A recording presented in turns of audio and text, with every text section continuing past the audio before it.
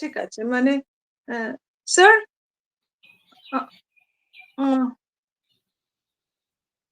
Sir আছেন তো?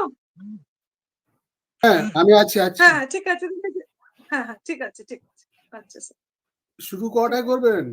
শুরু ওই যে নম্রমিতা এক্ষুনি বললো, মানে 10 মিনিট পর, মানে 4:05 আমি প্রথমে শুরু করে আপনাকে হ্যান্ড ওভার করে দেবো স্যার। কিন্তু বাকি তো স্পিকাররা জয়েন করেননি না, একমাত্র হ্যাঁ, স্পিকার একজন আসছেন, উনি 10 মিনিটের মধ্যেই জয়েন করছেন। তো ততক্ষণে আমাদের মানে হয়ে যাবে আর কি, মানে আচ্ছা, বাকি যে আমাদের মানে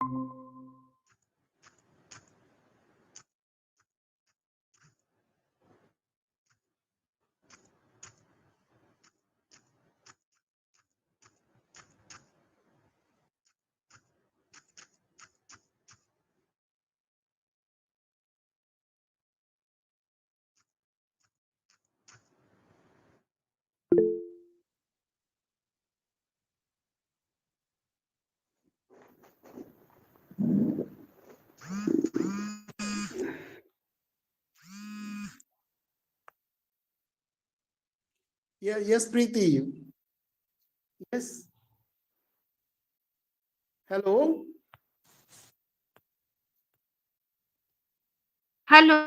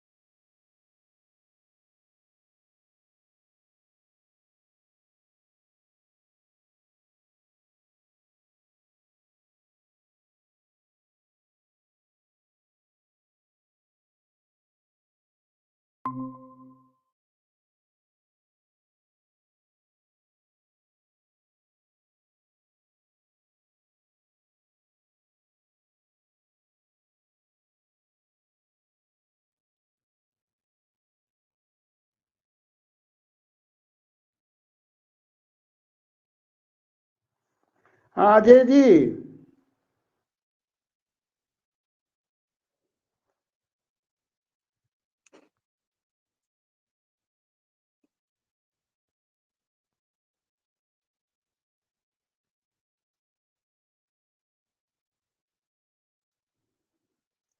Ajay ji.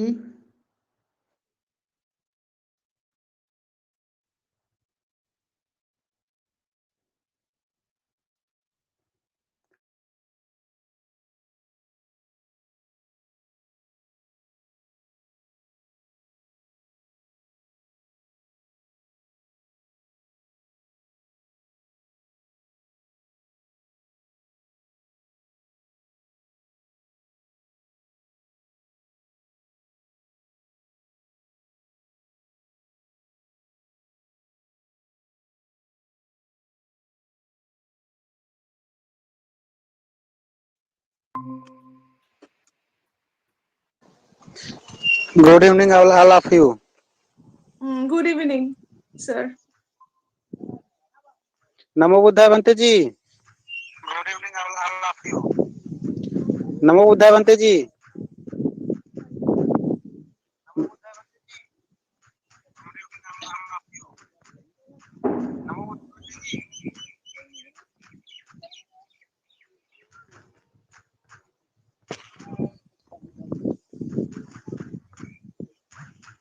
Namo Buddhaya Bhante ji.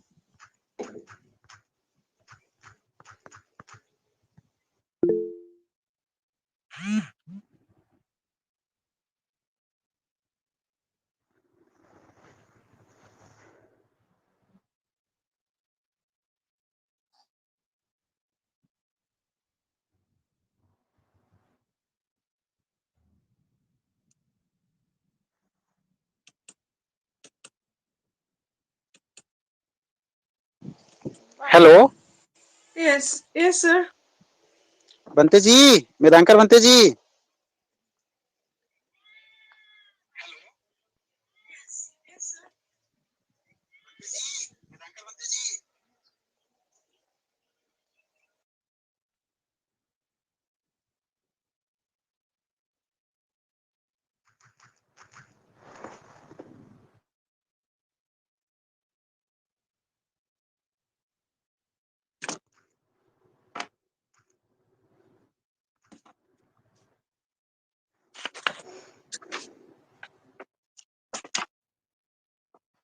Sir join করে গেছেন, শুরু করে দিন। नम्रविता मैडम, हाँ हाँ बोलिए। सर ज्वाइन कर लिए हैं। हाँ सर प्रोग्राम ज्वाइन चालू किया, करें। हाँ मैंने बोल दिया है, शुरू जी जी शुरू जी। हो रहा है। हाँ ঠিক আছে।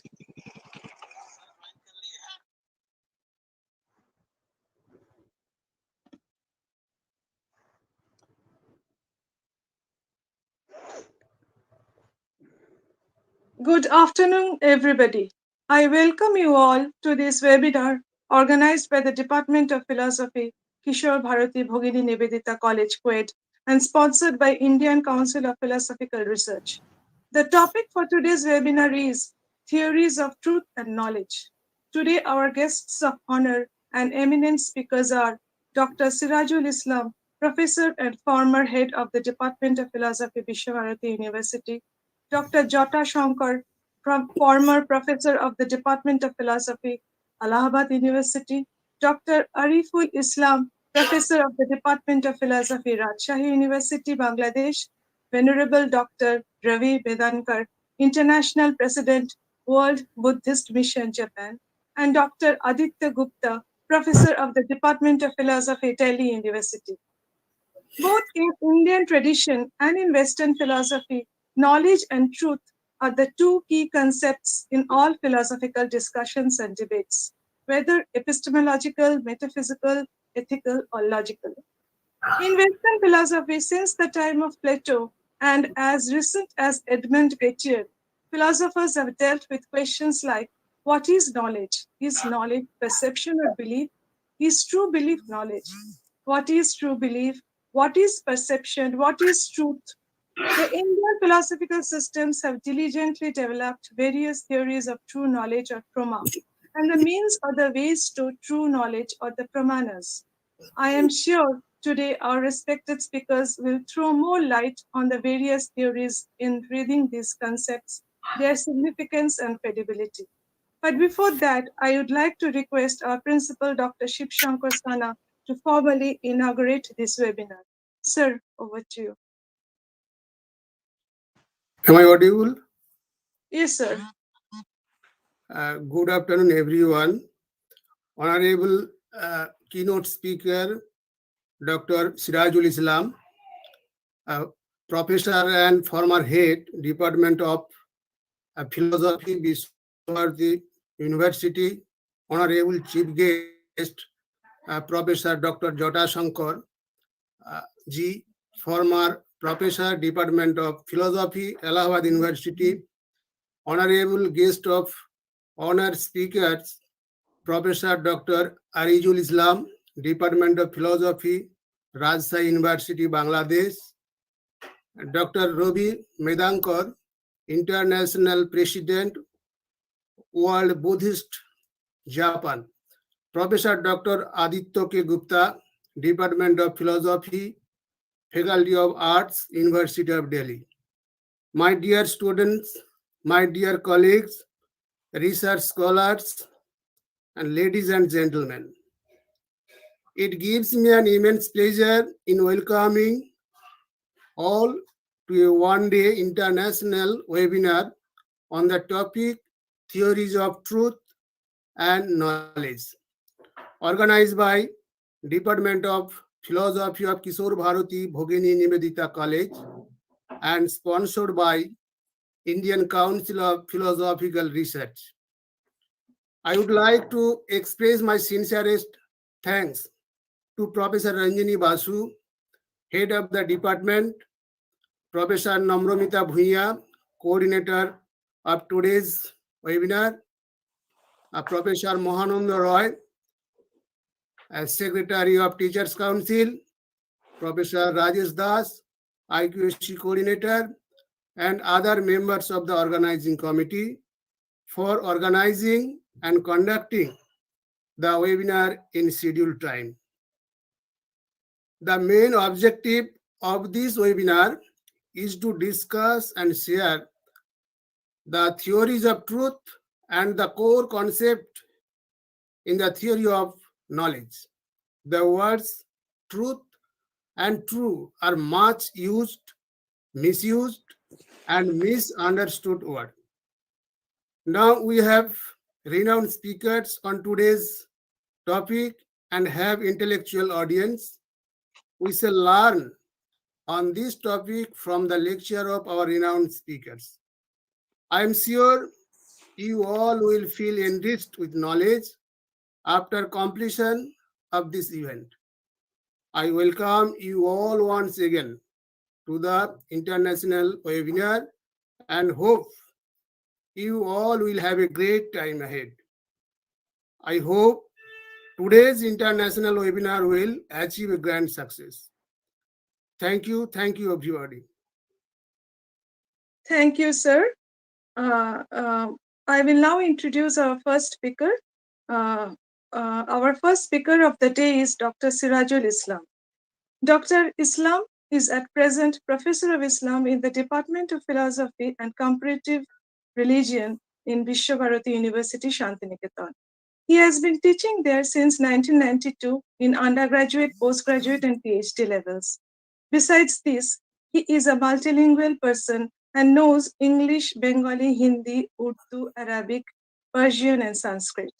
His illustrious academic career has taken him to many countries, and it is a futile attempt to name all the countries that he has visited. He has written 7 books, translated 23 books from English to Bengali, and has 120 publications to his credit. At present, he is actively pursuing postdoctoral roles in Islamic human science for Sadra International Institute, Jakarta, Indonesia, and also in various bioethical issues in collaboration with Asian Bioethics Association, Philippines. Now, I would like to request Sir to deliver the keynote address. Sir. Am I audible? Yes, sir. sir. Thank you very much, Dr. Ranjani Basu, for nice introduction. Respected Professor Shiv Shankar Sana,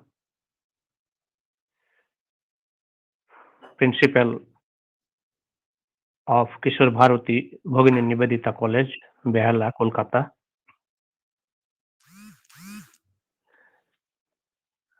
Head of the Department, Dr. Ranjani Basu. Already you have been acquainted with her. Coordinator, Srimati Namramita Bhuiya. Other members of the college, faculty members,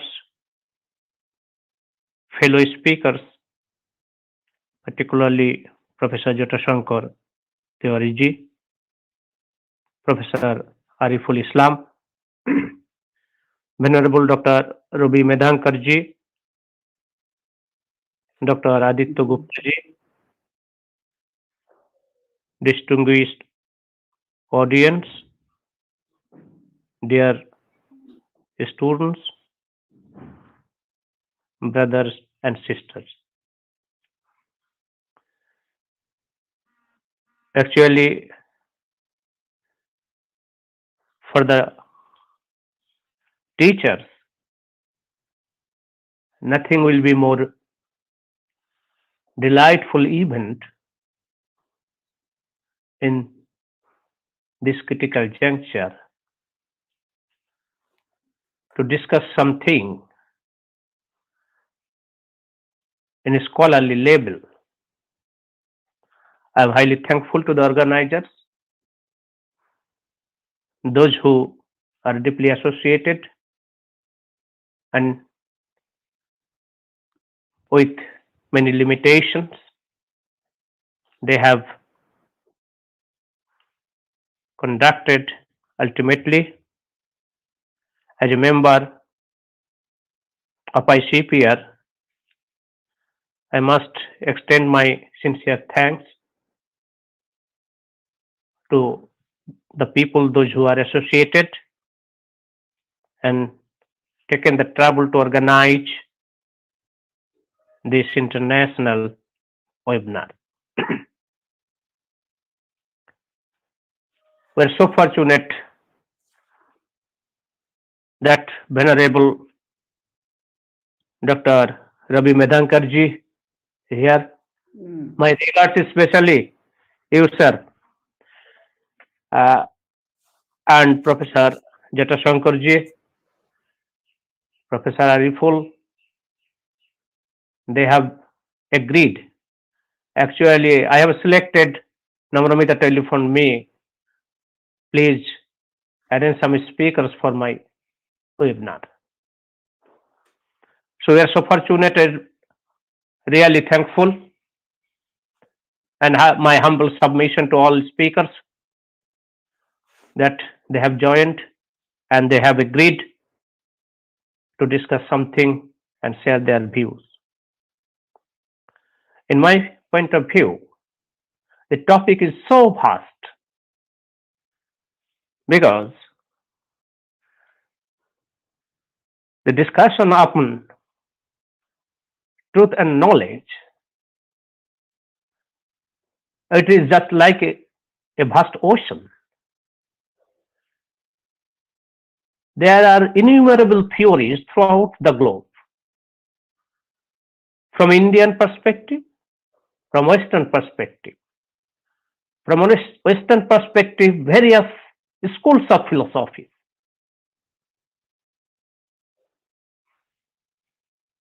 Before the advent of Plato, Aristotle philosophy, even sophists, they also discussed concerning the truth and knowledge.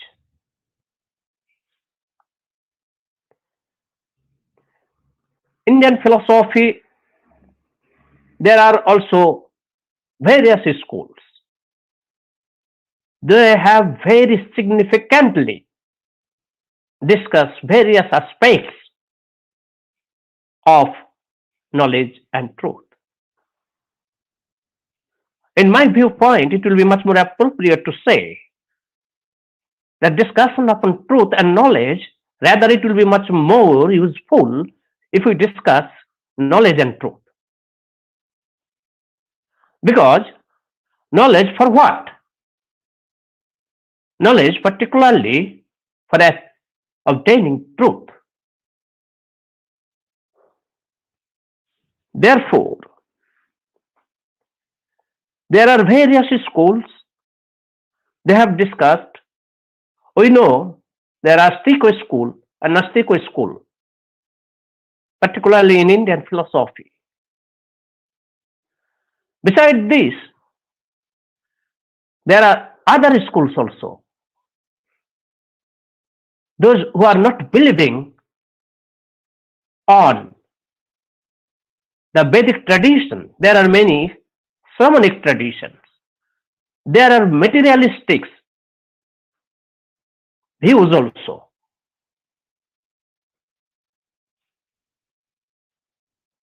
In Islamic philosophy, in Christianity, in Judaism, in Zoroastrianism, in Confucianism, though they have propagated their views related to their religious attitude,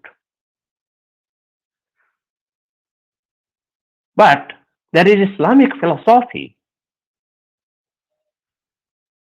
and Sufism. The notion of knowledge and truth are very significant, and various people they have discussed in their own outlook. Therefore, the discussion upon the concept of knowledge in human history is very primitive. Before the emergence of modern civilization, Indian saints and seers also have made a pivotal role in the discussion of knowledge and truth.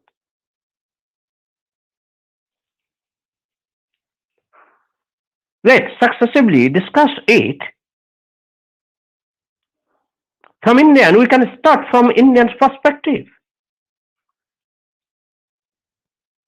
From Indian's perspective, we can say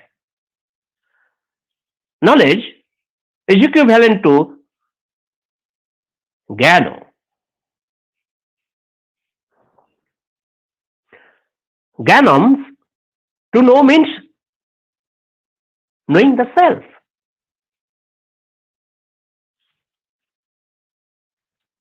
In yoga philosophy, there is 3 or 4 categories of yoga. So Jnana yoga is very important. In the Upanishad, in the Ramayana and Mahabharata, particularly in Shanti Parva, and in the Upanishad of the Jnana Kanda, especially discussed concerning knowledge.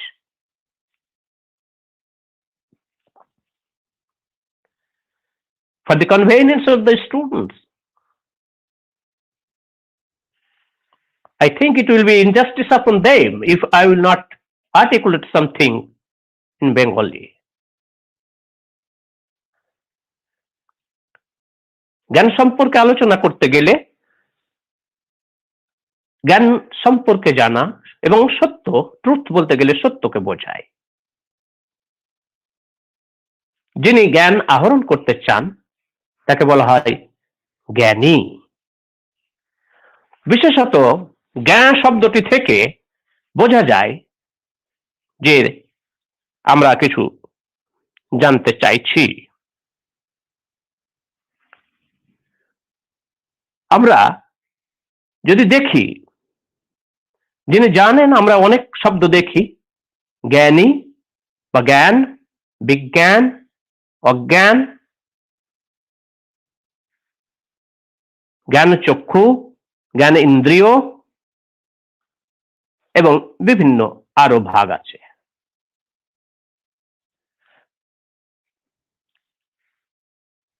From India's perspective, particularly, the means of knowledge is Vidya. যেখানে আমরা জ্ঞানকে পেতে চাই, জ্ঞান দুই ভাবে আমরা প্রাপ্ত হতে পারি, সেই জন্য বিদ্যাকে দুই ভাগে ভাগ করা যায়। এই বিদ্যা পরাবিদ্যা এবং অপরাবিদ্যা। পরাবিদ্যা যা মেটাফিজিক্যাল আউটলুক নিয়ে আলোচনা করে। পরাবিদ্যা is particularly is a higher category of knowledge, which is not only confined to the phenomenal aspect of knowledge, whereas aparavidya related to the mundane or phenomenal affairs. পরাবিদ্যা অতি জাগতিক বিষয়বস্তু সম্পর্কে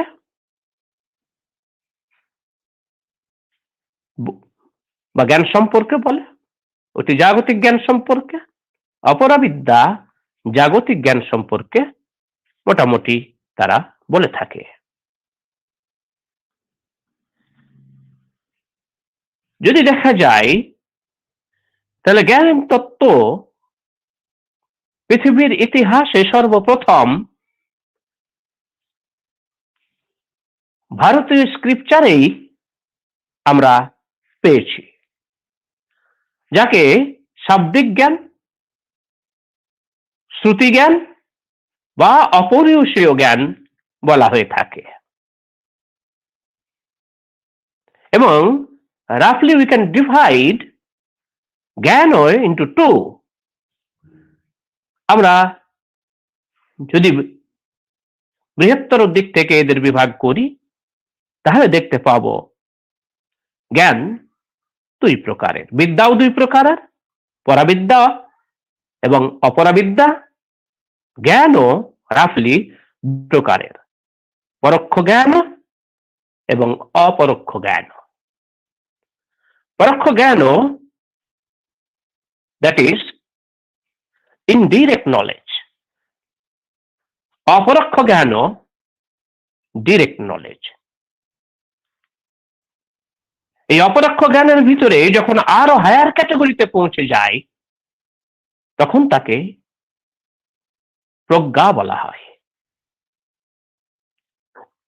যাকে আমরা অনেক সময় উইজডম বললেও আরো উঁচু ক্যাটাগরিতে যদি নিয়ে যাই তাহলে তাকে নসিস বলতে পারি, বা উইজডম বলে, কগনিশনও বলে। প্রজ্ঞা শুধুমাত্র not only confine to mere sensual knowledge, অর্থাৎ যে আমরা প্রত্যক্ষ জ্ঞান বা সেন্স ইন্দ্রিয় দিয়ে যে জ্ঞান আমরা পেয়ে থাকি। ভারতীয় দর্শন মতে আমরা আমাদের ষড় ইন্দ্রিয় দিয়ে জ্ঞান পেতে পারি। ছটি ইন্দ্রিয়, সিক্স সেন্স অর্গান, অর্থাৎ চক্ষু, কর্ণ, নাসিকা, জিহ্বা, ত্বক। These are the external sense organs.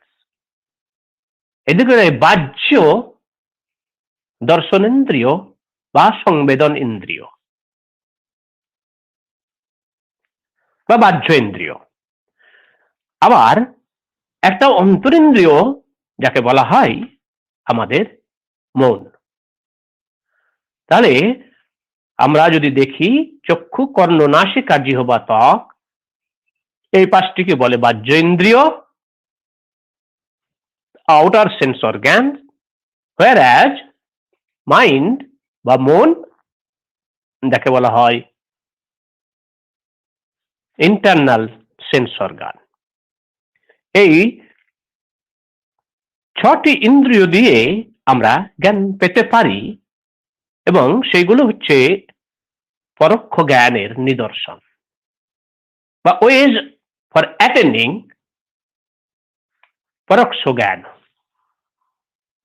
কিন্তু যদি আমরা অপরোক্ষ জ্ঞানকে পেতে চাই, if we are intended to attain direct knowledge, that direct knowledge can be achieved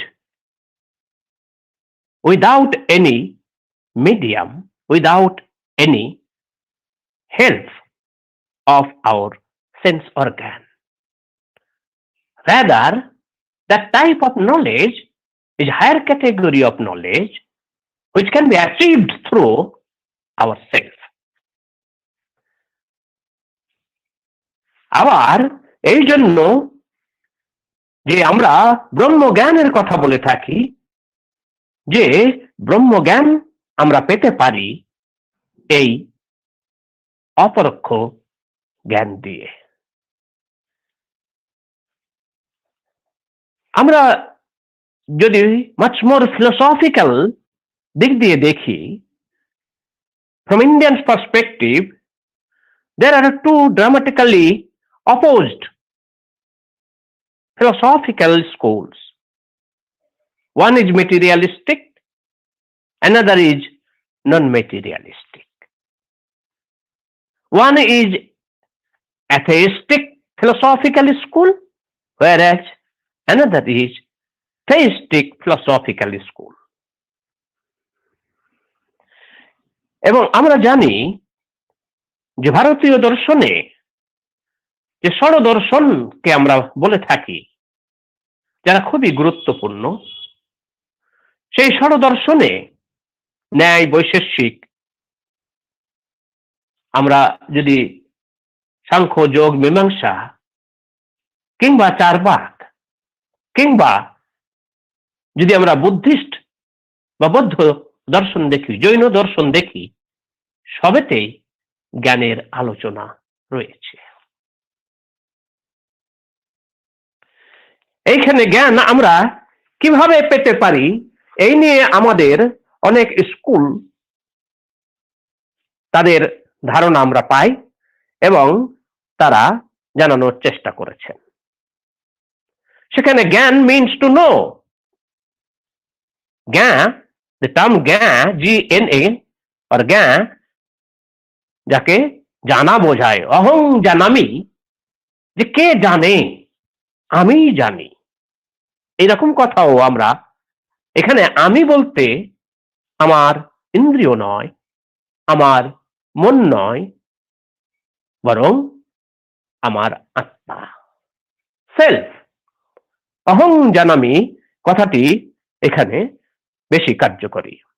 আবার ব্রহ্মজ্ঞান পেতে গেলে আমাদের সেলফ রিয়ালাইজেশন দরকার, যে সেলফ রিয়ালাইজেশনের মধ্য দিয়ে আমরা তাকে অনুভবের বা উপলব্ধির মধ্য দিয়ে পেতে পারি, যা অনেক উচ্চ স্তরের জ্ঞান বলে মনে করা হয়। তাহলে what is knowledge in Indian philosophy? To know something, আমরা কিছু জানতে চাই তার সম্পর্কে, অর্থাৎ এই নিয়ে অনেক থিওরিজ আমাদের ডেভেলপ করেছে বিভিন্ন স্কুল। আমরা প্রমাণ শাস্ত্রের কথা জানি,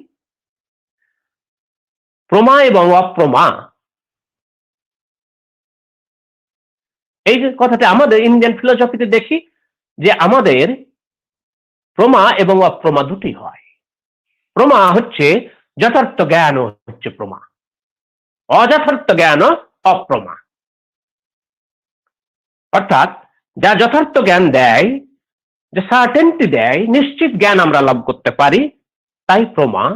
আর যে জ্ঞান আমাদের ভ্রান্ত জ্ঞান দেয় তাকে অপ্রমা বলে। যদিও অনেক সময় আবার বলা হয়ে থাকে, এবং নাগার্জুনও অনেক জায়গায় দিয়েছেন, উদয়নে কুসুমাঞ্জলিতেও যতদূর আমার মনে পড়ছে, যে সেখানে আরো অনেক ক্যাটাগরি স্বীকার করা হয়েছে, যে আমরা জ্ঞানকে যখন আলোচনা করতে যাই যে শুধু মাত্র প্রমার ভিতরে সীমাবদ্ধ রাখবো কি না, আমরা লোকায়ত দর্শনে যদি যাই তাহলে দেখতে পাবো আবার তাদের ভিতরে থিওরিজ আর ডিফারেন্ট, যে there are some theories developed related to the process of obtaining knowledge, অর্থাৎ কিভাবে আমরা জ্ঞান পেতে পারি। এই নিয়ে প্রত্যক্ষ, অনুমান, উপমান, শব্দ এইগুলো দিয়ে আমরা জ্ঞান পেতে পারি, যা ন্যায় বৈশেষিক মূলত বেশি জোরের সঙ্গে স্বীকার করে। প্রমাণ ও তত্ত্বের ক্ষেত্রে এদের বেশি গুরুত্বপূর্ণ ভূমিকা রয়েছে। অপরদিকে লোকায়ত দর্শনে তারা শুধু প্রত্যক্ষকেই জ্ঞানের বা প্রমাণের উপকরণ হিসাবে মেনে নিয়েছেন। অন্যদিকে বুদ্ধিজমে যদি আমরা দেখি, সেখানে দুটি এইরকম প্রমাণের ক্ষেত্রে ব্যবহার করেছে, যেটা হচ্ছে প্রত্যক্ষ এবং অনুমান। সাংখ্য দর্শনে আমরা প্রত্যক্ষ, অনুমান এবং শব্দকে স্বীকার করা হয়েছে। আবার যদি ভাট্ট মীমাংসাতে দেখি বা বেদান্ত দর্শনে দেখি, প্রভাকর মীমাংসাতে দেখি, তাদের ভিতরে পারসেপশন বা প্রত্যক্ষ, অনুমান, উপমান, শব্দ, অর্থাপত্তি এবং অনুপলব্ধি। ভাট্ট মীমাংসা দর্শনের ক্ষেত্রে এইগুলো these are the different theories by which we can attain knowledge. এই বিভিন্ন থিওরি বা তত্ত্ব থেকে আমরা এই জাতীয় জ্ঞান পেতে পারি। এখন জ্ঞান তাহলে কি? জ্ঞান অনেক সময় এটারও ভাগ করা হয়েছে যে লৌকিক এবং অলৌকিক। প্রত্যক্ষের ক্ষেত্রে লৌকিক প্রত্যক্ষ, অলৌকিক প্রত্যক্ষ। আবার বলা হয়েছে মানসিক দিক থেকে যে প্রত্যক্ষ হয় সেটাও মানসিক প্রত্যক্ষ, এবং প্রত্যক্ষণ as a means of our knowledge. প্রত্যক্ষণের অনেক সংজ্ঞা দেওয়া হয়েছে। প্রত্যক্ষ হচ্ছে ইন্দ্রিয়ার্থ সন্নিকর্ষ। প্রথম যে ডেফিনেশন আমরা যদি বা লক্ষণ যদি দেখি, ইন্দ্রিয়ার্থ সন্নিকর্ষের জন্য জ্ঞানম প্রত্যক্ষ। যদিও পরবর্তীকালে আরো অনেক সঙ্গে আমরা বা লক্ষণ পেয়ে থাকি, সেখানে অনেক আরো যুক্ত করা হয়েছে। ইন্দ্রিয়ার্থ সন্নিকর্ষের জন্য জ্ঞানম উৎপন্নম, আবার তার সঙ্গে অব্যবসায়কত্বম, অব্যভিচারী, এই জাতীয় শব্দগুলোকে যুক্ত করা হয়েছে। তাহলে আমরা দেখতে পাই যে লৌকিক ও অলৌকিক প্রত্যক্ষ যেমন আছে, আবার মানস প্রত্যক্ষ, অর্থাৎ আমার মন প্রত্যক্ষ করে। আর এক দিক দিয়ে যে অলৌকিক প্রত্যক্ষকে আবার আমরা তিন ভাগে ভাগ করতে পারি: সামান্য লক্ষণ, জ্ঞান লক্ষণ এবং যোগজ প্রত্যক্ষ। অনুরূপ ভাবে আবার লৌকিক প্রত্যক্ষকেও আমরা দুই ভাগে ভাগ করতে পারি। একটা হচ্ছে সবিকল্প বা ডিটারমিনেট, নির্বিকল্প বা ইনডিটারমিনেট। তাহলে যে জ্ঞান আমরা অনেক রকম ক্যাটেগরাইজ বা অনেকগুলো স্তরের মধ্যে জ্ঞানেরও অনেক স্তর আছে, যেখানে সামান্যত দৃষ্ট জ্ঞানম, যেখানে আমরা সামান্য ভাবে দেখি, সমগ্র পার্টিকুলার মানুষকে দেখে যখন মনুষ্যত্ব কথাটি আমরা বলি, তখন একটা সামান্যগত দিক আমরা দেখি। জ্ঞানগত দিক দিয়ে তাহলে জ্ঞান লক্ষণ, যে প্রত্যক্ষের ক্ষেত্রে জ্ঞানের উপাদান বেশি জ্ঞান পাওয়া যায়। যোগজ প্রত্যক্ষের ক্ষেত্রে যোগী, মনি, ঋষি, তাদের যে যোগ, ডিপ মেডিটেশনের মধ্য দিয়ে যে জ্ঞান পাওয়া যায়, তাকেই আমরা যোগজ প্রত্যক্ষ বলে থাকি। আবার লৌকিকর দিক দিয়ে যে আমরা সবিকল্প এবং নির্বিকল্প, যেগুলোর অর্থাৎ ডিটারমিনেট সবিকল্প এন্ড ইনডিটারমিনেট নির্বিকল্প। নাম জ্ঞান গোত্র, নাম গোত্রহীন যে জ্ঞান, যাকে আমাদের শুধু এক ধরনের প্রত্যক্ষ হলো, প্রথম কোনো বস্তু দেখিবা মাত্রই তার সম্পর্কে জ্ঞান হলেই ইনডিটারমিনেট পারসেপশন আমরা বলে থাকি।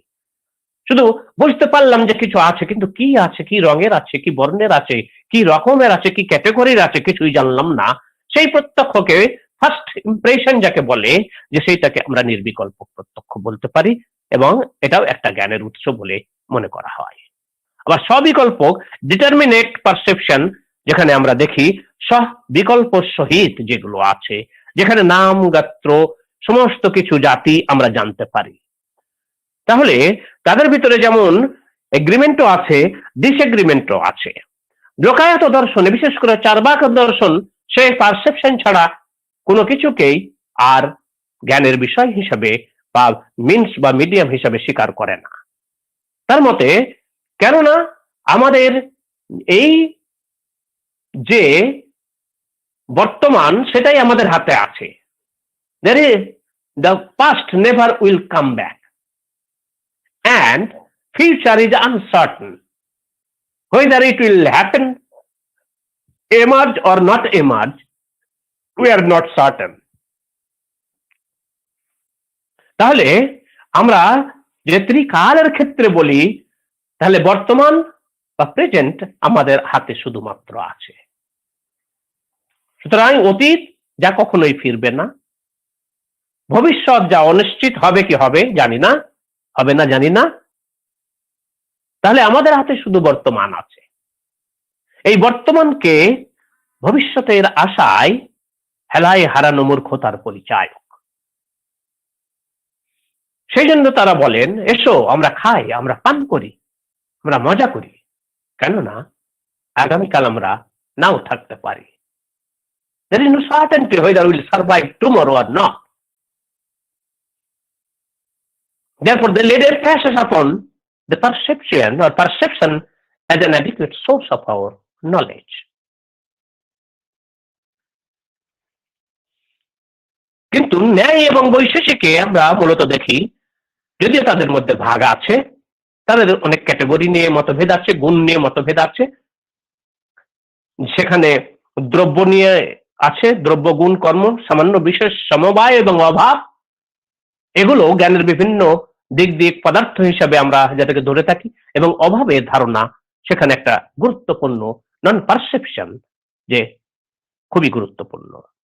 আমরা বেদান্ত দর্শনেও যে তত্ত্বগুলো দেখি, সেখানে জ্ঞানকে পেতে গেলে সেখানে প্রত্যক্ষ, অনুমান, উপমান, শব্দ, অর্থাপত্তি এবং অনুপলব্ধি, এদেরও ধারণা আছে।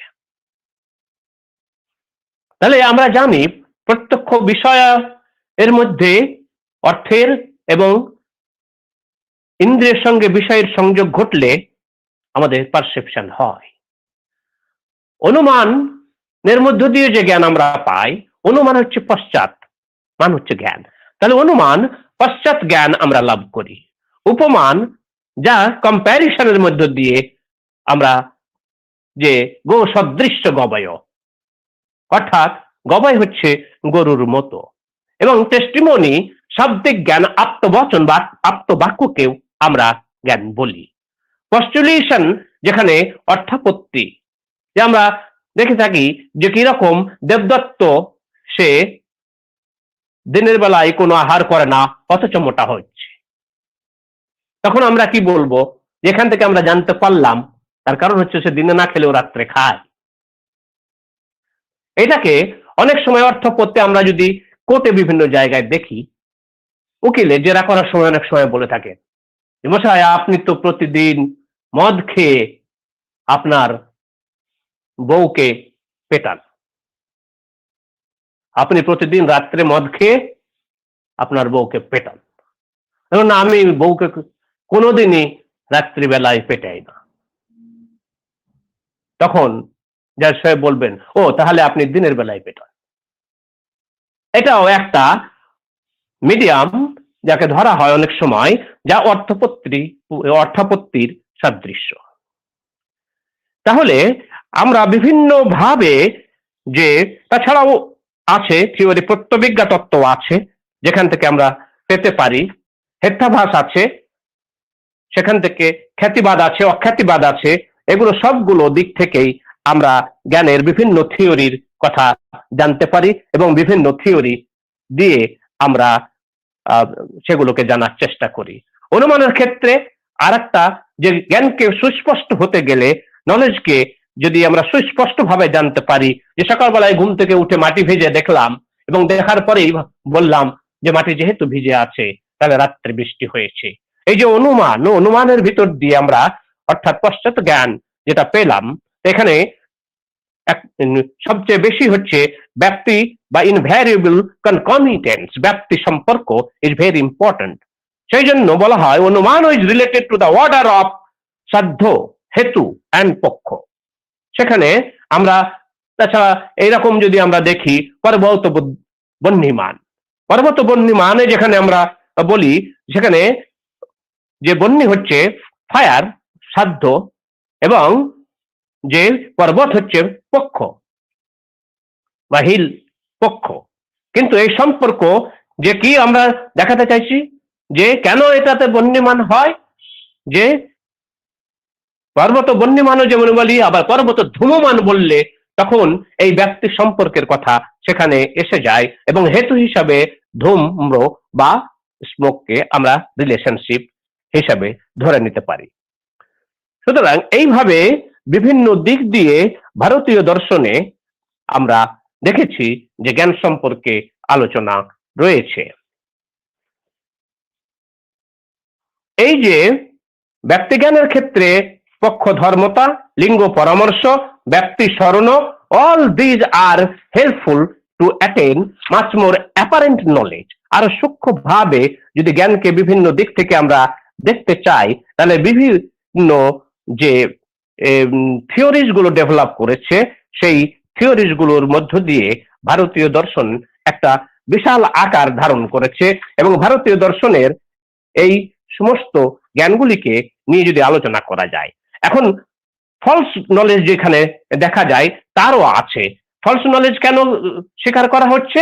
যে জ্ঞানকে আরো যথার্থ হতে গেলে, প্রমাণকে যথার্থ ভাবে হতে গেলে অবশ্যই কোনটা জ্ঞান আর কোনটা জ্ঞান নয়, we'll have to make the difference between the জ্ঞান and অজ্ঞান, and it is quite indubitable whether জ্ঞান and অজ্ঞান both will not be true at the same time.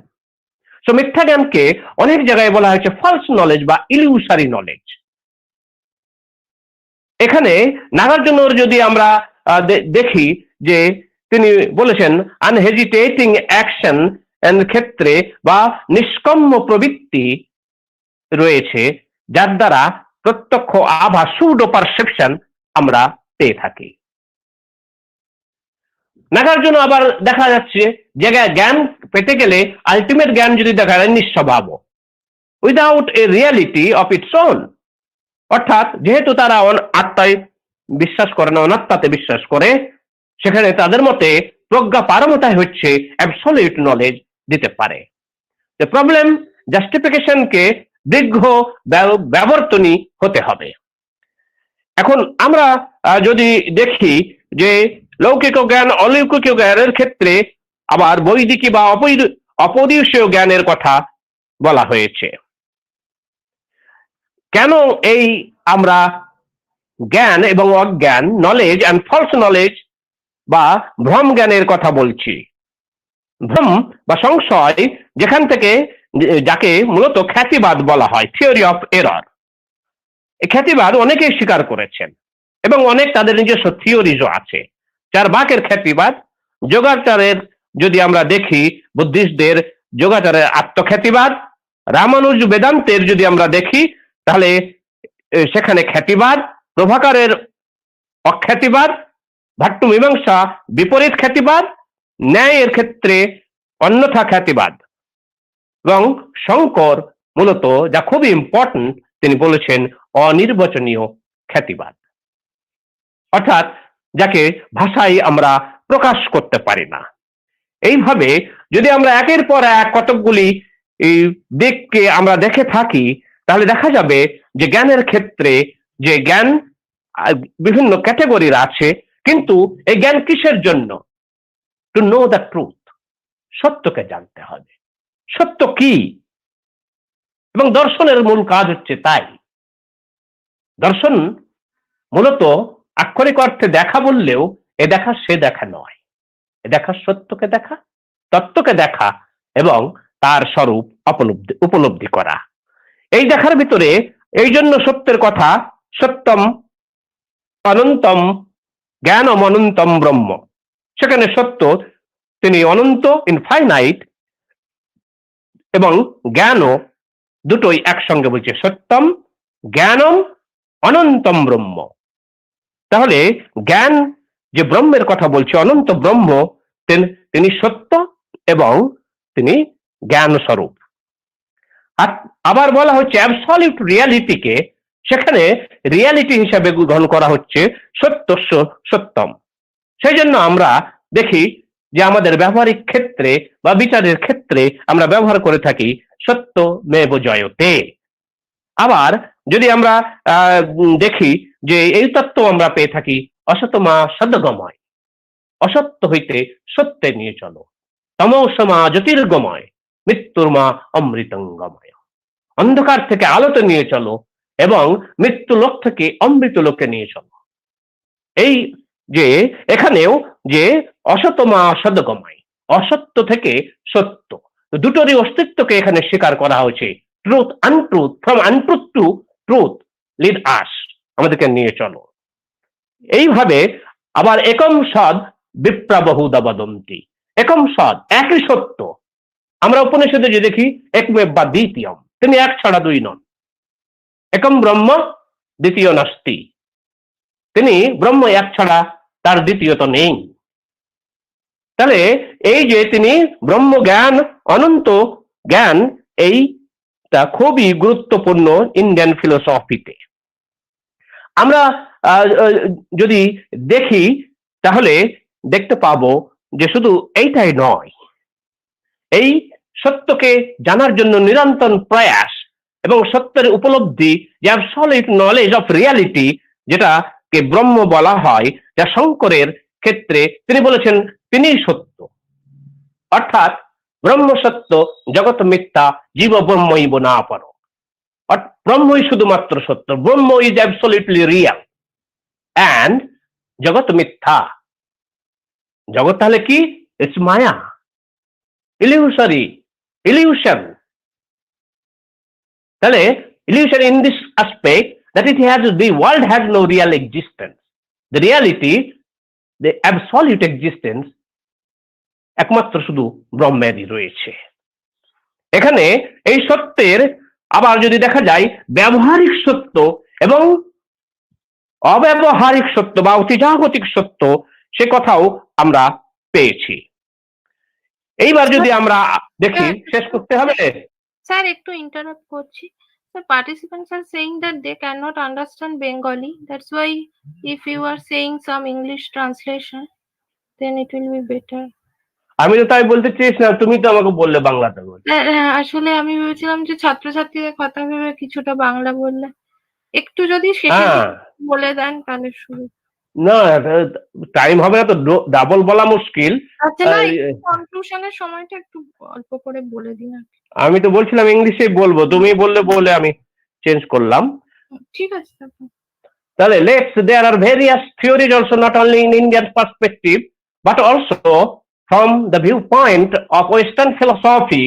We can say that there are various aspects of knowledge and there are various theories related to the truth. Knowledge we know from the sophist theory, and thereafter that man is the measure of all things. আমরা Heraclitean theory দেখি, everything, that nothing is static, everything is a state of flux, সবকিছুই পরিবর্তনশীল। Each and everything is in the state of flux, man is the measure of all things. So what is true and what is false, who will determine it? In this aspect, that man is the measure of all things. Sophist philosophy thereafter also, Plato and Aristotle, they emphasize on that there is the difference between doxa and belief. In Western philosophy, belief is the first foundation of knowledge. Generally, you cannot say, what is knowledge? It is an erroneous question. What is knowledge? It is not a right question. Rather, it will be much more appropriate if we would say that what conditions are to be fulfilled for attaining knowledge. কি কি শর্ত পূরণ করলে আমরা জ্ঞান পেতে পারি? তাহলে there are various conditions that the first stage is belief. Belief stage is very much important. It is the first foundation of knowledge. Then belief will have to true. So not only belief, the first in Plato's Theaetetus, it is the epistemology, theory of knowledge. Epistemology. From episteme, it is gano, and logi, logos, derived from logos, that means vidya. Epistemology, gano vidya, it basically tried to establish what is knowledge. Knowledge, according to Plato, in his Theaetetus, he had 36 dialogues: Phaedo, Meno, Crito, Republic, and Theaetetus also, similarly various others. But Theaetetus is particularly, Phaedo is basically laid emphasis for the existence or for the immortality of soul, whereas Theaetetus is particularly is a volume and philosophical articulation of Plato, basically discussed concerning the possibility of knowledge. It is, Theaetetus is an epistemological discussion. So in Theaetetus, Plato propounded first that belief is the first stage for attainment of knowledge. Then he also propounded another definition of knowledge, that not only belief, but belief must be true. True belief. He also rejected his own view, and ultimately he elevated himself in conclusion that not only belief, but not only the true belief, but justified true belief is the source of our knowledge. Justified true belief. So P implies Q, that means P is true. I can believe P is P, that is, this P must be true, and P must be justified. So truth must be justified, otherwise truth will not be considered. Thereafter, theory of knowledge, various other, from linguistic perspective, they said that the mind has some source and strength. Truth here metaphysical and related to philosophy of language. We know Wittgenstein laid emphasis on it also, and some other linguistic philosophers, and various other philosophers, theory of knowledge, Strawson, Peirce, Nozick, and some other, Kierkegaard, and we know P.F. Strawson also, they have discussed concerning the properties of knowledge. So, in metaphysical point of view and from linguistic point of view, the property of sentence, assertion, belief, thoughts, all are related to one another. So, in a sentence, there is the property of sentences. These are assertions, belief, thoughts. So there are stages, but belief and assertions all are not same, and thought is much more higher category. So in a proposition, ordinary discourse and non-ordinary discourse, truth is the basic. So how we know that we know? আমরা কিভাবে জানি যে আমরা জানি? Socrates, আমরা জানি Socrates first articulated in this way that they do not know that they do not know. তারা জানে না যে তারা জানে না। তারা যে জানে না সেটাই তারা জানে না।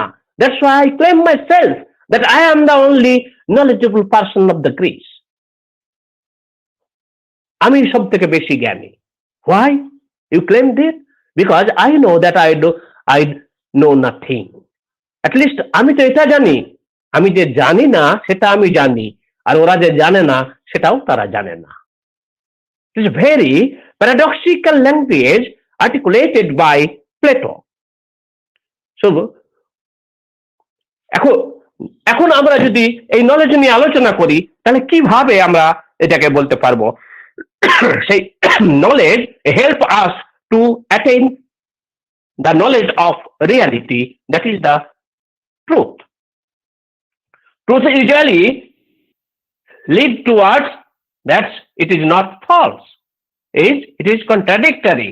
That what is truth? That is, it is different from falsity. There are various theories in Western philosophy they have discussed concerning the truth. And that also the theory of knowledge. Simultaneously, they discussed. There are correspondence theory in Western philosophy that a thing or a sentence will be true or a statement is to be true if it will be correspond to the state of affairs or actual state of affairs. If it will be considered as a knowledge or truth if a sentence or a statement is correspond to the state of affairs.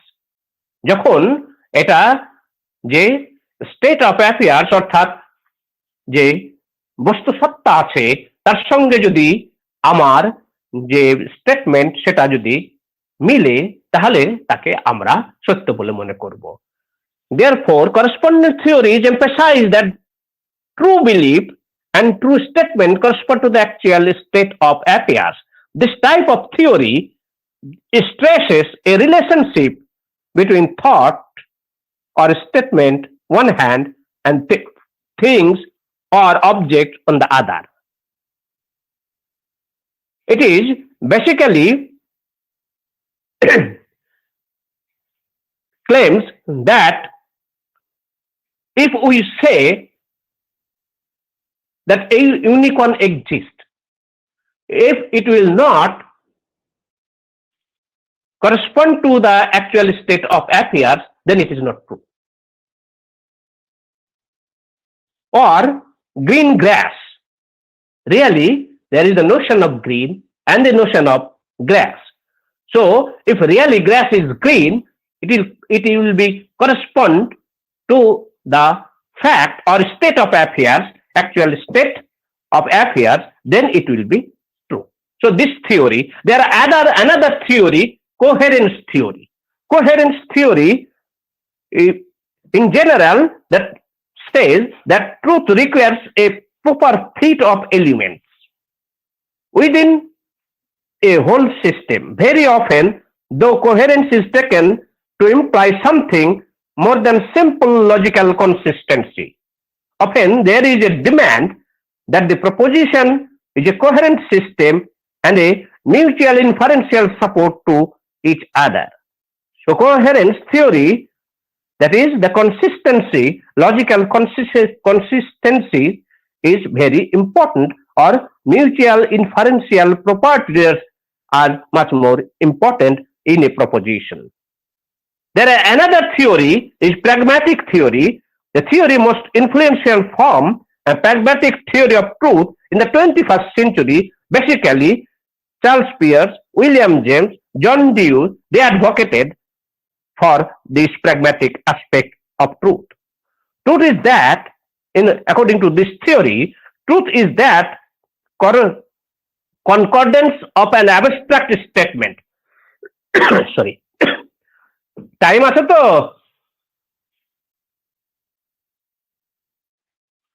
কতক্ষণ time? আপনি বলুন আপনার মতো। The truth is that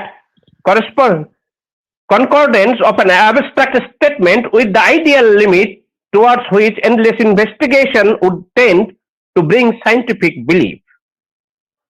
So this statement stresses particularly approximation, incompleteness, and partiality.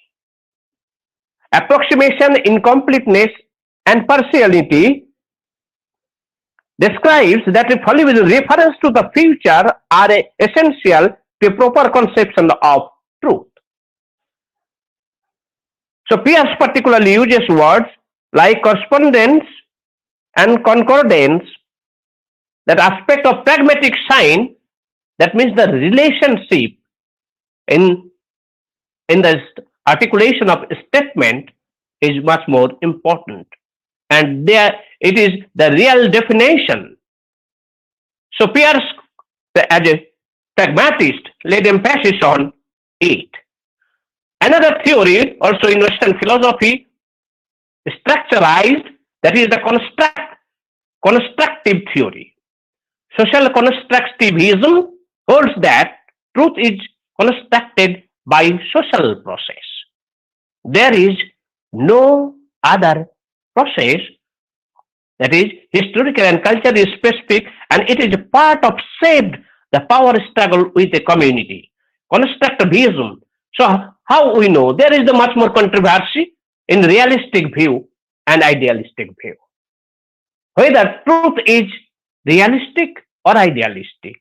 Realistic philosopher laid emphasis on that truth is independent of our mind, whereas idealistic opposed to it. They propounded contradictory view related to attainment of truth and knowledge. They said that the truth is particularly dependent upon our mind. This is the idealistic. Actually, truth has no independent existence apart from my mind. So realistic, according to them, that the truth is objective. It is not dependent on subjectivity. Whereas the subjectivists, they claim that truth is particularly dependent upon our mind, and without mind, nothing can be apprehended, nothing can be understood. So truth must be related to these subjective and objective perspective. That's why the very two independent or contradictory theories have been formulated by the realistic philosopher as well as the idealistic philosopher. We know Berkeley's subjectivity or subjectivism is very important.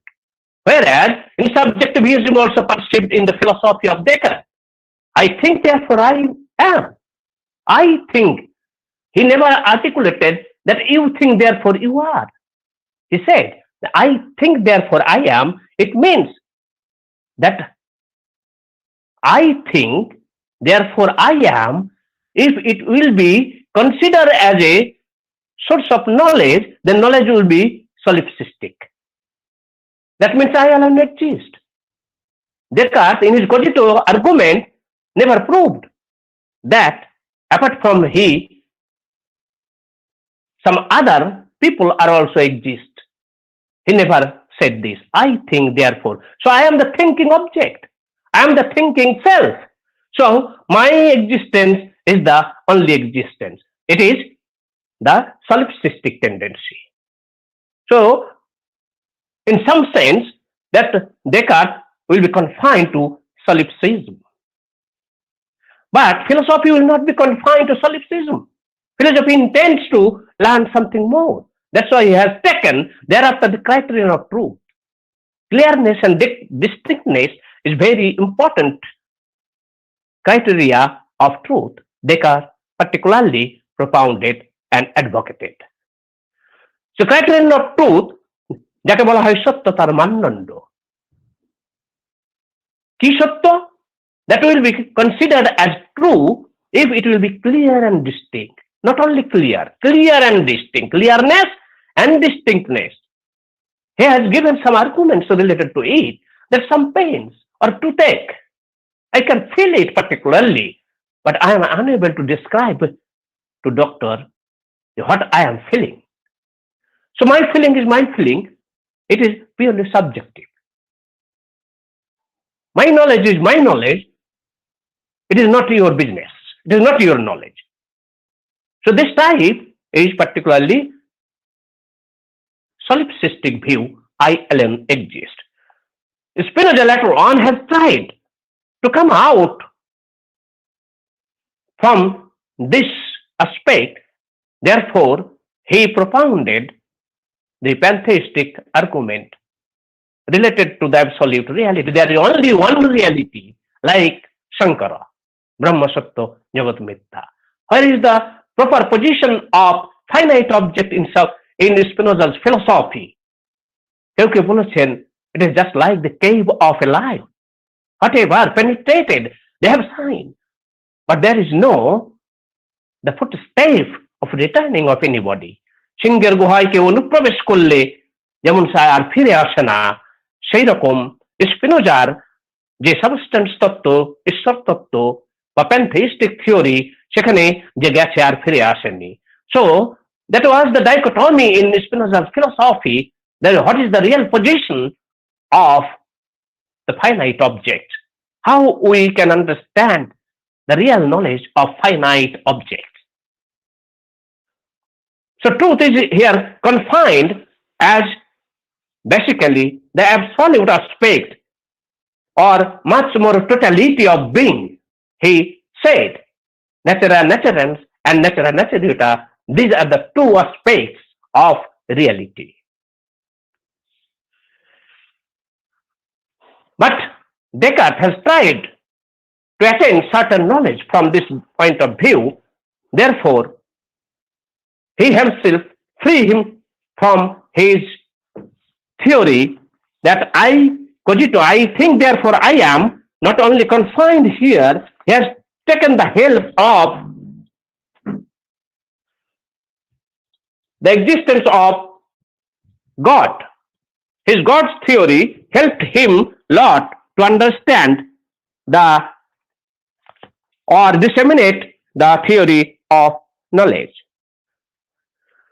So successively, we know that the Berkeleyist idealism is something different. Atheist perceive. Even Tagore also said, "Amar chetonar range panna holo sobuj." Amar chetonar range panna holo sobuj, এটাকে realistic approach বলা যায় না, এটাকে আমরা বলতে পারি idealistic approach. যে আমার চেতনার রঙে whenever I impose my knowledge, then এটা তখন তাতে সবুজত্ব চলে আসলো। Kant also said, truth, like the correspondence theory, the agreement of cognition with its object, that is truth, which presupposed and basically gained through our perceptivity. But Kant also said, as once upon a time he was believing on the rationalistic school of philosophy and propounded rationalistic theories. But later on, after reading the philosophy, studying the philosophy of Hume, he said that Hume awakes me from dogmatic slumber, because the raw materials of knowledge is basically supplied by our empirical evidences. সংবেদন থেকেই আমরা এখানে দিয়ে থাকি। তাহলে আমাদের সংবেদন থেকে র মেটেরিয়ালস, কাঁচামাল সরবরাহ করা হয়, যেখান থেকে সেটা বুদ্ধি দ্বারা আকারিত, দেশ ও কালে প্রকারিত, আকারিত এবং প্রকারিত হয়ে বুদ্ধি এবং দেশ ও কালের আকার ও প্রকার দ্বারা প্রকারিত হয়ে যে জ্ঞান আমরা পেতে পারি। সেজন্য both are essential for partaining knowledge, whether that is the empirical views, empirical properties, as well as mental property or rationalistic property. Both are important, and শুধুমাত্র বুদ্ধি দিয়েও জ্ঞান হয় না, শুধুমাত্র অভিজ্ঞতা দিয়েও জ্ঞান হয় না, সংবেদন দিয়েও জ্ঞান হয় না।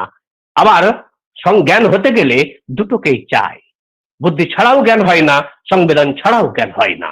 তাহলে জ্ঞান, we can attain knowledge with the combination of these two, empirical aspect as well as rational aspect. So Kant propounded in this aspect, and before them, Aquinas also, truth manifest only by reason. This view is also related to subjectivity. But in Indian philosophy, neo-Vaisheshika philosophy, they laid much more emphasis on realistic views. Whereas Berkeley, subjective in Western philosophy, subjectivity or subjective aspect. So controversy are related, and various theories also evolved related to it. In Islamic philosophy, concept of knowledge and concept of truth are very important. In Islam, the knowledge is called ilm or gyan, but it has various aspects. Prophet Hazrat Muhammad laid emphasis and advice to the people, talibul ilmi farijatun ala kulli muslimun wal muslimat. Acquisition of knowledge is compulsory for each and every male and female in Islamic community. So ilm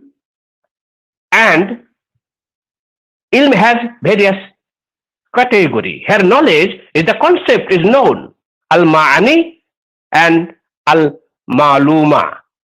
That means the concept of what I know and what I can infer. That's why in Islam, belief or iman is the first foundation. Iman will be certified by your deeds and knowledge, then it will be iman.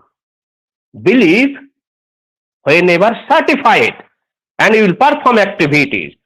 So in Islamic viewpoint, ayn al-yaqin, perceptual knowledge, ilm al-yaqin, that is the knowledge of certitude, and haqq al-yaqin, the spiritual certainty or certainty of truth. Haqq means truth, reality. Al-haqq in the Holy Quran, al-haqqu mutaqashiru hatta zurtumul maqabi. That means the term haqq is very important. Haqq also, it is in morality, Islamic morality, used as the rights. এই কাজে আমার হক আছে, এই ব্যাপারে আমার হক আছে, এই জমিতে আমার হক আছে. That means it is our right. And right এবং যদি আমরা দেখি রিয়ালিটি এখানে এক হয়ে যায়. In this aspect, right and reality, they are twin together. So not only in the Holy Quran, but also in the Hadith, we heard there are various aspects of knowledge. Ilm al-yaqin, that is in the Quranic aspect, and in Sufic viewpoint. Sufi called it marifa. And higher category of knowledge is called ilham. Iqbal also, contemporary Indian philosopher, he laid emphasis on knowledge, that intuitive faculty of knowledge. Knowledge is higher category of knowledge is intuition, সজ্ঞামূলক জ্ঞান. কিন্তু তিনি অন্যদের মতো বলেননি যে ইন্দ্রিয়ের কোনো ভূমিকা নেই. He never articulated that our empirical and sensual faculty has no role in attaining of intuition, intuitive knowledge. Because Iqbal said, it is quite impossible to attain knowledge without my body, without our sensory organs. Sensory organs and the sense experience help us enormously to attain knowledge. And the higher category of knowledge that can sakkhat gyan, or like sakkhat gyan, ilme hujuri. Ilme hujuri, deep concentration, in Quran also called it, in Sufism it also called ilme ladunni, the deep meditative knowledge, or sakkhat, like sakkhat gyanam, direct knowledge. It is not knowledge or not sensual knowledge. It is higher category of knowledge, ilme ladunni, through deep meditation, someone can attain this type of knowledge. So in Islam, the conception of knowledge is help a people to elevate in the state of perfection, ihsan. So belief, iman, then ilm, then haq, reality.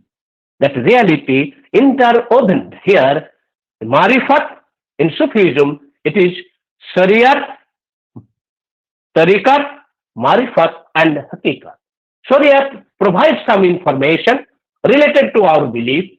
Whether our belief will be true or not, justified or not, then we can think it is helpful, then we can elevate in the state of Marifat. Marifat means in a state where a higher category of knowledge can be obtained. In some spiritualists also called it as ilham, a higher category of knowledge. There are also some stages and stations, hal wa maqam, and one hal is different from another hal.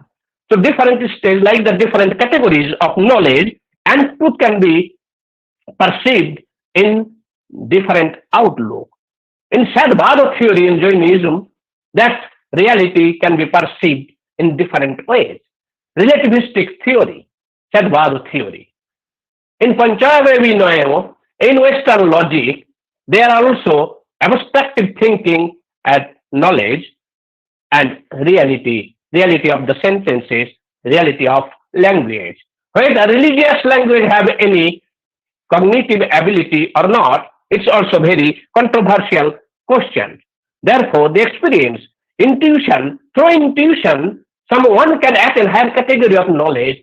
In Islamic philosophy, it is called tazalliyat, that is the Jyoti Sarupa, illuminative stage.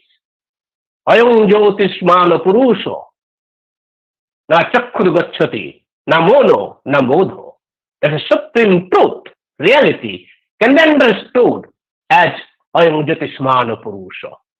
Satchitana Satta, conscious, absolute entity, where our senses, na Chakkur Gacchati, na Mono, neither our sense organs or Chakshu or Mono, our mind,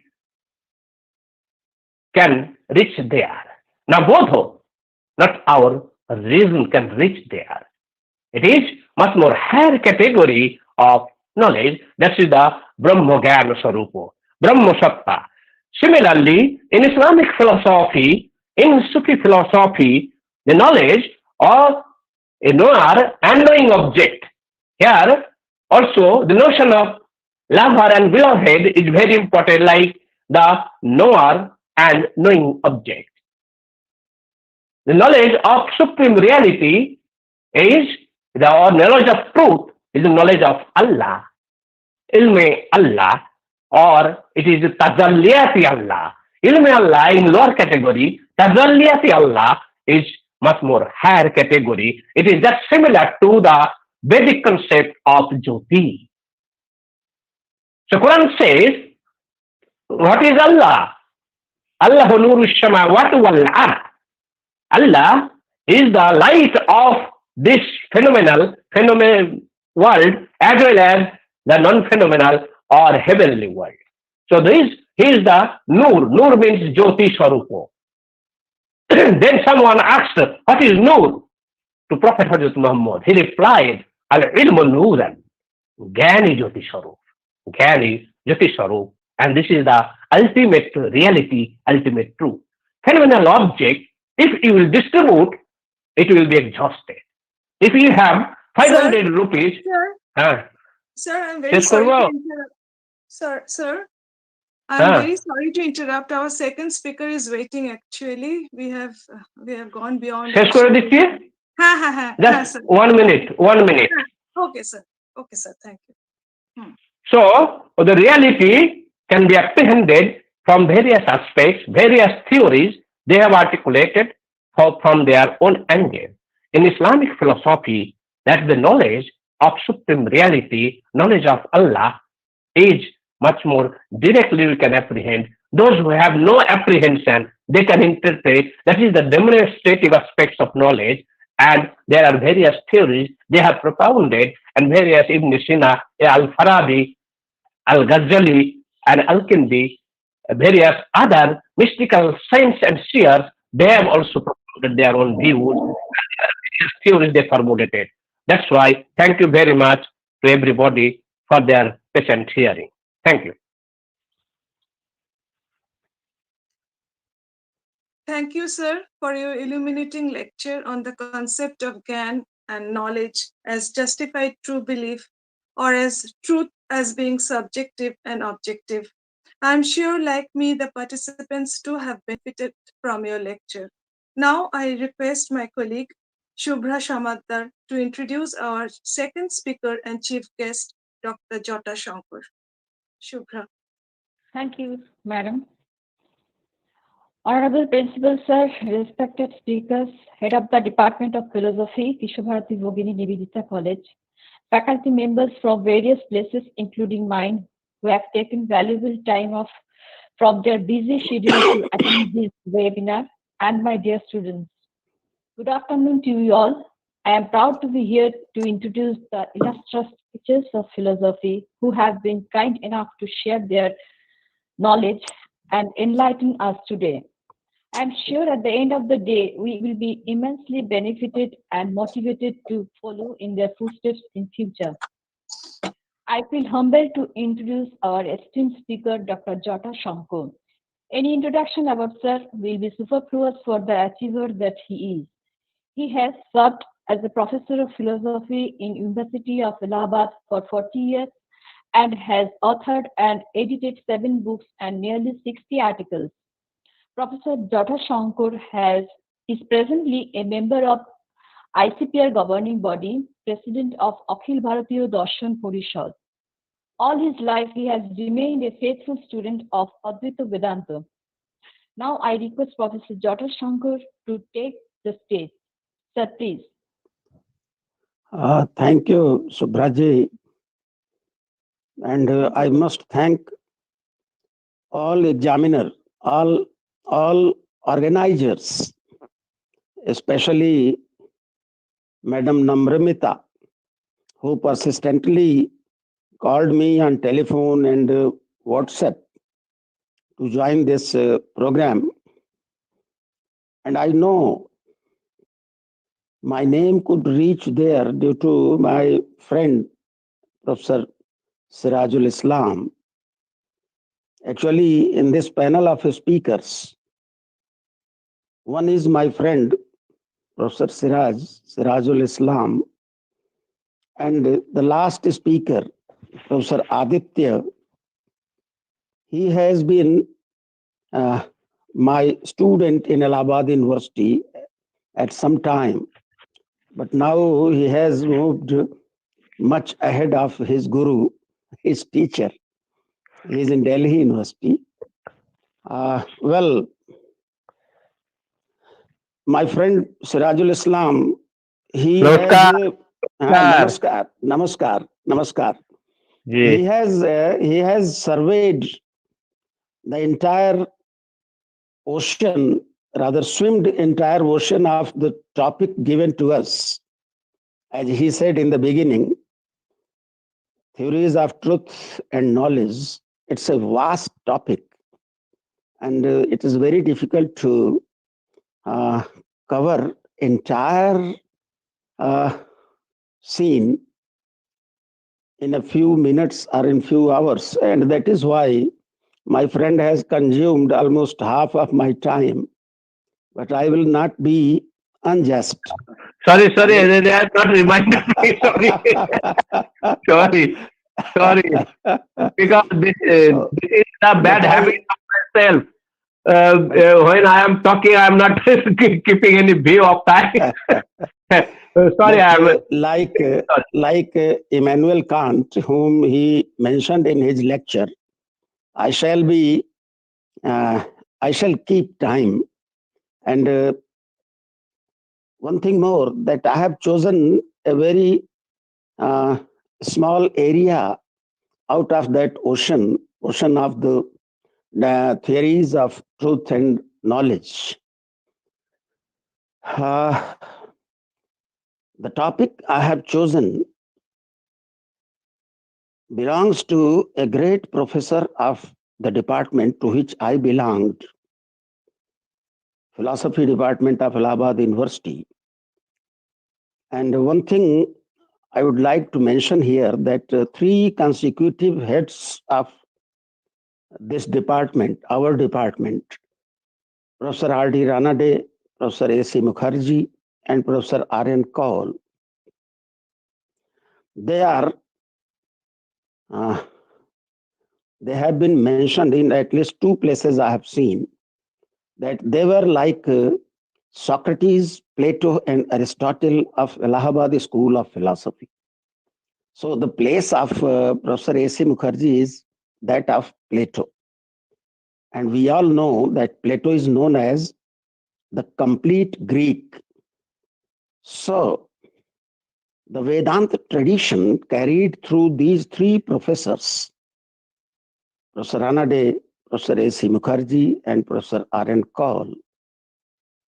This tradition is presented in its full in the philosophy, in the thought, in the writings of Professor A.C. Mukherjee. He has written so many articles and so many books, but I would like to mention his 2 books, actually masterpiece on comparative philosophy, in which he has given a comprehensive account of the Western and Eastern, especially Vedantic views on different issues of philosophy. One is the nature of self, and the other book, the name of other book, I will get once it comes to my mind. So, but the topic which I have taken today for today's discussion is actually the topic of one of his articles, which has very much influenced my thought. And as Subhraji told in introduction, that I am a faithful student of Vedanta. So this article I chose to discuss and share with you the foundational knowledge.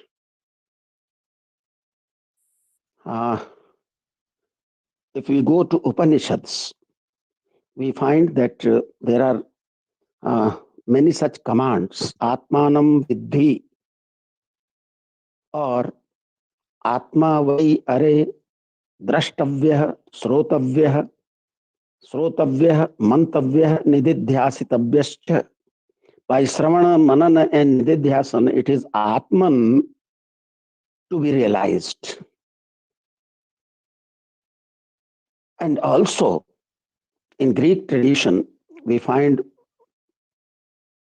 a statement by Socrates, know thyself. If we go to Kathopanishad, it says, Yena gyatena sarvam vigyatam bhavati, by knowing which everything becomes known. What is that? This is the point of quest for entire Upanishadic literature. And that has been discussed in this article by Professor A.C. Mukherjee, the foundational knowledge. In a nutshell, he wants to say that foundational knowledge is the knowledge of self. And it is foundational because without knowing the self, we cannot know anything. I quote here a piece of Vartika Sureshwara's writing, Acharya Sureshwara's writing, where he says, Sarvam Atma Purvakam, whatever there is or whatever is known, it actually starts with Atma, the self, because as Professor Sirajul Islam mentioned this line, when I say I know the table, it includes that I know the table. So my existence, the existence of self, is actually presupposed in every kind of knowledge. Unless I am there, no knowledge is possible. So knowledge becomes possible only because I am there. I means the knower, the subject, the knowing substance, the knowing subject. In every knowledge situation,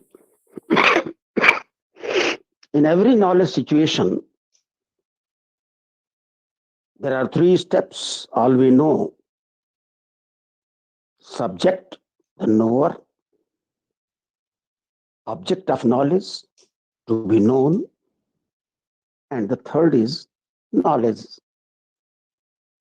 may be called the relation between subject and object, or the product of that function that a subject performs. There are different theories of knowledge in West and East, and in the Keynote Address, Professor Sirajul Islam has made a vast survey of all those theories. I will not mention any one of them because of paucity of time also. But one thing I would say that all these sources of knowledge, the pramanas, be it perception, inference, shabda, verbal testimony, or whatever, all the 6 pramanas, they ultimately fail to know the self, simply because knower is in the central place of knowledge situation. So how can perception, how can it be seen by perception? How can it be inferred? As Upanishad says, na tatra mano gacchati, na buddhir gacchati, etc., as quoted by Professor Islam. So, knowledge of self, that is the problem. And Professor A.C. Mukherjee puts it in the phrase, the paradox of self-knowledge, or he calls it egocentric paradox. It's a paradox. How to know the self? How to know the knower? And he has classified all theories of knowledge mentioned in European philosophies and also in Bharatiya Darshana. All these theories of knowledge, they have been classified in 2 types by Professor A.C. Mukherjee. One is termed as the empirical method of knowing the self. And the other method he calls logical method of knowing the self. So empirical method and logical method. Another name is given to both of them empirical or experimental method and logical or transcendental method. These are two methods by which the philosophers have tried to comprehend the reality, the supreme reality, and they have claimed that they know the self with their own method, in their own way. The empirical method claims that self can also be known as object of knowledge. And this has happened in many cases. Like the psychologists, they perform certain experiments to know the self.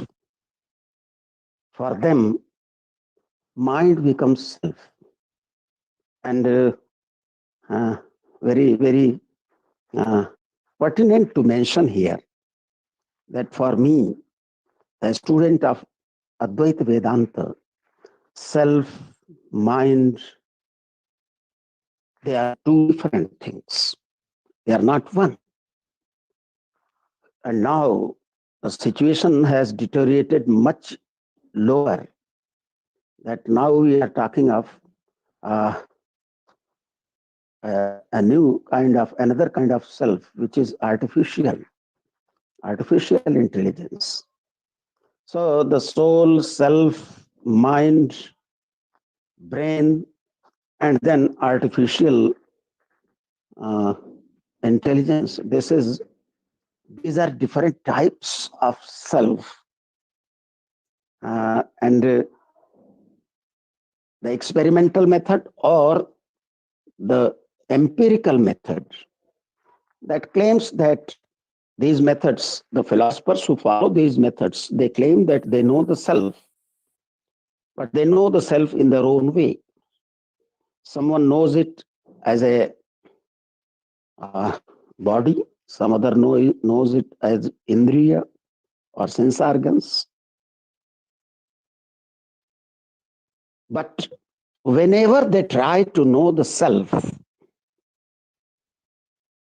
as I told, in knowledge situations, self is in the center and the object of knowledge is on the periphery. Whenever we try to know the self as an object, we carry the center to the periphery. And this is very well termed as dislocation, transcendental dislocation, as Kant calls it, transcendental dislocation. Whenever we try to know the self as an object, we actually commit certain fallacies. And that is called fallacy of transcendental dislocation. We dislocate the self, which is the center of the knowledge situation. We take the center to the periphery, and that is why we commit transcendental dislocation, the fallacy of transcendental dislocation. Professor Mukherjee has elaborated different theories and schools of philosophy and philosophers who have committed this kind of fallacy in the West and also in the Indian tradition.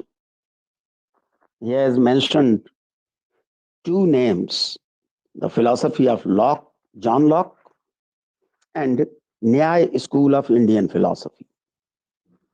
They actually commit the fallacy of transcendental dislocation because they try to understand the truth or the reality of self as an object. They claim to know it as an object of knowledge. I will not go in details. Therefore, I come to the second method. It is a logical method or transcendental method, which is mostly followed by idealist thinkers, including Immanuel Kant. They try to know. They actually postulate certain things that in order to be known, it is necessary that the object of knowledge is related to the knower. And therefore, they try to make certain conditions of knowledge. For example, there are categories of understanding in Kantian philosophy. There is time, space, and through these,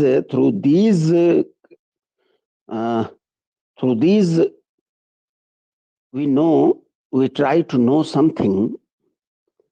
Whatever we know is known through the categories and time and space.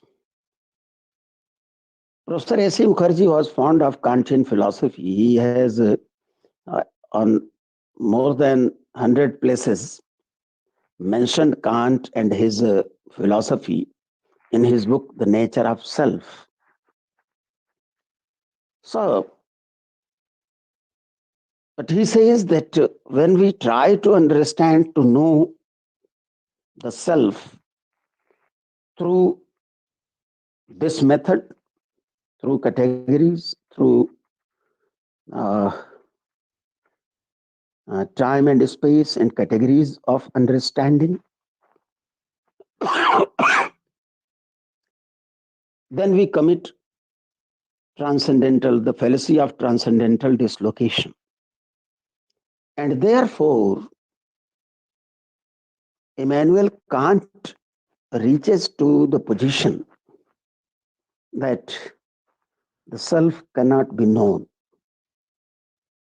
His thought, his philosophy of self ends in agnosticism.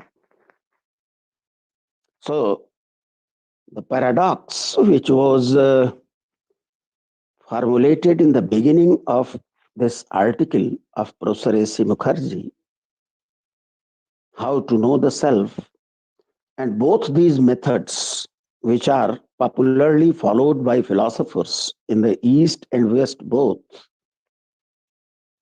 of them have suffered by one or the other kind of fallacy.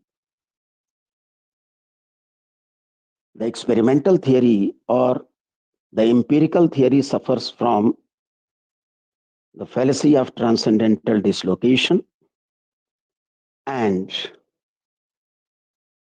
the logical theory or transcendental theory suffers from agnosticism. They come to the conclusion that self cannot be known. And if we try to know the self, we commit certain fallacies, and therefore agnosticism becomes a safer way for Immanuel Kant, for philosophers like Immanuel Kant.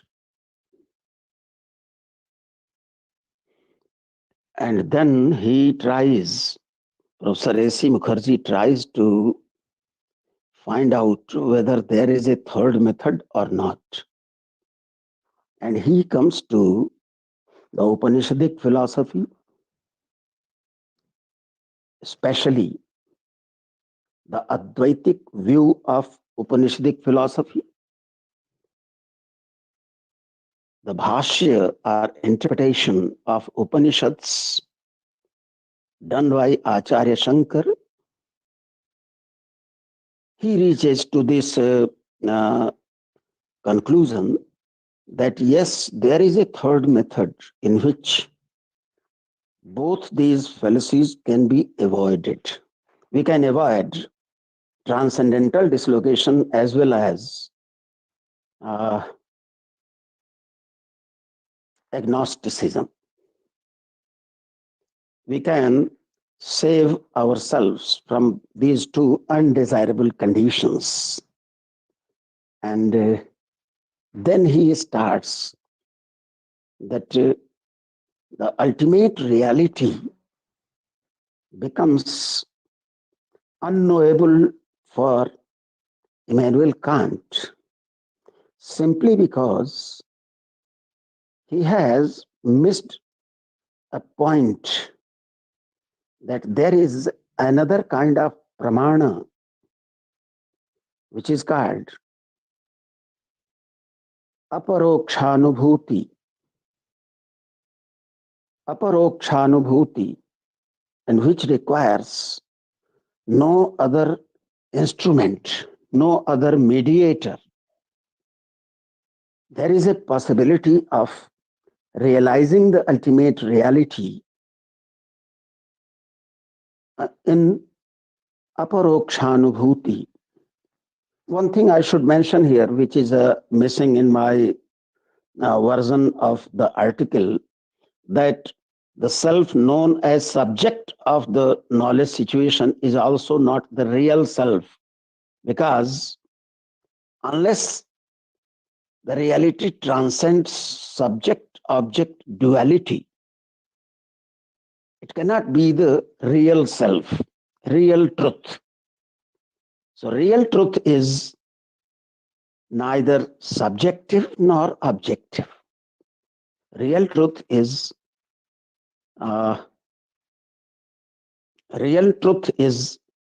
absolute. But this absolute in Shankara's philosophy is not like the absolute of Western thinkers like Hegel and Edward Caird and other post-Hegelians, T.H. Green, etc. Because they try to reach the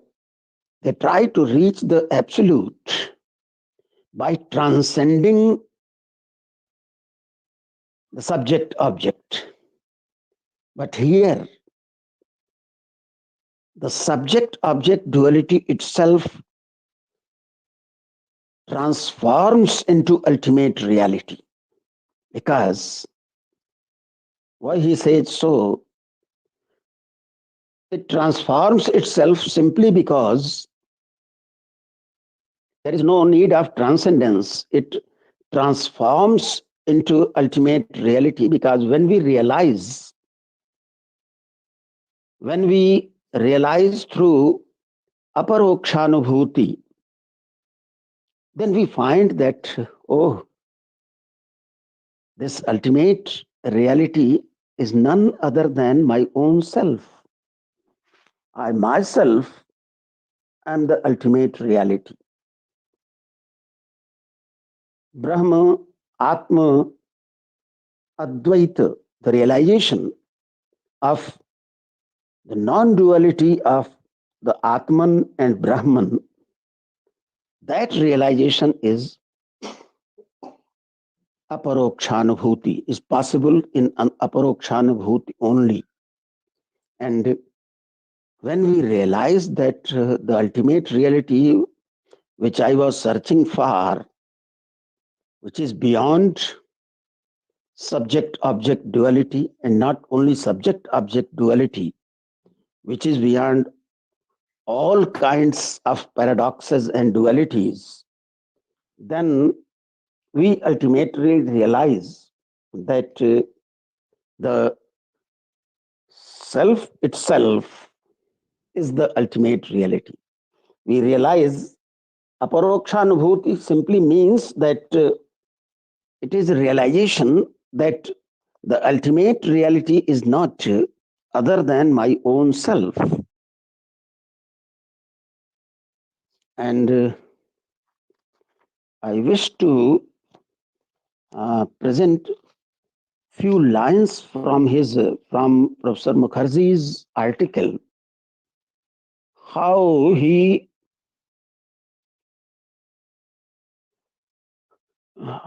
quotes and interprets Brihadaranyaka Upanishad, how he quotes and interprets Kenopanishad, where it is very clearly said that the self is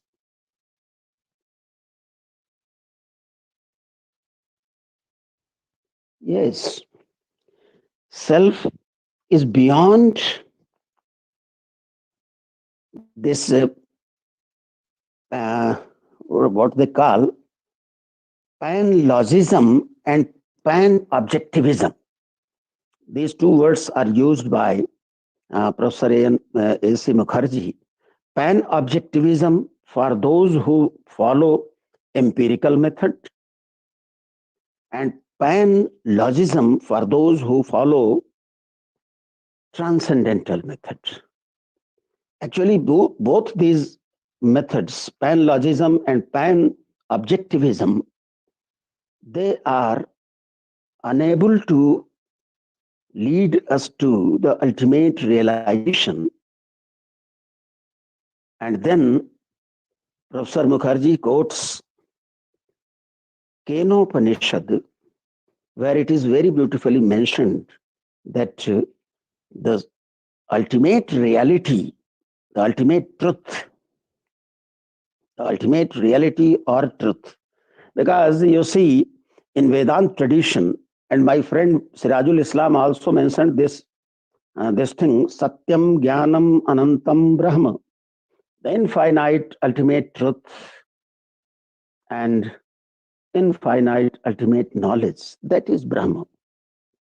So, truth and knowledge, in their ultimate form, they actually constitute the nature of Brahma, the ultimate reality, the ultimate truth. And yes, the line which he quotes, which I want to share with you, this line says that actually this method of aparokshanubhuti, leads us to the realization of ultimate truth, because through Atma Bodha we reach the Brahma Bodha, when we realize that both Atma and Brahma, they are not two actually. They are identity in one. They are abhinna. They are non-dual. And this non-dualism says that this ultimate reality is beyond the known.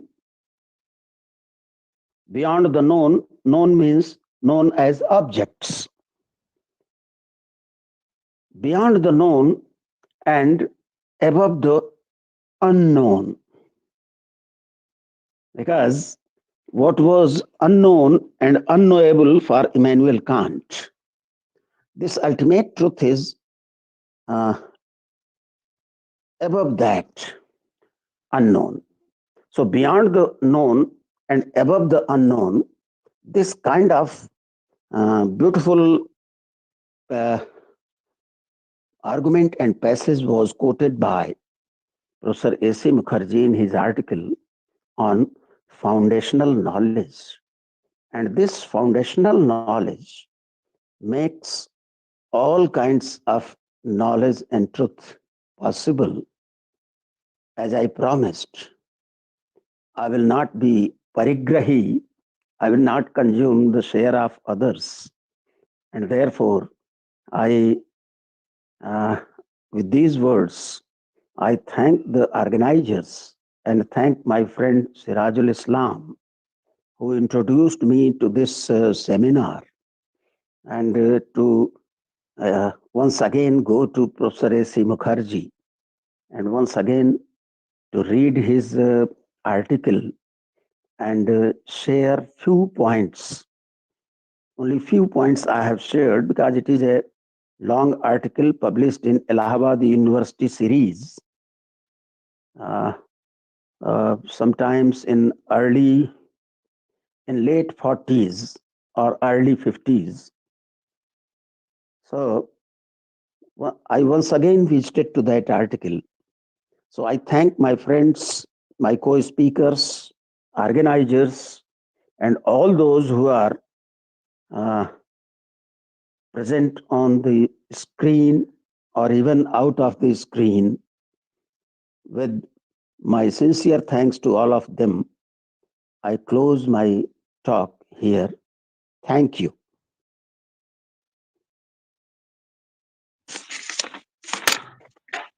Thank you, sir, for your illuminating lecture on the Professor Mukherjee's analysis of the concept of knowledge, of theories of truth and knowledge, of your analysis of the concept of transcendental dislocation as being an error in understanding the actual concept of knowledge or truth. Now, I will request my colleague, Kingshuk Golui, to conduct the questionnaire session. We have got only 5 minutes for the questionnaire session. So if there is any question, the participants are requested to give their question on the screen, write their questions on the screen. But you will have to help me because I'm not expert in this system. So you will kindly pronounce the question, what the question is.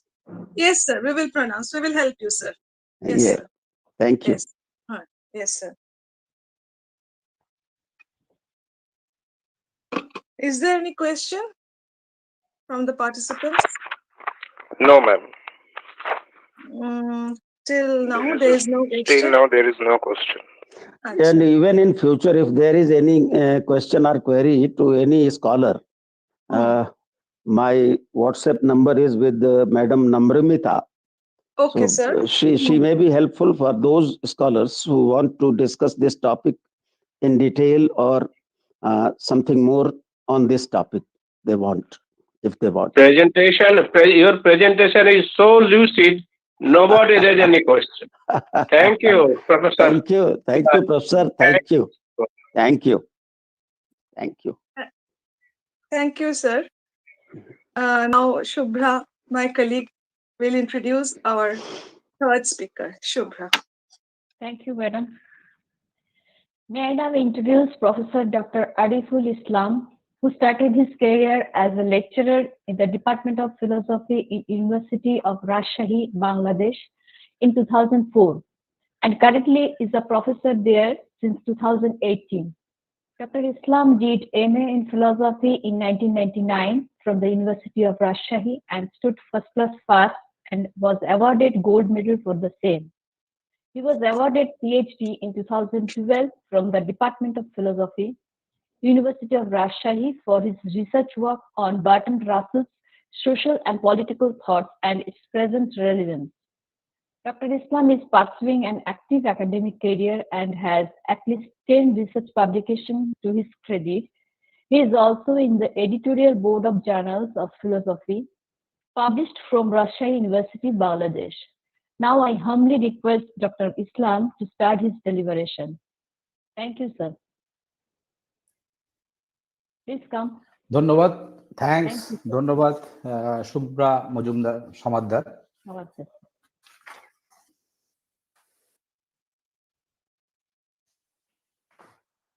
আইসিপিআর এর সৌজন্যে এবং কলকাতা বিশ্ববিদ্যালয়ের অধিভুক্ত কিশোরী ভারতী ভগিনী নিবেদিতা কলেজের দর্শন বিভাগের আয়োজনে আজকের একদিনের আন্তর্জাতিক ওয়েবিনারে মাননীয় মূল বক্তা, কিনোট স্পিকার, সম্মানিত অতিথিবৃন্দ এবং সম্মানিত অতিথি বক্তাবৃন্দ, সম্মানীয় কোঅর্ডিনেটর, কলেজের শিক্ষক শিক্ষিকাবৃন্দ এবং ওয়েবিনারে যুক্ত শ্রোতা দর্শক সুধীবৃন্দ, ব্যক্তিগতভাবে আমার পক্ষ থেকে এবং বাংলাদেশের রাজশাহী বিশ্ববিদ্যালয়ের দর্শন বিভাগের পক্ষ থেকে শুভেচ্ছা গ্রহণ করবেন। বিশেষত আজকের এই ওয়েবিনারে আমন্ত্রণ জানিয়েছিলেন আমাকে প্রফেসর সিরাজুল ইসলাম স্যার, তিনি আমার আরেকজন শিক্ষক প্রফেসর আক্তার আলীর মাধ্যমে আমাকে আমন্ত্রণটা দিয়েছিলেন। আমি এর পূর্বে ইন্ডিয়াতে কোনো সেমিনারে বা ওয়েবিনারে অংশগ্রহণ করি নাই, যার কারণে আমার মধ্যে একটা অস্বস্তি তো কাজ করছি। আমি সিরাজ স্যারকে জিজ্ঞাসা করেছিলাম, স্যার বাংলা বা ইংরেজিতে দুটোই কি আমি বলতে পারবো? তো স্যার বলছে আপনি যেটা ভালো মনে করেন। আমি আমার লেকচারটা বাংলায় তৈরি করেছি। এর পূর্বে যে দুইজন বক্তা বক্তব্য দিয়ে গেলেন, প্রফেসর সিরাজুল ইসলাম এবং প্রফেসর জটা শঙ্কর, অত্যন্ত জ্ঞানগর্ভ এবং এত পাণ্ডিত্যপূর্ণ বক্তব্য দিয়ে গেলেন। এরপরে আমার মতো একজন ব্যক্তি এই এপিস্টেমোলজি অথবা কনসেপ্ট অফ ট্রুথ এর উপরে বক্তব্য দিতে গেলে বক্তব্যের মান এবং গুণ নিয়ে প্রশ্ন দেখা দিতেই পারে। তারপরও আমাকে এই ওয়েবিনারে একজন আলোচক হিসাবে, বক্তা হিসেবে নির্বাচন করায় আমি অত্যন্ত আনন্দিত এবং কৃতজ্ঞ। এই সাথে সাথে আমি আরো দুই একজনের নাম বলতে চাই। আজকে এই ওয়েবিনারের সঞ্চালক রঞ্জিনী বাসু, তিনি হেড অফ দ্য ডিপার্টমেন্ট কলেজের। এখানে বক্তব্য প্রথমে শুরুতে বক্তব্য দিয়েছেন প্রিন্সিপাল মহোদয় এবং আমাদের যিনি আমার সাথে যোগাযোগ করেছিলেন পরে নম্রামিতা ভূঁইয়া। সবাইকে আমার পক্ষ থেকে আন্তরিক ধন্যবাদ। আজকের ওয়েবিনারের মূল প্রতিপাদ্য বিষয় সত্য ও জ্ঞান সম্পর্কে। আমার বক্তব্য কি শোনা যায়? হ্যাঁ স্যার, শোনা যাচ্ছে। আজকের ওয়েবিনারের মূল প্রতিপাদ্য বিষয় সত্য ও জ্ঞান সম্পর্কীয় তত্ত্বসমূহ, অর্থাৎ theories of truth and knowledge. আমি আলোচনার জন্য বেছে নিয়েছি জ্ঞান প্রসঙ্গ। জ্ঞান সম্পর্কীয় তত্ত্বগুলো নিয়েই গঠিত হয় জ্ঞান তত্ত্ব। একজন দর্শনের ছাত্র হিসেবে আমার নিকট মনে হয়েছে, সবসময় এটাই মনে হয় যখন আমরা শিক্ষার্থীদের সামনে দাঁড়াই, তখনও মনে হয় যে সাধারণ মানুষ দর্শন পড়ুক বা না পড়ুক, জ্ঞানতাত্ত্বিক চর্চা সে প্রতিনিয়ত করে। কারণ মানুষ তার যাপিত জীবনে প্রতিনিয়ত নানা সংকটে পড়ে, সংকটের কারণ অনুসন্ধান করে এবং সংকট থেকে উত্তরণের উপায় বের করার প্রয়াস চালায়। আর এই সব মানুষ না পড়েই এইগুলোই যে দর্শনের বা জ্ঞানতত্ত্বের কাজ, এটা আমরা অনেক সময় নিজে বা সাধারণ মানুষ বুঝতে পারে না। দর্শনের একটি গুরুত্বপূর্ণ শাখা হলো জ্ঞানতত্ত্ব। এখানে জ্ঞানের সংজ্ঞা, প্রকৃতি বা স্বরূপ, উৎস, সীমাবদ্ধতা ও বৈধতা প্রভৃতি নিয়ে অধ্যয়ন করা হয়। সক্রেটিস থেকে শুরু করে প্রাচীন যুগ, মধ্যযুগ, আধুনিক যুগ অথবা সমকালীন যুগের প্রাচ্যের বা পাশ্চাত্যের, ভারতীয়, মুসলিম, চাইনিজ, বুদ্ধিস্ট বহু প্রখ্যাত দার্শনিকবৃন্দ জ্ঞানের সমস্যা নিয়ে আলোচনা করেছেন। জ্ঞান প্রসঙ্গে আলোচনা আরো বেগবান হয় হেগেলোত্তরকালে সমকালীন যুগে বিশ্লেষণী দর্শনের হাত ধরে। এই প্রবন্ধে আমার আলোচ্য বিষয় জ্ঞান ও বিশ্বাস সম্পর্কে 20 শতকের একজন দার্শনিক অ্যান্থনি ডগলাস উজলির তত্ত্বকে পর্যালোচনা করা। তিনি তার থিওরি অফ নলেজ গ্রন্থে এ সম্পর্কে বিস্তারিত আলোচনা করেছেন। আমাদের সিরাজুল ইসলাম স্যার প্রথমে যে বক্তব্য দিয়েছেন, তিনি অত্যন্ত জ্ঞানতত্ত্বের উপরে এবং সত্য তত্ত্বের উপরে তার বক্তব্যের পরিধি অনেক অনেক বেশি। আমি সেই তুলনায় ক্ষুদ্র একটি পরিসরে শুধু উজলির থিওরি অফ নলেজ থেকে জ্ঞান ও বিশ্বাস প্রসঙ্গে আলোচনাটাকে সীমাবদ্ধ রাখব। উজলির জ্ঞানতত্ত্বের শুরুতেই তিনি একটি প্রশ্ন উত্থাপন করেছেন, যে দুটি প্রশ্ন উত্থাপন করেছেন তার একটি হলো, what are we aware of in knowing or believing? What are we aware of in knowing or believing? জানা ও বিশ্বাস করার ক্ষেত্রে আমরা কোন বিষয়ে অবগত হই? অর্থাৎ জ্ঞান ও বিশ্বাসের বিষয় কি?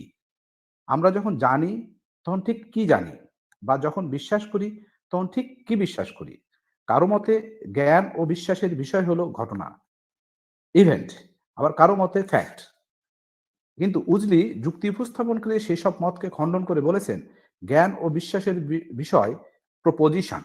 আমরা কোনো ঘটনা, ফ্যাক্ট বা ইভেন্টকে বিশ্বাস বা অবিশ্বাস করি না, বরং ওই ঘটনা বা ইভেন্ট যখন মানুষের মুখে প্রকাশ পায় প্রপোজিশন আকারে, তখন আমরা তাতে বিশ্বাস বা অবিশ্বাস করি। এই কথা জ্ঞানের ক্ষেত্রেও সত্য। আমরা প্রপোজিশনের জ্ঞান অর্জন করি। এই কারণে এই ধরনের জ্ঞানকে প্রপোজিশনাল নলেজ বলে। এই যে ইয়ার তার দি প্রবলেম অফ নলেজ গ্রন্থেও জ্ঞানের বিভিন্ন অর্থ থাকলেও মিনিং হিসাবে বা প্রপোজিশনাল জ্ঞানকেই বিবেচনা করেছেন। উল্লেখ্য, জ্ঞানের একটি নেসেসারি কন্ডিশনস হলো এই believe. Relation between knowledge and believe, জ্ঞান ও বিশ্বাসের মধ্যে সম্বন্ধ। জ্ঞান কি, বিশ্বাস কি, জ্ঞান ও বিশ্বাসের মধ্যে সম্পর্ক কি, বিশ্বাস জ্ঞানে পরিণত হয় কি না, এসব বিষয়ে উজলি তার থিওরি অফ নলেজ গ্রন্থে বিস্তারিত আলোচনা করেছেন। এবং আলোচনার যে পদ্ধতি তিনি বেছে নিয়েছেন সেটি হলো তিনি তার পূর্ব প্রতিষ্ঠিত ট্র্যাডিশনাল কিছু তত্ত্বকে, বিশেষত প্লেটোর থিওরিটাকে তিনি বেছে নিয়েছেন। সেই প্লেটোর থিওরিটাকে তিনি সমালোচনার ভিতর দিয়ে সেই প্লেটোর থিওরির মধ্যে কোন কোন বিষয়ে ডিফেক্ট আছে, সেই ডিফেক্টগুলোকে ফলস, যেগুলোকে তিনি মনে করছেন ফলস, সেগুলোকে তিনি আইডেন্টিফাই করার চেষ্টা করেছেন। তারপরে সেই ফলস গুলোকে কিভাবে ট্যাকেল করা যায় এবং সেগুলোকে কিভাবে দূর করে একটি সুন্দর তত্ত্ব দেওয়া যায় সেই চেষ্টা করেছেন তার বই। প্লেটোর তত্ত্ব অনুসারে আমরা যে থিওরি অফ নলেজে দেখি, প্লেটোর তত্ত্ব অনুসারে মানুষের সমস্ত জ্ঞানীয় কর্মকাণ্ড দুই ভাগে বিভক্ত, নলেজ অ্যান্ড ওপিনিয়ন। এই ওপিনিয়নের নাম পরবর্তীতে আমরা দেখি যে বিলিভ, বিশ্বাস হিসাবে। এরা বিষয়বস্তুর প্রকৃতির দিক থেকে সম্পূর্ণরূপে পৃথক। মানুষ কেবল নেসেসারি বা অনিবার্য সত্যকে জানতে পারে, যেমন গণিতের সত্য 2+2=4, অথবা যুক্তিবিজ্ঞানের সত্য if A is greater than B and B is greater than C then A is greater than C। এই প্রপোজিশনগুলো নেসেসারিলি ট্রুথ এবং এইগুলোর মিথ্যা হবার কোনো সম্ভাবনা নেই, তাই এইগুলো জ্ঞানের বিষয়। অন্যদিকে কিছু বিষয় আছে যেগুলো আমরা জানি বলে দাবি করি, কিন্তু সত্যিকার অর্থে সেগুলোকে আমরা জানি না। যেমন আমরা যদি কিছু এম্পিরিক্যাল প্রপোজিশনের দৃষ্টান্ত দিই, রজনীগন্ধার ফুল সুগন্ধযুক্ত, অথবা আঙ্গুর ফলের স্বাদ টক, অথবা উচ্চতায় খাটো ব্যাটসম্যানরা ভালো খেলোয়াড় হয় প্রভৃতি অভিজ্ঞতামূলক বচন বা এম্পিরিক্যাল প্রপোজিশন। এই বচনগুলো জ্ঞানের বিষয় নয়, কারণ এইগুলো আপেক্ষিকভাবে রিলেটিভলি ট্রুথ। এই প্রপোজিশনগুলো যে সত্য হবেই তার নিশ্চয়তা ওই প্রপোজিশনের মধ্যে থাকে না, অন্য জায়গায় থাকে। এই প্রপোজিশনগুলোকে মিথ্যা হিসেবে কল্পনা করতে কোনো লজিক্যালি কোনো আমাদের বাধা নেই। আবার কিছু বচনের পক্ষে মিথ্যা হওয়ার সম্ভাবনা খুবই কম, যেমন পৃথিবী সূর্যের চারপাশে ঘোরে, কিন্তু এই বচনটিও আবশ্যিক সত্য নয়, নেসেসারি ট্রুথ নয়, কারণ এখানে সামান্যতম হলেও একটা রিমোট পসিবিলিটি হলেও মিথ্যা হবার সম্ভাবনা আছে। অর্থাৎ আপেক্ষিকভাবে সত্য বচনের ক্ষেত্রে জানি নো শব্দটি প্রয়োগ করা যায় না, বরং ওইগুলো মতামতের বিষয়, এবং ওই ক্ষেত্রে বিশ্বাস শব্দটি প্রয়োগ করা যায়। প্লেটোর এই তত্ত্বে জ্ঞানকে কেবল নেসেসারি ফ্যাক্টের সাথে আবদ্ধ বা সীমিত রাখার দাবি করে, কারণ ওই মত অনুসারে জ্ঞানের বিষয় হলো ফ্যাক্ট, এবং একটি ফ্যাক্ট যদি নেসেসারি না হয় তবে একে ফ্যাক্ট হিসেবে আর গণ্য করা না করার সম্ভাবনা থেকেই যায়। এখন প্রশ্ন হলো, প্লেটো যে কথাগুলো বা প্লেটোর দর্শনে যে আমরা এই জিনিসগুলো দেখি তার বেসিসটা কি? প্লেটোর তত্ত্বে জ্ঞান এবং বিশ্বাসের মধ্যে যে পার্থক্য করা হলো তা আপ্রায়োরি প্রপোজিশন এবং এই পস্টেরিয়রি প্রপোজিশনের মধ্যে যে ট্র্যাডিশনালি ডিস্টিংশন আছে, পার্থক্য আছে, তার সাথে ঘনিষ্ঠভাবে যুক্ত। আপ্রায়োরি প্রপোজিশনকে জানার যোগ্য বলে মনে করা হয়, অন্যদিকে এই পস্টেরিয়রি প্রপোজিশন কেবল বিশ্বাস করার যোগ্য বা বিশ্বাস্য বিলিভেবল বলে মনে করা হয়। আপ্রায়োরি প্রপোজিশন ও এম্পিরিক্যাল প্রপোজিশনের পার্থক্যের সাথে সম্পৃক্ত নলেজ এবং বিলিফের প্রাসঙ্গিকতাটাকে দুইভাবে দেখানো যেতে পারে। উভয় ক্ষেত্রে এই পূর্বতিসিদ্ধ বচনের আবশ্যিকতা ও অভিজ্ঞতামূলক বচনের আপেক্ষিকতার উপর জোর দেওয়া হয়। দুইটা পদ্ধতি আছে, ওয়ে আছে। প্রথমত, একটি সত্য পূর্বতসিদ্ধ বচনের মিথ্যাত্ব অচিন্তনীয়। যেমন এমন কোনো বিশ্বের চিন্তা করা যায় না যেখানে বিশুদ্ধ গণিতের বচন হিসাবে 5+5=10 বচনটি মিথ্যা হবে। এখন আমরা যদি 5 বলতে যা বুঝি তাকে যদি 8 প্রতীকের মাধ্যমে সংজ্ঞায়িত বা প্রতীকায়িত করতাম, তবুও 5+8=10 হতো। এই বচনটি সত্য হবে, কেননা তখন আমরা 5 + 5 = 10 বলতে যা বুঝতাম, এখন আমরা 5 + 8 = 10 বলতেও তাই বুঝছি। সুতরাং 5 + 5 10 এই বচনটি আবশ্যিকভাবে সত্য। কিন্তু একই সাথে আমরা যদি 5 + 5 = 10 এই শব্দগুলোকে একই মিনিং ধরি, তাহলে 5 + 5 এর যোগফল 10 নয়, এই বচনটি আবশ্যিকভাবে মিথ্যা হবে। অন্যদিকে পৃথিবী তার নিজ অক্ষে পশ্চিম থেকে পূর্বে আবর্তন করছে, এই বচনটিকে মিথ্যা হিসাবে চিন্তা করা যায়। একে মিথ্যা বলে চিন্তা করার ক্ষেত্রে যৌক্তিক কোনো বাধা নাই। এটি একটি রিলেটিভ এবং এম্পিরিক্যাল ফ্যাক্ট যে পৃথিবী ওইভাবে ঘোরে। অবশ্যই এটি একটি এস্টাবলিশড হাইপোথিসিস, তাই ব্যবহারিক উদ্দেশ্যের দিক থেকে জ্ঞানের একটা এক্সাম্পল হিসাবে এটাকে গ্রহণ করা যায়। কিন্তু এই প্রপোজিশনের মধ্যে কোনো নেসেসিটি নাই, কারণ আমরা সহজেই এটা অনুমান করতে পারি যে পৃথিবী পশ্চিম থেকে পূর্ব দিকে ঘোরে না, বরং পূর্ব থেকে পশ্চিম দিকে আবর্তন করছে। কিন্তু যেখানে পূর্বতিষিদ্ধ বচন 5 + 5 = 10 এর ক্ষেত্রে আমরা বিকল্প ভাবতে পারি না। অর্থাৎ আপ্রায়োরি প্রপোজিশনের ক্ষেত্রে বিকল্প আমরা ভাবতে পারি না, কিন্তু এ পোস্টেরিয়রি বা এম্পিরিক্যাল প্রপোজিশনের ক্ষেত্রে বিকল্প ভাবতে আমাদের কোনো বাধা নেই। এইটা একটা পার্থক্য। দ্বিতীয়ত, একটি পূর্বতিষিদ্ধর বচন 5 + 5 = 10 এর সত্যতা যাচাই করার জন্য আমাদের কোনো ফার্দার এভিডেন্সের দরকার হয় না। অন্যদিকে একটি এম্পিরিক্যাল প্রপোজিশন, যেমন মেয়েরা হয় সাহসী, এর সপক্ষে দৃষ্টান্ত এক্সাম্পল আমরা যত বৃদ্ধি করব, ওই বচনের প্রতি আমাদের বিশ্বাস, আত্মবিশ্বাস ততই বেড়ে যাবে। কিন্তু এই প্রক্রিয়ায় একটি পূর্বোত্তরসিদ্ধ বচনের প্রতি আমাদের আস্থা বাড়ে না। মোট কথা হলো, এইভাবে পূর্বোত্তরসিদ্ধ বিষয়ের সাথে জ্ঞান এবং অভিজ্ঞতামূলক বচন বা এম্পিরিক্যাল প্রপোজিশনের সাথে বিশ্বাস, বিলিফ জড়িত বলে প্লেটোর তত্ত্বে ইঙ্গিত পাওয়া যায়। কিন্তু এইভাবে উজলি এখানে আপত্তি উত্থাপন করছেন তার বইয়ে। তিনি বলছেন যে প্রথম 3টি আপত্তি উত্থাপন করছেন। একটা হলো, প্রথম আপত্তি তিনি বলছেন এই নলেজ এন্ড বিলিফ এটা আসলে ক্রিয়া বা অ্যাক্টিভিটিস নয়, এটা ডিসপোজিশন, প্রবণতা। Knowledge and belief are not activities but disposition. সনাতনী জ্ঞান তত্ত্বে বা ট্রেডিশনাল জ্ঞান তত্ত্বে দুই ধরনের অবগতি বা অনুভব, কগনিশন, জ্ঞান ও বিশ্বাস ক্রিয়া হিসেবে উল্লেখ করা হয়েছে। ফলে আমরা মনে করি জ্ঞান ও বিশ্বাস হলো একটি মানসিক ক্রিয়া, যাদের একটি বিষয় আছে, যারা কোনো একটি নির্দিষ্ট সময়ে ঘটে। এই পৃথকীকরণ একটি বিভ্রান্তির উপর প্রতিষ্ঠিত বলে উজলি মনে করেন। একটা এক্সাম্পল দেই আমরা, কাউকে আঘাত করা একটি কেস হিসেবে ধরা যায়, হিট। যদি আমরা শুনি ক খকে আঘাত করেছে, তখন আমরা প্রশ্ন করতে পারি যে খ কখন আঘাত করেছে, কতক্ষণ ধরে আঘাত করেছে। আঘাত করা একটি ঘটনা, যেখানে কখন ঘটেছে, কখন শুরু হয়েছে, কতক্ষণ স্থায়ী ছিল, এসব প্রশ্ন অর্থপূর্ণভাবে করা যায়। কিন্তু জ্ঞানের বা বিশ্বাসের ক্ষেত্রে এইরূপ প্রশ্ন অর্থপূর্ণভাবে করা যায় না। আসলে জ্ঞান বা বিশ্বাস মানসিক ক্রিয়া নয়, প্রবণতা। যদিও এটিও উজলির চূড়ান্ত অবস্থান নয় এবং এ ব্যাপারে তিনি আর বিস্তারিত বিশ্লেষণ করেননি। দ্বিতীয় আপত্তি, knowledge not confined two what is necessary to.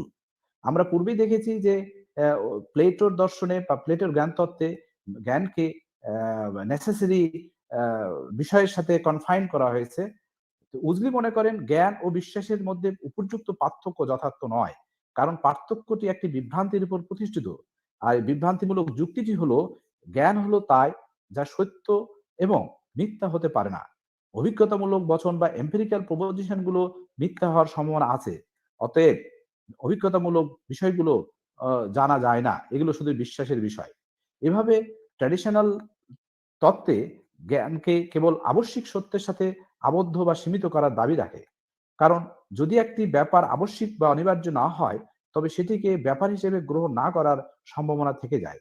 জ্ঞান স্বরূপত যেমন, ঠিক তার থেকে ভিন্ন রকম হবার সম্ভাবনা নেই, একথা সঠিক। কিন্তু উজলি মনে করেন সম্ভাবনার ধারণা একই সাথে অ্যাম্বিগুইটি এবং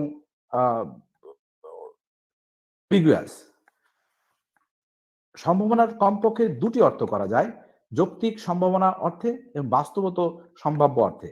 যৌক্তিক সম্ভাব্যতার অর্থে একটি নেসেসারি ট্রু প্রপোজিশন কখনোই মিথ্যা, ফলস হতে পারে না, হওয়ার সম্ভাবনা নেই। 5 + 4 = 8, 5 + 4 = 8, এই বচনের যৌক্তিকভাবে সত্য হওয়া অসম্ভব। আবার যদি ক্লাসের সব ছাত্র বিএ পাস হয় এবং রফিক যদি ক্লাসের ছাত্র হয়, ওই ক্লাসের ছাত্র হয়, তবে রফিকের বিএ পাস না করা অসম্ভব। যৌক্তিক সম্ভাব্যতার এই অর্থে একটি এম্পিরিক্যাল প্রপোজিশনের মিথ্যা হওয়ার সম্ভাবনা সবসময় থাকে। যেমন পানি 50 ডিগ্রি ফারেনহাইট তাপমাত্রায় বরফে পরিণত হবে, এটি চিন্তা করা যৌক্তিকভাবে সম্ভব। কিন্তু সম্ভাবনার অন্য একটি অর্থ আছে, যেখানে কিছু অভিজ্ঞতামূলক বচনের পক্ষে মিথ্যা হওয়া আদৌ সম্ভব নয়। যেমন ধরা যাক, মহাত্মা গান্ধী নিহত হয়েছিলেন, বা 1971 সালে বাংলাদেশ স্বাধীনতা অর্জিত হয়, বা 1757 সালে পলাশী যুদ্ধ হয়েছিল। এইসব এম্পিরিক্যাল প্রপোজিশনের কি আদৌ মিথ্যা হওয়া সম্ভব? ধরুন, একজন ব্যক্তি এখন অমর্ত্য সেনের আইডিয়া অফ জাস্টিস বইটি পড়ছেন। ওই ব্যক্তির সংশয় হলো আদৌ তিনি বইটি পড়ছেন কিনা। এই সংশয় দূর করার জন্য তিনি যে কাজগুলো করতে পারেন তা হলো ভুল হওয়ার সম্ভাবনাগুলোকে যাচাই করতে পারেন। চেয়ার থেকে উঠে দাঁড়াতে পারেন, বইটি নেড়েচেড়ে দেখতে পারেন, ঘুমিয়ে ঘুমিয়ে স্বপ্ন দেখছেন কিনা তা যাচাই করতে পারেন। করার জন্য শরীরে চিমটি কেটে দেখতে পারেন, প্রয়োজনে ডানে বাঁয়ে তাকিয়ে দেখতে পারেন, সামনে এক পা গিয়ে আবার পিছনে এক পা ফিরে আসতে পারেন, চেয়ারে বসে বইয়ের উপর মুষ্টি দিয়ে আঘাত করতে পারেন, অন্যকে জিজ্ঞাসা করতে পারেন যে তিনি আদৌ বইটি পড়ছেন কিনা। এই ধরনের নানা পরীক্ষা নিরীক্ষার পর তিনি কি বলবেন যে তিনি জানেন না অমর্ত্য সেনের আইডিয়া অফ জাস্টিস বইটি পড়ছেন কিনা? তার মধ্যে কি এরপর সংশয় কাজ করবে? এত সব অভিজ্ঞতামূলক যাচাইয়ের পরও যদি সংশয় থাকে, তবে ধরতে হবে যে ওই সংশয় অভিজ্ঞতামূলক যাচাইকরণের বিষয় নয়। এক্ষেত্রে অভিজ্ঞতামূলক সাক্ষ্য প্রমাণ যতই হাজির করা হোক না কেন, তাতে সংশয় দূর হবে না। তবে ওই সংশয়ের স্বরূপ কেমন? আসলে ওই সংশয় হলো যৌক্তিক বা দার্শনিক সংশয়। কিন্তু অভিজ্ঞতামূলক বাস্তব সম্ভাবনার দিক থেকে উপর্যুক্ত অভিজ্ঞতামূলক সাক্ষ্য প্রমাণের ভিত্তিতে পরীক্ষা নিরীক্ষা সফল হলেই বলা যায় যে আপনি বইটি পড়ছেন বা ওই ব্যক্তি বইটি পড়ছে এবং এতে তার ভুল হওয়ার সম্ভাবনা নেই। সুতরাং জ্ঞানকে কেবল আবশ্যিক সত্যের সাথে বা নেসেসারি ট্রুথের সাথে আবদ্ধ বা সীমিত করে রাখার পক্ষে কোনো যুক্তি নেই, যা আমরা প্লেটোর জ্ঞান তত্ত্বে দেখেছি। তৃতীয় আরেকটি আপত্তি উজলি করছেন, believe and knowledge may have the same objects. এটা উজলির কথা, কিন্তু আমরা দেখেছি যে প্লেটোর দর্শনে জ্ঞান এবং বিশ্বাসের আলাদা আলাদা বিষয়বস্তু আছে। উজলির মধ্যে আবশ্যিক সত্য এবং আপেক্ষিক সত্যের মধ্যে পার্থক্য আছে, নেসেসারি ট্রুথের সাথে রিলেটিভ ট্রুথের পার্থক্য আছে। তাই বলে আপেক্ষিকতার বা জগৎ থেকে আমরা জ্ঞান পেতে পারি এটি সঠিক নয়। একই বিষয়বস্তু থেকে পর্যায়ক্রমে বিশ্বাস ও জ্ঞান যে পাওয়া যেতে পারে সেটি অস্বীকার করার কোনো দৃঢ় ভিত্তি আমাদের নেই। অর্থাৎ একই বিষয়বস্তু থেকে আমরা বিশ্বাস ও জ্ঞান পেতে পারি। উদাহরণস্বরূপ, একজন দর্শনের ছাত্র তার পড়ার ঘরে জানালার ধারে বসে বার্ট্রান্ড রাসেলের হিস্ট্রি অফ ওয়েস্টার্ন ফিলোসফি বইটি পড়ছিলেন। হঠাৎ করে একটি ফায়ার সার্ভিসের গাড়ি ঘন্টা বাজিয়ে গেল, হইচই শুনতে পেলেন। তার বিশ্বাস হলো নিকটে কোথাও আগুন লেগেছে। এরপর আরো ভালো করে খোঁজ খবর নিয়ে জানতে পারলেন পাশের রাস্তায় একটি বাড়িতে আগুন লেগেছে। অভিজ্ঞতামূলক একটি বিষয় সম্পর্কে ওই ছাত্রের মনে প্রথমে বিশ্বাস সৃষ্টি হলো, তারপর ওই বিষয়টি সম্পর্কে খোঁজ খবর নিয়ে নিশ্চিতভাবে জানতে পেলেন ঘটনার প্রকৃত রূপ। আমাদের চিন্তার যাত্রাপথ বিশ্বাস থেকে জ্ঞানের দিকে শুরু হয়, বিশ্বাস দিয়ে তারপর জ্ঞানে উপনীত হয়। বিশ্বাস সমর্থিত হলে জ্ঞানে পরিণত হয়, উল্টোটা কিন্তু হবে না।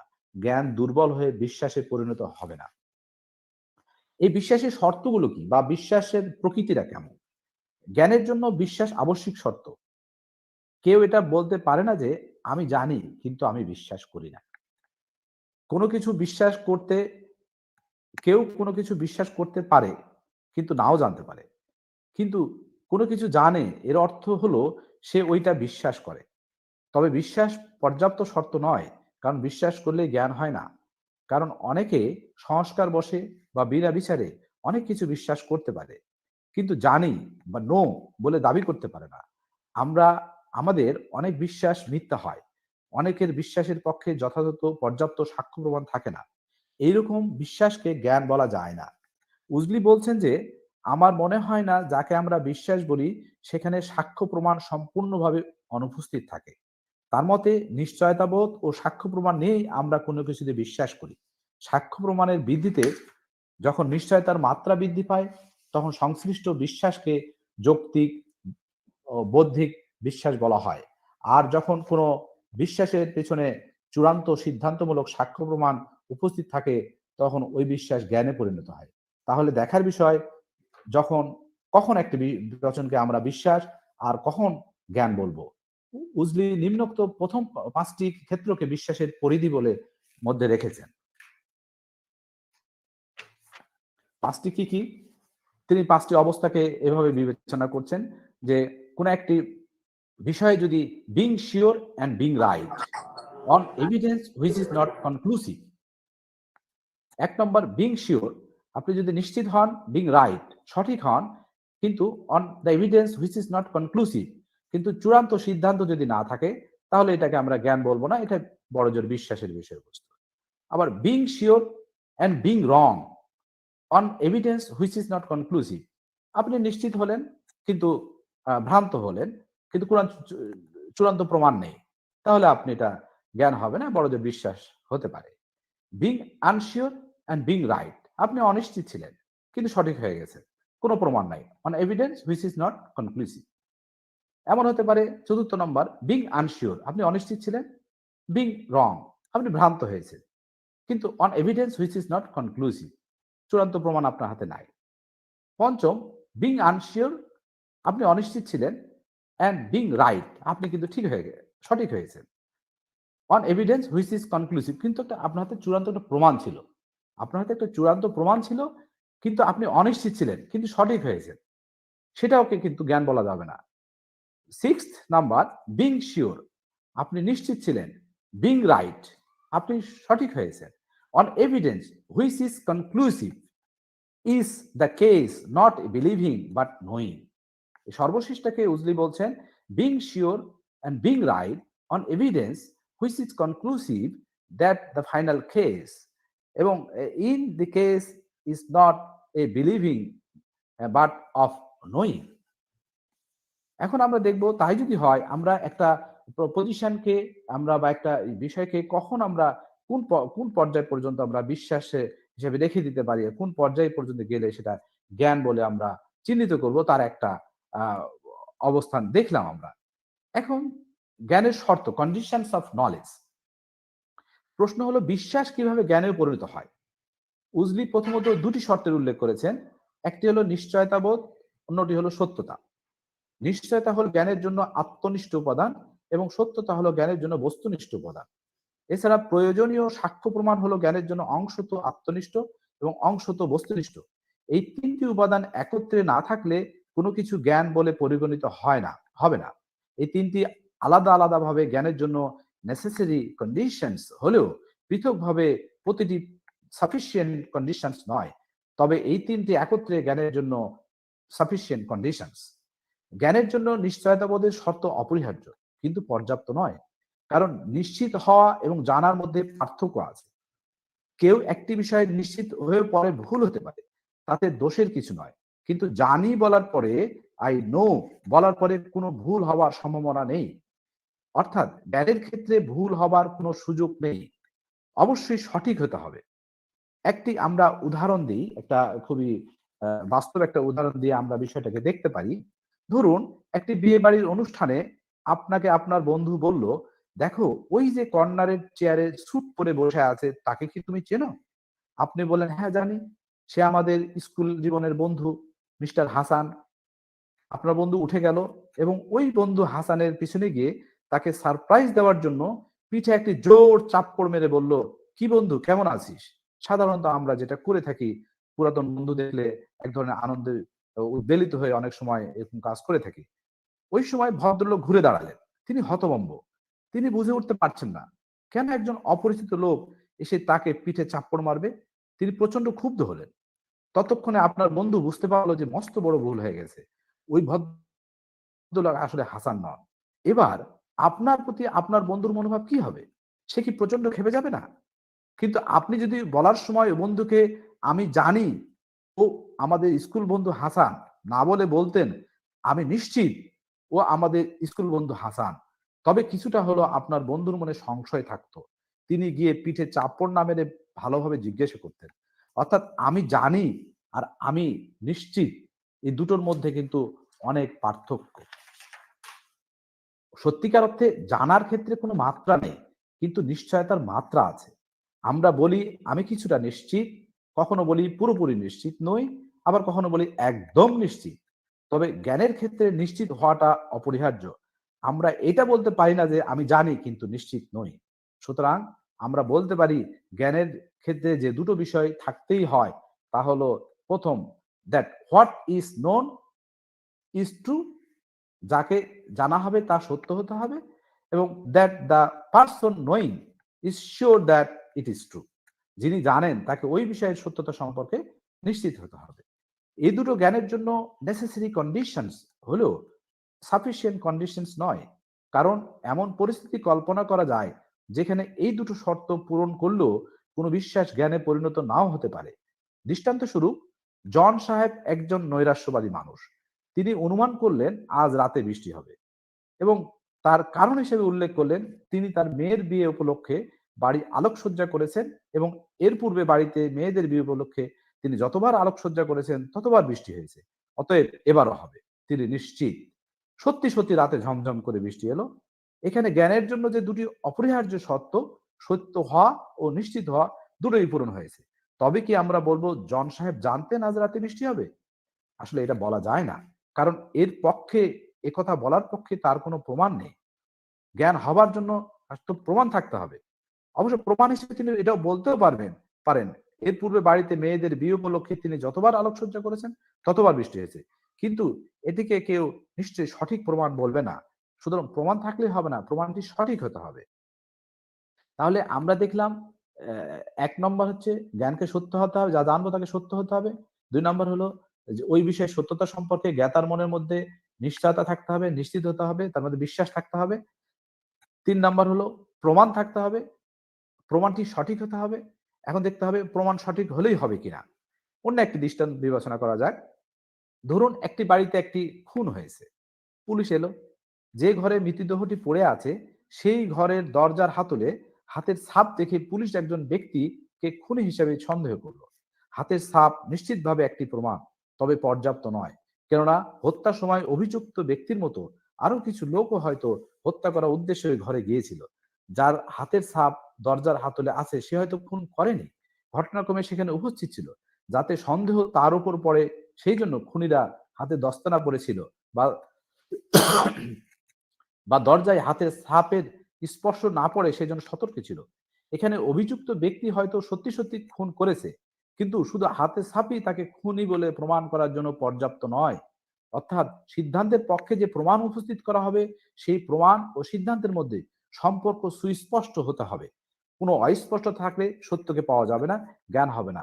তাহলে সংক্ষেপে জ্ঞানের অন্য শর্তগুলো হলো have evidence, be right about the evidence, এবং be right about the relation of the evidence to the conclusion. তাহলে উজবির মত অনুসারে জ্ঞানের সংজ্ঞায় বলা যায় যথাযথ সাক্ষ্য প্রমাণ বিশিষ্ট সত্য বিশ্বাসী জ্ঞান। অর্থাৎ একটি বচন পি কে জানা বলতে বোঝায় পি কে সত্য হতে হবে, পি এর সত্যতা সম্পর্কে জ্ঞাতার মনে নিশ্চিত ধারণা থাকতে হবে, পি এর সপক্ষে প্রমাণ থাকতে হবে, প্রমাণটি সঠিক হতে হবে, এবং পি এর পক্ষে সিদ্ধান্ত প্রমাণের মধ্যে সুস্পষ্ট সম্পর্ক থাকতে হবে। তাহলে দেখা যাচ্ছে কোনটি জ্ঞান এবং কোনটি বিশ্বাস তা পরীক্ষা করার দুটি উপায়। প্রথমটি হলো জ্ঞান ও বিশ্বাসের বিষয়ের সঙ্গে সম্পর্কযুক্ত। যদি বিশ্বাসটি মিথ্যা হয় তবে সেটি নিছকই বিশ্বাস, কিন্তু জ্ঞান নয়। যদি বিষয়টি সত্য হয় তবে বিশ্বাস হতে পারে, জ্ঞান হতে পারে। অর্থাৎ যাচাই অমীমাংসিত থেকে যাবে। দ্বিতীয়ত যাচাইকরণের সাথে সংশ্লিষ্ট ব্যক্তি সম্পৃক্ত। যদি ওই ব্যক্তি সিদ্ধান্তমূলক সাক্ষ্য প্রমাণে নিশ্চিত হয় তবে সেটি জ্ঞান। সুতরাং জ্ঞান ও বিশ্বাসকে কেবল মানসিক অবস্থা ভাবলে ভুল হবে। তারা অংশত মানসিক অবস্থা হলেও তাদের পার্থক্য অমানসিক। আবার যেহেতু জ্ঞান ও বিশ্বাসের বিষয় সত্য ও মিথ্যা হতে পারে, সেহেতু জ্ঞানের ও বিশ্বাসের পার্থক্য বস্তুনিষ্ঠ। যেহেতু জ্ঞান ও বিশ্বাসের কর্তা নিশ্চিত ও অনিশ্চিত হতে পারে, সেহেতু তারা মানসিক। তারা অংশত মানসিক, অংশত অমানসিক। এদের প্রতি কর্তার মনোভাবের ভিত্তি হতে পারে কনক্লুসিভ বা নন কনক্লুসিভ এভিডেন্স, এই তিনটি উপাদান অর্থাৎ নিশ্চয়তা বোধ আত্মনিষ্ঠ উপাদান, সত্যতা বস্তুনিষ্ঠ উপাদান এবং সিদ্ধান্তমূলক সাক্ষ্য প্রমাণ আংশিক আত্মনিষ্ঠ আংশিক বস্তুনিষ্ঠ, এই তিনটি একত্রে উপস্থিত থাকলে জ্ঞান বলে বিবেচিত হবে, একত্রে উপস্থিত না থাকলে বিশ্বাস বলে পরিগণিত হবে। আমরা এই পর্যন্ত এডি উজলির জ্ঞান এবং বিশ্বাস সম্পর্কিত তত্ত্ব আলোচনা করে দেখলাম। আমরা একটা বিষয় এখানে খেয়াল করব যে এডি উজলির সমসাময়িক আরেকজন দার্শনিক যে তিনিও দি প্রবলেম অফ গ্রন্থে জ্ঞানের জন্য যে শর্তগুলোর কথা বলছেন তা এইরকম যে জ্ঞাত বিষয়কে সত্য হতে হবে, জ্ঞাত বিষয়কে সম্পর্কে জ্ঞাতার মনে দৃঢ় আস্থা থাকতে হবে এবং সেই বিষয়ের পক্ষে সপক্ষে সাক্ষ্য প্রমাণ থাকতে হবে। এই প্রথম শর্তটি হলো সত্যতার শর্ত, দ্বিতীয় বিশ্বাসের শর্ত, তৃতীয়টি হলো যুক্ততা বা প্রামাণিক হওয়ার শর্ত। এবং এই তিনটির কোনো একটি অনুপস্থিতিতে জ্ঞান হবে না। এবং ইয়ারও মনে করেন উজলির মতো যে জ্ঞান কেবলমাত্র একটা মানসিক অবস্থা নয়, এটা অবজেক্টিভিটি তার মধ্যে আছে। সমকালীন দার্শনিক ইয়ার, উজলি, এমনকি সিজম প্রমুখ যে জ্ঞানের সংজ্ঞা দিয়েছেন সাধারণত যেভাবে প্রকাশ করা যায়, আমরা এই বিশেষ করে বিংশ শতাব্দীর যেসব দার্শনিকদের জ্ঞান তত্ত্ব নিয়ে আলোচনা করি তাদের যে জ্ঞানের সংজ্ঞা মোটা দাগে আমরা যদি সাধারণভাবে বলতে চাই তাহলে বলা যেতে পারে verified true belief is knowledge, এরকম একটা জিনিস যাচাইকৃত সত্য বিশ্বাসী হলো জ্ঞান। আমরা যখন কোন একটা বিশ্বাস সত্য হবে এবং যাচাই করণ সম্ভব হবে তখন সেটা জ্ঞানে পরিণত হবে বলে এইসব দার্শনিক ইয়ার, উজলি এবং চিজম মনে করেন।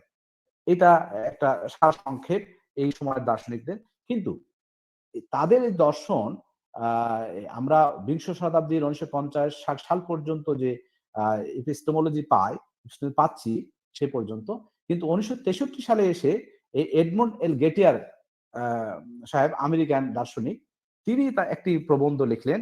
এটা সর্বজন বিদিত একটা প্রবন্ধ, is justified to believe knowledge. কোন একটি বিশ্বাস যদি যাচাইকৃত হয় সত্য বিশ্বাস, তাহলে কি জ্ঞানে পরিণত হবে? যেখানে তিনি দুটি তিনটি দৃষ্টান্ত দিয়েছেন, সেখানে তিনি সিজমের দৃষ্টান্ত নিয়েছেন, টেনে এনেছেন, বা ইয়ারকে টেনে এনেছেন। তাতে আমরা দেখি যে তিনি বলছেন যে যারা যে তাদেরকে চ্যালেঞ্জ করছেন এবং তিনি বলছেন যে সত্য, বিশ্বাস, যাচাই এই তিনটি শর্ত জ্ঞানের সংজ্ঞার জন্য পর্যাপ্ত নয়। তিনি দুটো উদাহরণ দিয়ে প্রমাণ করার চেষ্টা করেছেন যে একটি সত্য বিশ্বাস আবশ্যিক বা পর্যাপ্ত সাক্ষ্য প্রমাণের দ্বারা যাচাইকৃত হয়েও মিথ্যা হতে পারে। অর্থাৎ দেখা যাচ্ছে যে আমরা জ্ঞান এবং বিশ্বাস সম্পর্কে এতক্ষণ পর্যন্ত যে আলোচনা করলাম, জ্ঞান এবং বিশ্বাস সম্পর্কে আমরা এতক্ষণ পর্যন্ত যে আলোচনা করলাম, তাদের সর্বশেষ এডমন্ড এল গেটিয়ারের যে আপত্তি, অবজেকশন, সেটা এখানে আলোচনায় আমি আর না করি। শেষ অংশটুকুতে তিনি আপত্তি করছেন চিজম, ইয়ার, উজলি এরা যারা verified true believe is knowledge বলছেন, তাদেরকে করে তিনি বলছেন যে না, তারা যে তত্ত্ব দিয়েছেন যে কোনো একটা জিনিস সত্য বিশ্বাস পরীক্ষা নিরীক্ষার পরও দেখা যাচ্ছে সেটা মিথ্যা হয়ে যেতে পারে। এটা একটা আপত্তি এই বিংশ শতাব্দীর এসব দার্শনিকের জ্ঞান তত্ত্বের বা জ্ঞান সম্পর্কিত তত্ত্বে। এই আপত্তি থাকলেও আমরা আজকের এই ওয়েবিনারের যে অবজেক্টিভস ছিল, সেই অবজেক্টিভস গুলো নিশ্চিতভাবে আমরা এই তত্ত্বগুলোর ভিতর দিয়ে এক ধরনের আমরা যারা শিক্ষার্থী, গবেষক, শিক্ষার্থী আছি তাদের মধ্যে এক ধরনের সক্ষমতা বৃদ্ধির একটা প্রয়াস নেওয়া হয়েছে এই সমস্ত সেমিনার ভিতর দিয়ে। এবং আমরা দর্শনের যারা ছাত্র এবং শিক্ষক আছি তারা প্রায় একটা প্রশ্নের সম্মুখীন হই যে দর্শন মানব জীবনের কি কাজে লাগে, দর্শন পড়ে আমার কি হবে এবং দর্শনে প্রায়োগিক কি দিক আছে। আমরা এই এপিস্টেমোলজি যদি চর্চা করি, আমরা যদি এপিস্টেমোলজিকে ভালো করে বুঝতে চেষ্টা করি, তাহলে দেখব যে এপিস্টেমোলজি পুরোটাই অ্যাপ্লাইড ফিলসফি।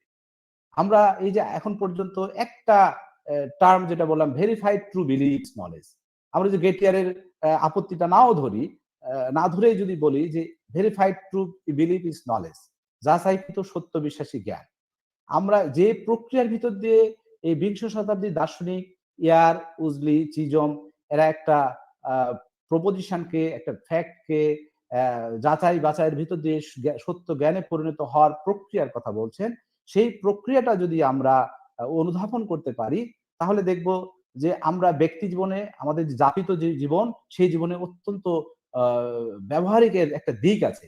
আমাদের যে কোনো জায়গায় সমস্যা সংকট চিহ্নিত করা এবং সেই সংকট থেকে উত্তরণের উপায় বের করার জন্য এই দর্শন কাজে লাগবে বলে আমি ব্যক্তিগতভাবে মনে করি। আমি আমার এই বক্তব্য এখানে শেষ করছি। আপনাদেরকে সবাইকে অসংখ্য ধন্যবাদ। ধন্যবাদ আরিফুল স্যারকে। খুব সুন্দরভাবে উনি বললেন জ্ঞান ও বিশ্বাস সম্পর্কে। অসংখ্য ধন্যবাদ আপনাকে, আপনার সুন্দর জ্ঞান আমাদের সবার সাথে পরিবেশন করার জন্য। এবং স্যারের বক্তব্যের পর জ্ঞান এবং বিশ্বাস সম্পর্কে যে সূক্ষ্ম পার্থক্য আমরা সবাই করতে পারবো। এবং এই মুহূর্তে যদি কারো কোনো প্রশ্ন থাকে আপনারা স্ক্রিনে লিখতে পারেন, সেটা আমরা স্যারকে জানাবো যদি কারো কোনো প্রশ্ন থাকে।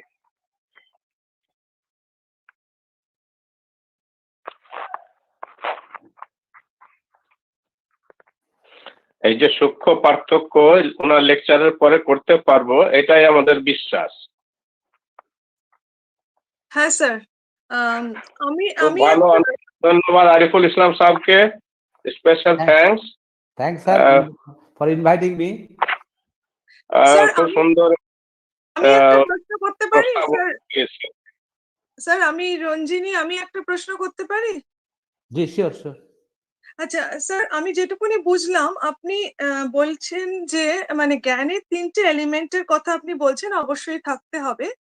3 elements should be there in the concept of knowledge. আপনি বলছেন সত্যতা বা ট্রুথ, সার্টেনটি বা নিশ্চিত, আর sure that it is true, মানে সার্টেন হওয়ার জন্য জাস্টিফাইড রিজনস, মানে সার্টেন হওয়ার জন্যও সেটাকে মানে সার্টেনটিটাকেও ট্রু সার্টেনটি হতে হবে। আচ্ছা, আমি যদি তাহলে এইভাবে ভাবলে সার্কুলারিটি এসে যাচ্ছে না স্যার? মানে ট্রু নলেজ জানার জন্য আমাকে আবার ট্রু প্রমাণ কি সেটা আমাকে জানতে হচ্ছে। তাহলে এটা আমার জাস্ট আপনার কাছে ক্লারিফিকেশন, কোথাও কি একটা কি সার্কুলারিটি এসে যাচ্ছে? সরি, প্রশ্নটা আমি বুঝতে পারিনি, আরেকবার যদি করেন। হ্যাঁ, আপনি বললেন যে জ্ঞানের ভেতরে 3টে এলিমেন্ট থাকতে হবে, 3 elements। একটা হচ্ছে ট্রুথ বা সেটাকে সত্য হতে হবে, একটা হচ্ছে সার্টেনটি, সেটাকে নিশ্চিত হতে হবে, আর আরেকটা আপনি বললেন যে তার পেছনে নিশ্চিত হওয়ার জন্য প্রমাণ থাকতে হবে, মানে সেটা নিশ্চিত সেই বিষয়ে শিওর হতে হবে, মানে দেয়ার শুড বি ট্রু প্রমাণাস বিহাইন্ড দিস সার্টেনটি। কিন্তু আমি যদি এইভাবে বলি, মানে মানে প্রথমেও আমি ট্রুথের কথা বললাম, জ্ঞানটাকে ট্রু হতে হবে, আবার আমি ট্রু প্রমাণের কথা বলছি, তাহলে কোথাও একটা সার্কুলারিটি এসে যাচ্ছে নাকি? আমার এটাই প্রশ্ন। নিশ্চয়তা, সার্টেনিটিটা হলো সাবজেক্টিভ বিষয়। সার্টেনিটিটা সাবজেক্টিভ বিষয়। আমরা বলতে পারি না যে আমি জানি কিন্তু আমি নিশ্চিত নই। কোন একটা বিষয় সম্পর্কে সত্য হতে হবে আমরা জানি সবাই, কিন্তু নিশ্চয়তা সাবজেক্টিভ বিষয়, অবজেক্টিভ বিষয় না। আর এভিডেন্সের কথা যেটা বলা হয়েছে, সেই এভিডেন্সটা হলো সাক্ষ্য প্রমাণ। এটা আপনার পার্শিয়ালি সাবজেক্টিভ, পার্শিয়ালি অবজেক্টিভ। এটা অন্য দিক থেকে আসবে। আপনি ভেরিফিকেশন যখন করবেন, ভেরিফাই করবেন, তখন সেটা ঐতিহাসিক দলিল পত্র, যেমন ঐতিহাসিক দলিল বা এগুলোর মাধ্যমে আপনি সে ভেরিফাই করতে পারবেন। আমরা যদি উজলিকে দেখি, তাহলে আপনার অন্যান্য সাক্ষ্য প্রমাণ এখানে আসতে পারে, এভিডেন্স আসতে পারে। সেই এভিডেন্স গুলো দিয়ে আমরা এই দুটি সত্য, সার্টিনিটি আর বিং শিওর আর ট্রুথফুলনেস, এই দুটো শর্ত তো আছেই। এর সাথে অতিরিক্ত শর্ত হিসেবে আসবে ভেরিফিকেশনের জন্য এভিডেন্স, সাক্ষ্য প্রমাণ। আপনি যে একটা প্রপোজিশনকে সত্য, একটা আদালতে কি হয়, একটা আদালতে একজন বিচারক যখন বিচার করেন, তখন তাকে কিন্তু যখন শুনানি হয়, তখন তাকে বুঝতে হয় যে ঠিক আছে, আমি যে পক্ষে বিপক্ষে যারা বক্তব্য উপস্থাপন করছে, উকিল সাহেবরা, তো এর মধ্যে দিয়ে তিনি সত্যকে খোঁজার একটা প্রয়াস নেন, সত্যটা কোনটা। তখন একবার মনে হয় এটা সত্য, আরেকবার মনে হয় এটা সত্য। তখন একটা পর্যায়ে তার মধ্যে একটা নিশ্চিত একটা ভাব আসে যে এই পি প্রপোজিশনটা, এই পি এটাই হলো সত্য হয়তো হবে। কিন্তু যতক্ষণ না পর্যন্ত ওটার পক্ষে তিনি কোনো এভিডেন্স পাচ্ছেন ততক্ষণ পর্যন্ত কিন্তু তিনি এটাকে বলছেন না পি সত্য বচন। তো এভিডেন্সটা হলো অন্য জায়গা থেকে আসবে, অন্য জায়গায় প্রমাণটা হলে এই সার্টেনিটির মধ্যে এটা না, প্রমাণটা বাইরে থেকে আসবে। Thank you. আমি কি বোঝাতে পারলাম? হ্যাঁ sir. Thank you. Okay sir, thank you sir, thank you. স্ক্রিনে তো এখনো কোনো প্রশ্ন আর নেই, কোনো প্রশ্ন আসেনি। শুভ্রাদি, থ্যাংক ইউ স্যার, অসংখ্য ধন্যবাদ আপনাকে। শুভ্রাদি, আমি বলবো? হ্যাঁ বলো। Good evening once again to all the distinguished faculty members and students present in this webinar. I am now going to introduce Dr. Ravi Medankar, another illustrious speaker to today's webinar. Dr. Medankar is presently International President of World Buddhist Mission with the headquarters at Kobe, Japan, and is also a visiting professor of VIT University, Chennai since 2014. Dr. Medankar did his BA, MA, and PhD from Magadha University, Bodh Gaya, India, specializing in ancient Indian and Asian studies.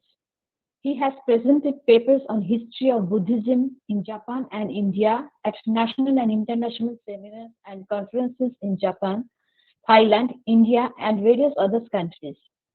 Sir, you are now requested to address this August gathering. Hello, sir. Okay, so Hello. good evening, everybody. Good evening, everybody. And Good first evening, of sir. all, first of all, I will naman to my great teacher who is truly present, Dr. Mahesh Sharanji. He has joined this meeting. I'm very thankful to him, and I'm grateful to him that he has joined this meeting now. And thank you all for giving me a chance to present myself a few words today at this great webinar. And my great number to Sangha, some members of Sangha I can see, and the president of the day, the organizer of the day, scholars, dignitaries of the dais and on the dais, online and offline, all Dhamma brothers and all living beings. Here, today we have gathered to know the theory of truth. Theories are always theory, but what is practically is different. What is written in the theory is quite different when we go on the practical side of view. But to tell the truth, I myself not know what is truth and what is false. However, we can see the theories forwarded by the Gautam, the Buddha. We pray the Buddha in the following words: Iti piso bhagava araham samma sambuddho vidya charana sampanno sugato lokavidu anuttaro purisha dhamma sarathi satta deva manushyanam buddho bhagava.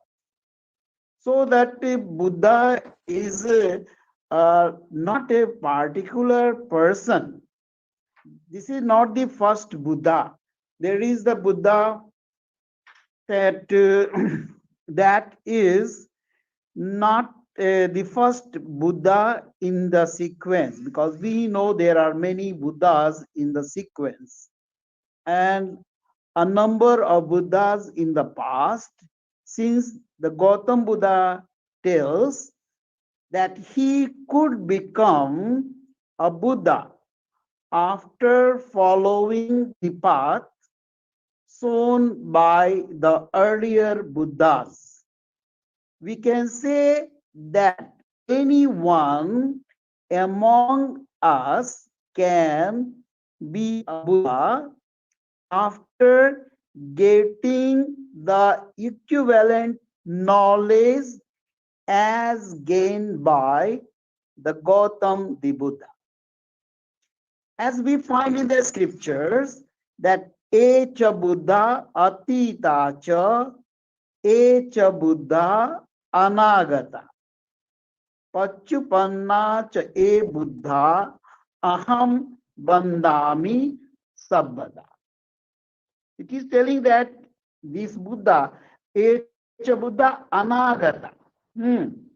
And so that is the Buddhas are going to come. And the Buddhas Atita in the past. So we have the Buddha in the past. And there are some Buddhas in the present which we cannot find exactly what is the reality, what is the truth. So we are discussing here what is the reality. So unless we have not the knowledge of that level, we cannot know what is the truth and who is Buddha and who is not Buddha. So I think there is a gentleman, his name, the Dr. Thich Nhat Hanh, has just left this world for heavenly abode. I think he has gone to the Buddha's world.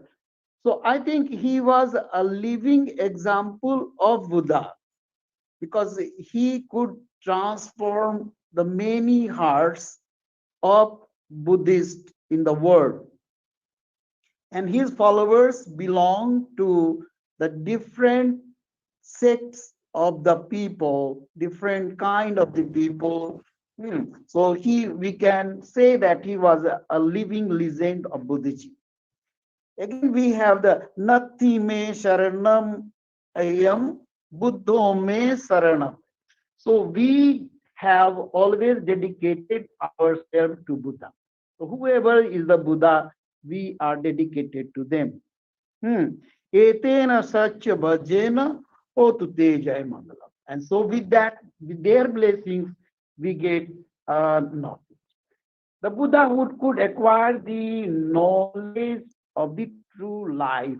What is the truth of the life? When we visit the Bodh Gaya, we find a tree, banyan trees, under whom all the Buddhas had sat, and under that they got a knowledge. And the Gautam the Buddha also gets a seat there, and he gets a knowledge. But after getting the knowledge, what happens? He's thinking, oh, what I got a knowledge, how I can explain to the people, because people will not believe what I have gained.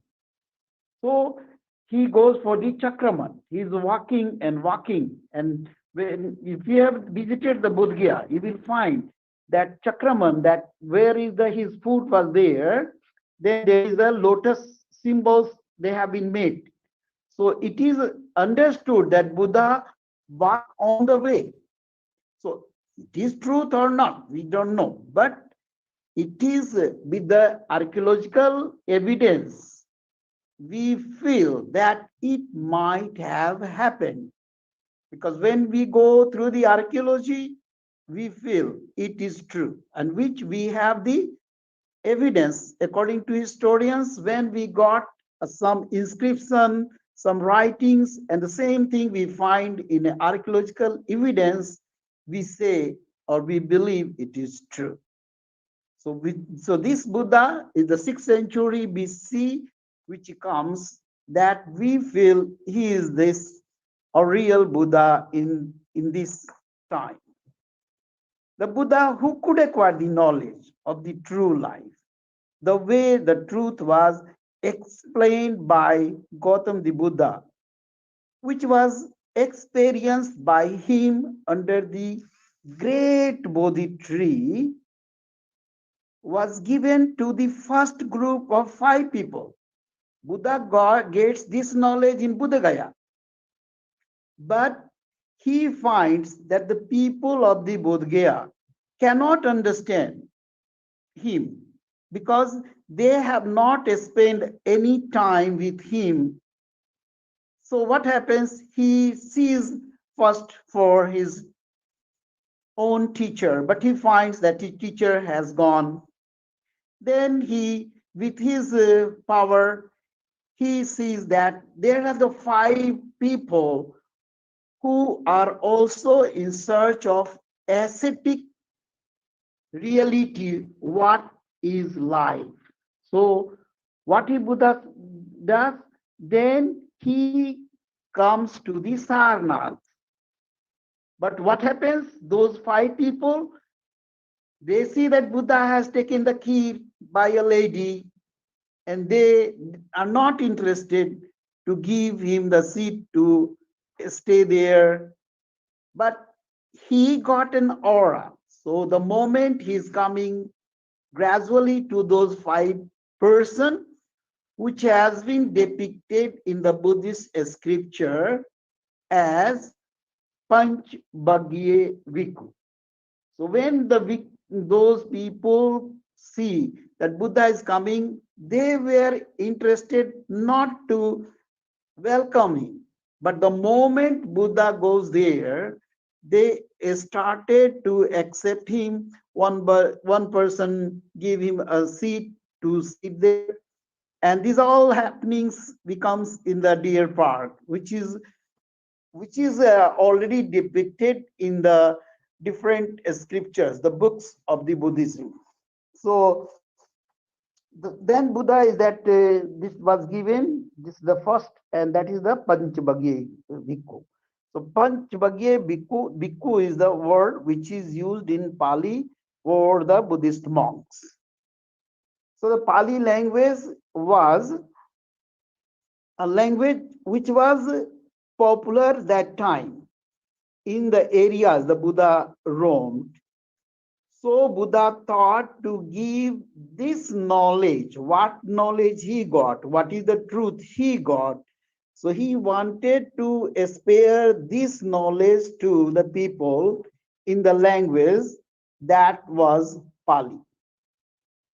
So almost we are getting that. And in the Pali language, we say that Char Arya Sach. Char is the 4, and Arya Sach is the Arya Satya, what we say in the Hindi.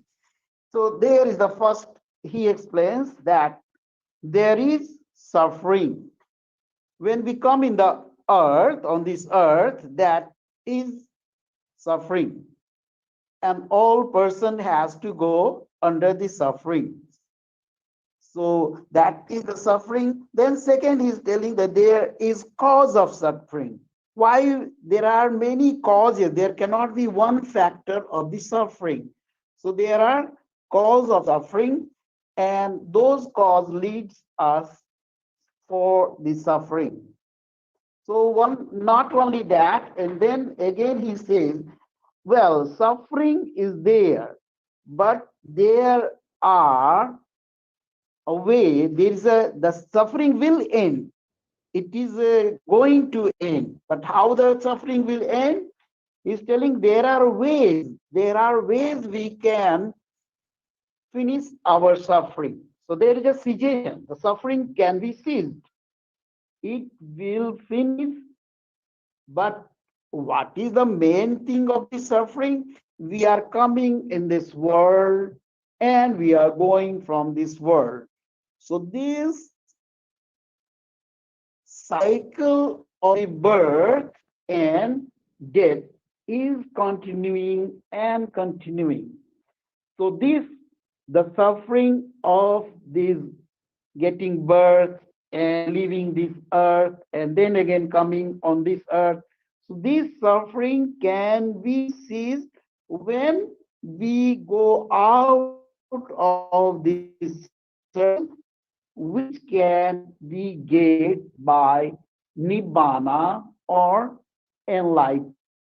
So that is the whole theory of Buddhism, is that it is the Chari Arya Shat.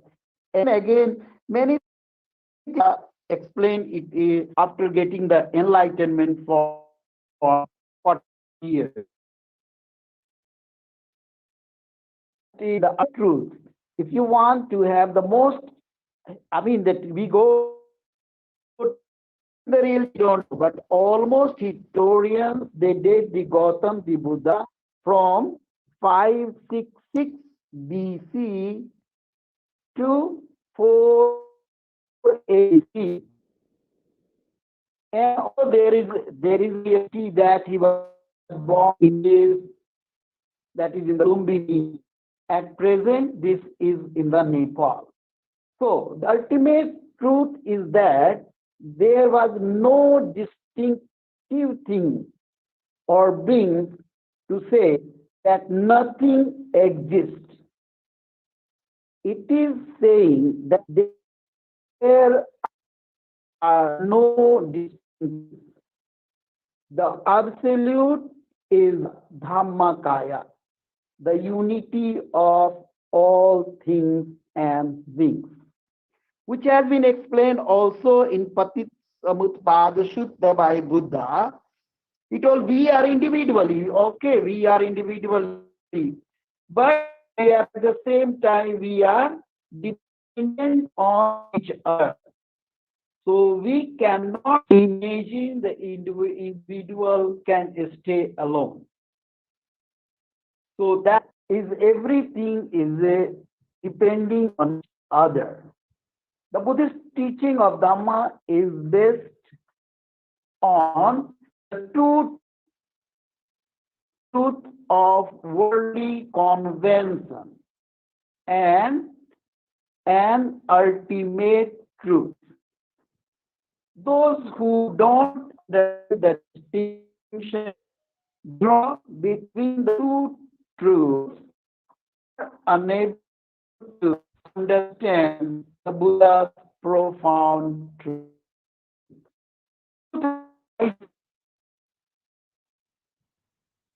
The truth that multitude within nature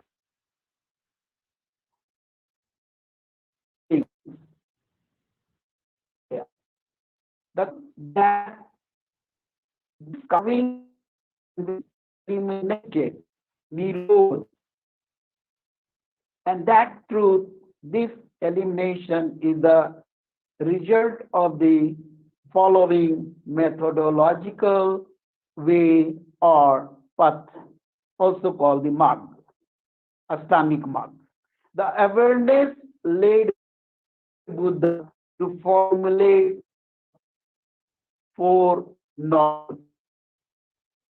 So Gautam the Buddha appears in the history of Buddhism, and there is when this baby Siddhartha, who is going to be ruler of the spiritual world, and to some of the prophets, the future comes to the Buddha's house, and his father is and father that his son should adopt an ascetic life. So all the fashions, all that luxury given to he not get much with the suffering. But who knows? It comes out one day and he sees that how the people are growing, how a baby becomes the young, and the young becomes the sick, and then they get the old, and ultimately they get the death. So these were the real facts from which the Gautam Buddha was kept aloof by his father. But that we cannot stop him under that wall. And ultimately, the Buddha leaf comes to Buddha by roaming different places in the Rajgir and many, many places he visits in the search of truth. So what is the truth? After even what happens, he not taking the food, and the whole body becomes like a skeleton. And his one statue has been given in that when we go to the temples. we find that how his creatures was, but when he takes the spice, what we say in the key, and then he realized that we need food also to survive. If my body is not surviving, even I cannot talk to you. What I am talking today in front of you, without food, without the power, we cannot. So that is also reality. So Buddha got that reality also, which he gave in the Madhya Marg, middle way of living. So this is very important to keep our body to survive. If we are not surviving, we cannot do anything, and even we cannot talk to you what we are doing in front of you. So that is also one side of the truth. The truth of misery is very important, and the Gautam, not only Gautam the Buddha, if you come to the 20th century in America, now you know America, 3 crores of people have adopted Buddhism as their faith, and so this credit goes to the American beat writers, and the Elegy's work and other writers are there. So Elegy's work is very much interested in Buddhism and also visits the India, and he was very much excited with the harmoniums, which we find a very popular instrument in India. And he sings a song on dukkha publicly in America. So you can find many his videos and CDs available on the YouTube, and so you Google search and you can find. So that he also using this word dukkha and dukkha and dukkha. So it's a very popular word, dukkha. And so that is the reality of the life. The dukkha is one of the reality of life.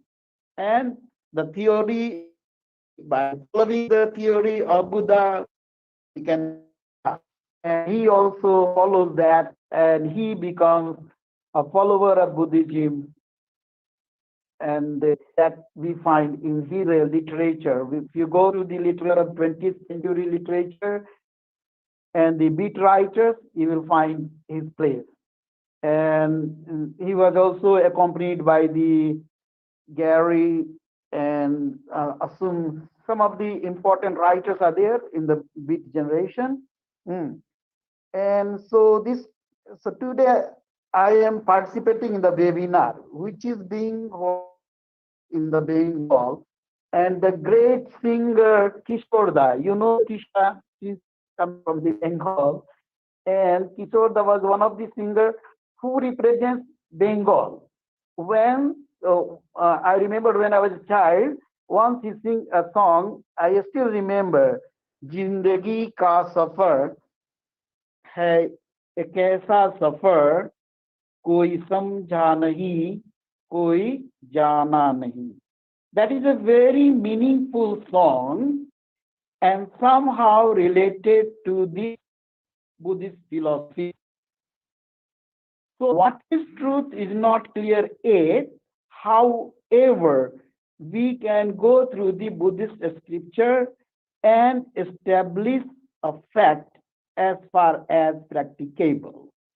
A number of theories about truth were deciphered by Gautam the Buddha, which is visible in Buddhist scripture, mainly called Tripitaka, the collection of teaching of Buddha in 3 very truth which were explored by Buddha, the Bodhisattva, and which is now here, the of India, and this was presented to the Union of the Five. I already explained to you. Then it telling in these words, Buddha comes forward to explain dukkha. Jati pi dukkha, jara pi dukkha, vyadhi pi dukkha, maranam pi dukkha, animehi sampayoga dukkha, piyehi vipayoga dukkha, dhamma pichana labati tamadi dukkham sahi gattena panchupandakya dukkha. Idam ko bhikkave dukkha samudaya arya sachan idam tanha panova vikananandirag sangarat tatra minandi seriodam. So this is telling that jatapi dukkha, when we get a birth, that is itself a dukkha. Jarapi dukkha, and when we become an old, also is a dukkha. So dukkha is a reality of the life, because whenever we are here, we get the essence of dukkha. And what is the main thing? That dukkha comes from where? The kamatanha, bhavatanha, vibhavatanaha. So these, Buddha explains that this is the under the four noble truths. To take a birth is itself a suffering. And I told you the old, when we become old, we become sick. So they are all, and the death is also under the dukkha. Apart from this, when we come across the people to whom we dislike is also dukkha. The person we love and get separation is also dukkha. To come across the desire is also dukkha. In a short, panch upada skan is the very root of dukkha. And this is the noble truth, the desire to take birth. So many times it is itself the great cause of suffering, and one should try to come out from this desire.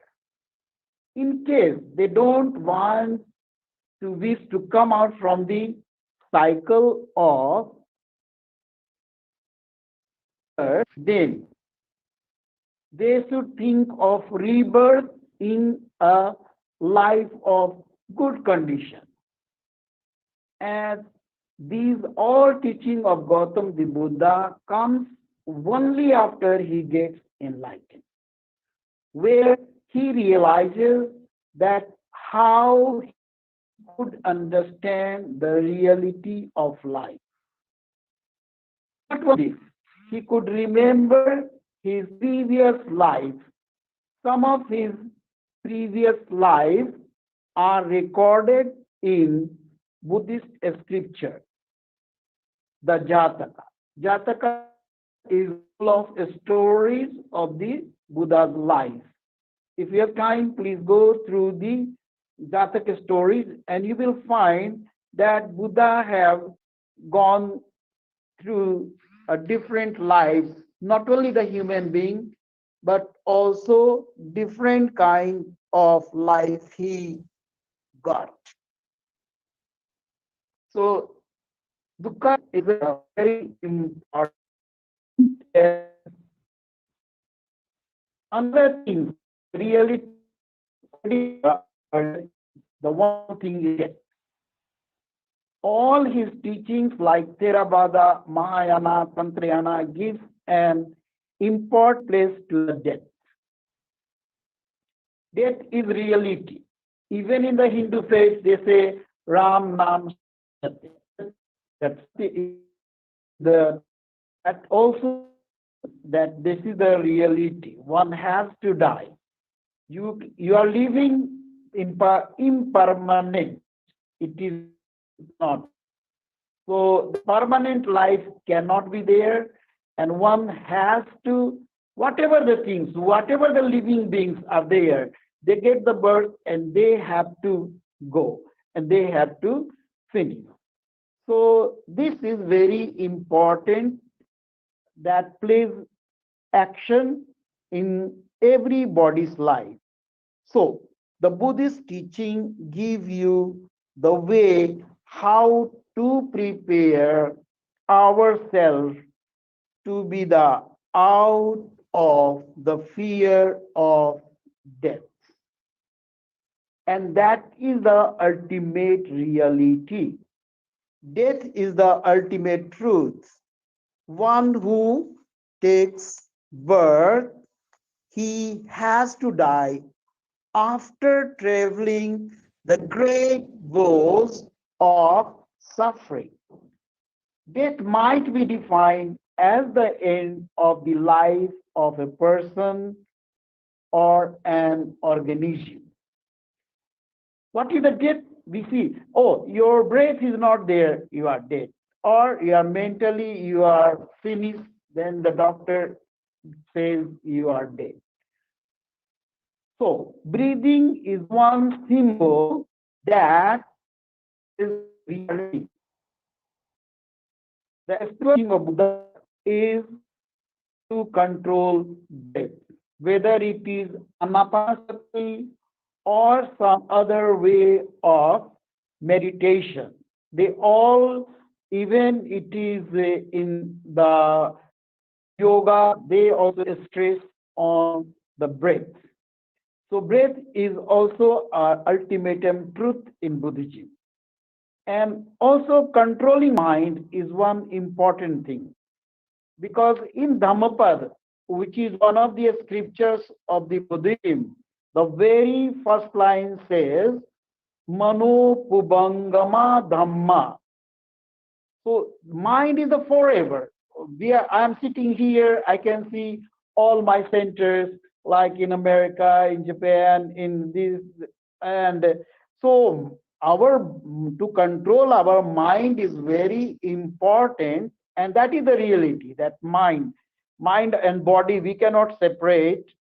So mind, because we have the body, there is a mind, and the mind, because so this is important, and the body needs, it is a living body, so you need the air. So if you inhale and exhale, that is the air. Now you come to the science also, that is English dictionary, you find respiration. Respiration means again and again. So the one is the inspiration, expiration, inspiration and expiration. So this is your respiration.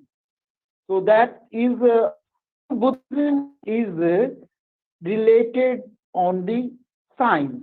So whatever the fact is given, that is on the scientific way. So that is the Buddha's great teaching of the, what you say, the Trishra and the Panchashil. They are all very important to mentally make you strong. We go to the Trisharan like Buddham and Brahman and Sangha. So these three things we get about that three things, Buddha, Dhamma and Sangha. And apart from this, we have the Panchasila. That Panchasila is say that the Panati Pata Veramani Shikha Padam Samadhyami. So this is, we should not think the killing of anybody. What then if you kill someone, it is death.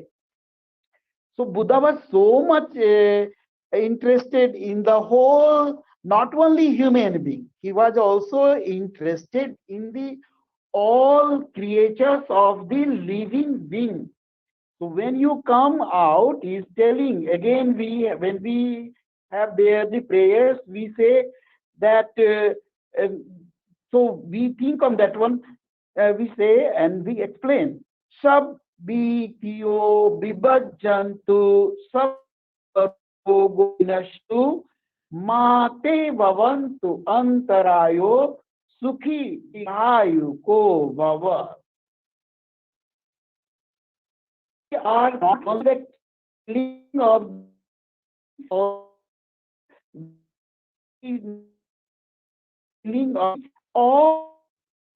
and which we so in the religion also we got a sense of the general religion.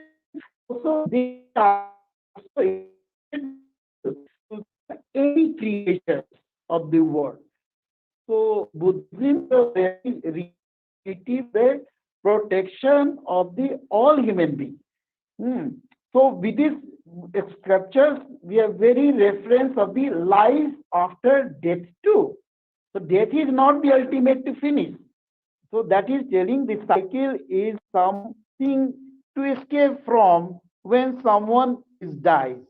Their energy passes into another form. Again, the science is telling, when you come to the science, because I told you Buddhism is based on the science. So when you come to the science, only the form things. Now I am speaking here and you are listening. This is also the transformation of energy. From my side, when I am giving this voice energy, is going to you through the different circles, through the light and through this sound, and then you are able to see me in your computers or in your mobile. And that is also the transformation of energy. Because when you come to this science, you will find there is a two kind of energy. One is the kinetic energy and one is the potential energy. And these two energy can the kinetic energy transfers in the potential energy. Again, potential energy comes in the kinetic energy. So this circle is going on. So you are able to see me, even you are sitting very far from me. So this is very important. And so this is the real phenomena. What is true that we are living and we are talking to each other. That is the truth. And what is not, we cannot say what happened or what not happened. That is, we can say that not true. But what is true is very important. And you know, one of these great scholar of Buddhism, which I explained you in early, that legend, living Buddha legend, which is Thich Nhat Hanh, who just left this world the last week. I feel he was also a Buddha, because he was a part of the Buddha, because his all teachings were, or we can take him as a Bodhisattva also. So what happens, he was so much interested in the peace. So there was a fighting in Vietnam, you know, everybody. And then there is Americans and fighting with him. And he was against the war. So he was exiled from Vietnam. So he goes to other European countries and he created a plum village, you know, for that teaching of Buddhism and also for the teaching of different Jain art and the Mahayana. Because he was of a long time war in the Vietnam. He wanted to have a peace, and he also lived in America and different countries he lived. I tell his lead of Buddhism in theory. And he was so that the Buddha, because Buddha may Nibbana come to him, and I'm sure he got the Nibbana. And one very important information I will give you, that if the president of America, he was so much excited, he was recorded for Nobel Prize, and he could get the Nobel Prize. So that is the reality which we are seeing at. So that's very important. So this is the birthplace in Vietnam. And when you see that we can control our mind, he, after 92, he comes back to he thinks that he should go to his own, and he comes back to way where he could leave his last breath and his own where he set up his monastery at the last. So he founder of the Plum Village retreat center. So there are many important aspects and there are many beliefs in that. He also believed in the Buddhist theory of the karma, and he tells a very important thing is when he comes to die, to don't be for me, because I'm coming quickly back to you. The moment I'm coming back to you, if you cry, I will also cry with you. If you will be happy, I will be happy with you. Because I'm going out, I will just transform my. So I am always with you and I will be with you. So we as a Buddhist follower, we that he has already got his birth, he will get his birth, and he will join him in the propagation of Buddha. This is one of the important for that he explained in many times about the karma. And Dalai Lama also gives about the theory of the karma. And maybe Dalai Lama in the next birth, in the coming birth, he will be a woman. Sometimes in his speech, he's telling that he will transform to be a woman when he is coming in the next life. So these are all very funny, but the truth, because when you get after the death, you're getting a birth, unless you have left your desire not to come in this world. So the belief in the karma. Karma is an intentional action. Through good actions such as ethical conduct and by the developing concentration and wisdom. The Buddhist hope to enlighten or to ensure to a better life in future birth. So the birth and death, we can finish ourselves. So it is in our hand. But the good action are very important for us. With the good action, we can be a good human being and we can have a society based on that is the no social status, a single people, there's no caste, no creed, no bondage of that civilization, no good, no bad, no black, no white, and that will be only done by the 8 path 4 given by the Buddha, like that right speech, right livelihood, and right concentration. The good action will result in a better rebirth, while bad action will have the opposite effect. You know that every action has its reaction.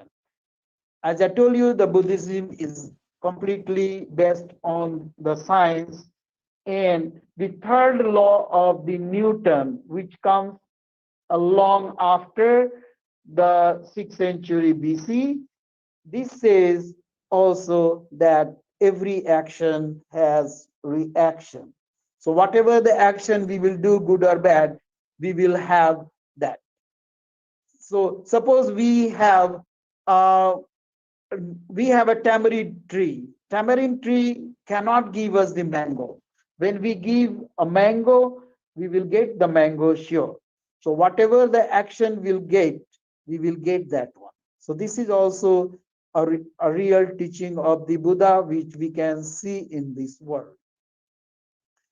And whatever, it is also told in the different places by Buddha that whatever we will think, we will be in that direction. If we want to be a good man, we can be a good man. If we want to be bad man, also we can be a bad man.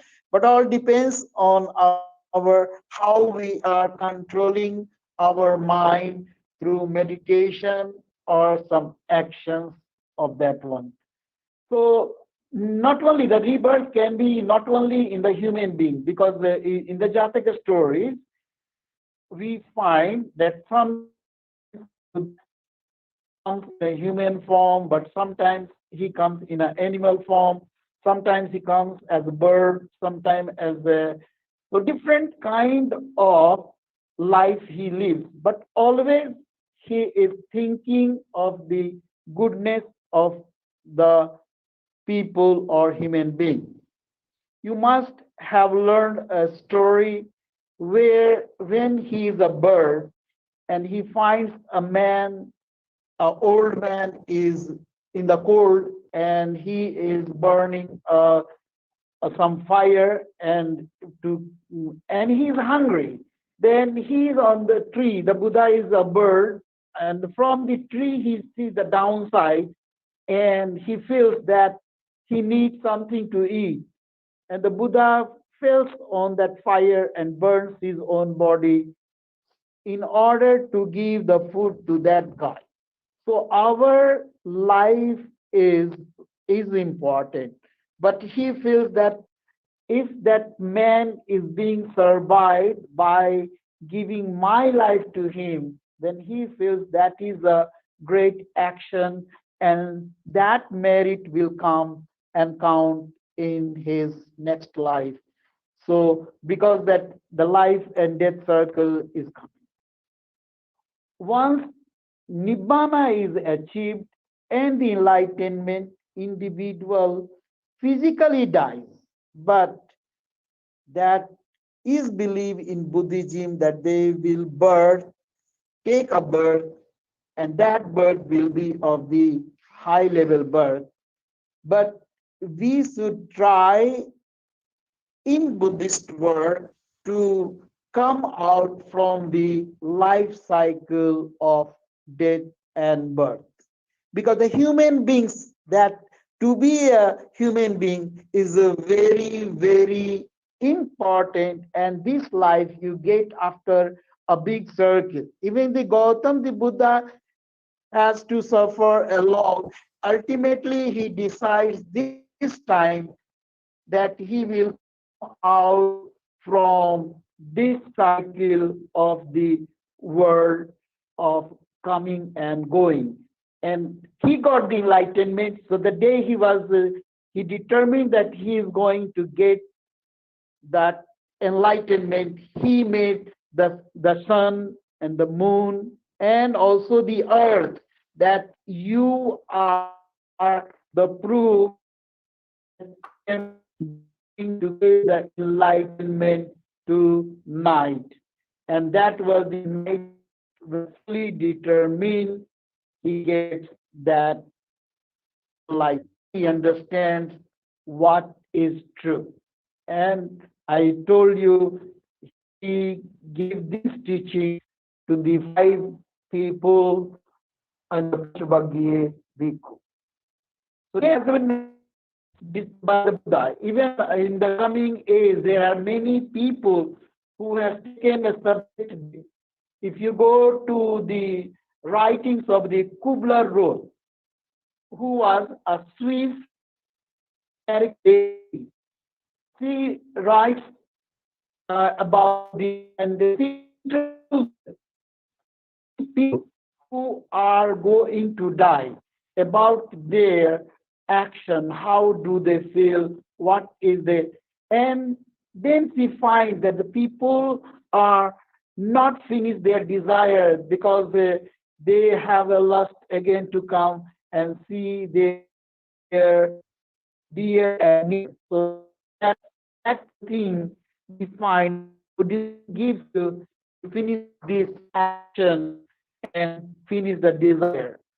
So, and not only that, if you come to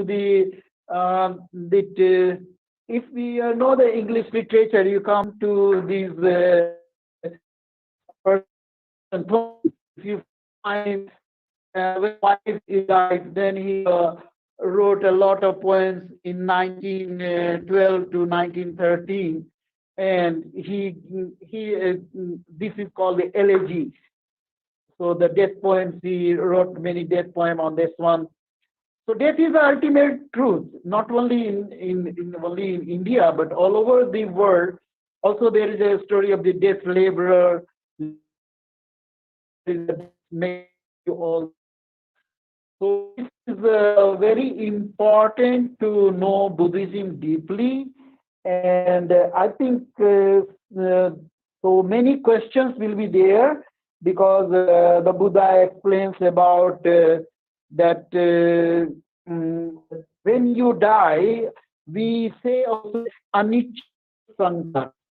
So this is not desire or anicca sankhara. And also that Buddha explains about anatta. Anatta is the Buddhist belief that there is no permanent self or soul, because there is no unchanging permanent existence or soul. Because Buddhists at times talk about energy being reborn than soul.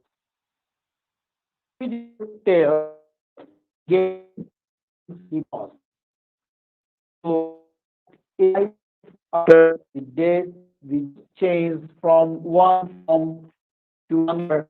And that Thich Nhat Hanh also explains in a very nice way that you see the cloud is there, but that cloud is not the cloud, because the cloud, when you are in, it becomes the water. And water you put in the fridge. If you pour and that water in the hot becomes the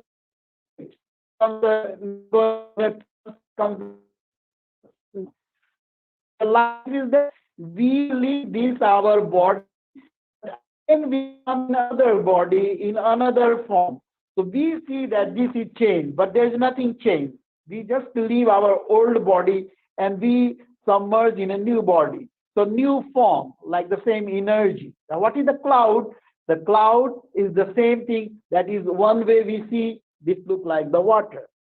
When we see the water, when we boil the water, it becomes evaporate. When we put in the freeze or we put in the some minus 4 degrees centigrade, it becomes the ice. So only the physical form changes, but that is there. So life is there, life after is there. So this is all the 4 Arya Sach explained by Buddha, and he gave you in the Ashtangic mark and the Panchashil Tirishalan to make a good and better life, so that you can be a good human being like that other things. So that's the only thing. I will close my lecture now, because this is the time. And if you have some questions, you can send me through the organizers, or you can talk here. So thank you, Namo Buddhaya. And my teacher is there, Dr. Mahesh Sharan. And so naman to him. I'm very glad and very happy, very fortunate that my living teacher, the true teacher, is in front of me. So the Buddha is there or not, but my teacher is here. That is the reality. And that I naman to him and all the organizers and everybody, good wishes. Sabitiyo abhivajjantu sabbarogo vinashatu mate bhavantu antarayo sukhi digayuko bhava abhivadana silasya niccang buddha pachayano chattaro dhamma baddhanti ayubano sukhan balang. Every being of the world should be happy and prosperity with a long life and beautiful life. Sadhu, sadhu, sadhu. Thank you. Thank you, Bantaji. Thank you. Arigato gozaimasu, Sensei. Domo, arigato gozaimasu. Arigato, Bhante. Arigato. And anybody has question? Sitsumon ga arimasu ka? Yeah, I have one question. You Yes. say about Thich Nhat Hanh, Vietnamese and Buddhist monk.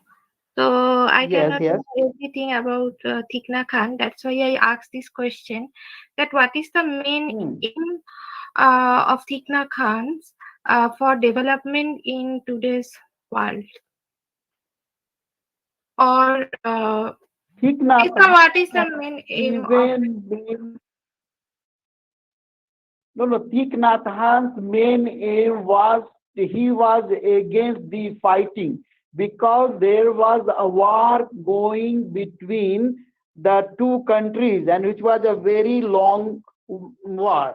And he was against the war because he was, that's why he started a campaign that the war should be finished in the Vietnam by negotiations. So the country people was a group of people were not interested in him, and so the ruler of that country, he was exiled from the country.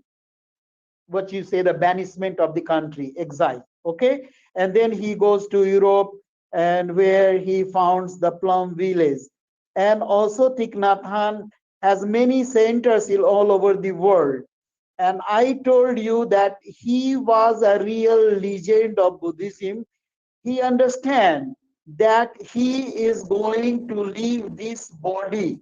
So in 1992, he decided to come back to his own place where he born, and that is a place called Hue. It is in Vietnam, where he recently, just 1 week before, he take his last breath. So he decided, because death is ultimate truth, whether you are Hindu, whether you are Muslim, where you are any religion, death is there. That is in the science also says, whatever the animal is there, even the protozoa has to die, even the big dinosaur or anyone, big animals, they have to die. And Buddhism accepts this as a reality, as the science, that death is the ultimate truth. And so Thich Nhat Hanh Sensei also comes back to his Hue, where he gets the birth. And he also established a center there. So before he gives up his life, he stayed there and he enjoyed the life. He says that the life is full of happiness. And Dalai Lama is also telling that the life is full of, and that you cannot buy, you cannot go in a shop and you buy some happiness. Give me 1 kilo of the happiness and I pay you $100, $200. Understand?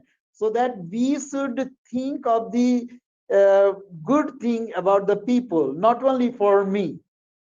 For example, the Japan is a real Buddhist country in the sense, what happened? We are walking and we hit the table. Then what will happen in many people in not I'm telling India, people of the world, we throw the table. Hey, due to this, I got hurt in my foot. But we don't feel that this was our carelessness. That table was just standing, but I hit, my foot hit. So in Japan, they will say sorry to the table. We will not say sorry, but in Japan, they say the sorry. So that is the spirit of Buddhism, that due to our negligence, this table was hit by me. This was not the fault of the table, because table was there and we can see that table is there, that is existing. If we are blind also, we can feel that with the sixth sense that is a table. So very different things are there. So Thich Nhat Hanh, you can see that he gave many teachings, and you go through his books. He has written more than 100 books. He has composed, and so this is available online also. Some books are available. that the books, if you go on the Google search and you find books by Thich Nhat Hanh, you can find, and some books are already translated in different languages also, not only in Vietnamese English, because he was good at English and Vietnamese, also in different languages the translation is going on, and you have a good chance to translate them because you can translate them in Bangla also. So congratulations. Again, thank you and arigato, sensei. Because this you can if you're getting a good Bengali translation, that will also help you in future. Yes, Nivedita, thank you very much for giving me a chance to talk with the people. Yes, and also Moriaji, very much thankful to give cooperation all the time to us, and all, and Ranjini ji, we are meeting a lot of and the professor we have last time meet in the Dhamma conference, and professor introduced me that he is I'm very happy to associate all of you people, and we hope we will meet sometime again. And also the ICPR, I tell you one good news, ICPR is also going to support us in our conference in April. So if you are interested to come to Japan, also welcome in April 20 to 22nd. Okay. With these words, I will close now. So if you have another question, please go through.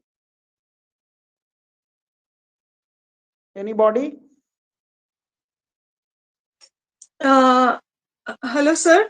Actually, there is one more question. There is one more question in the chat box.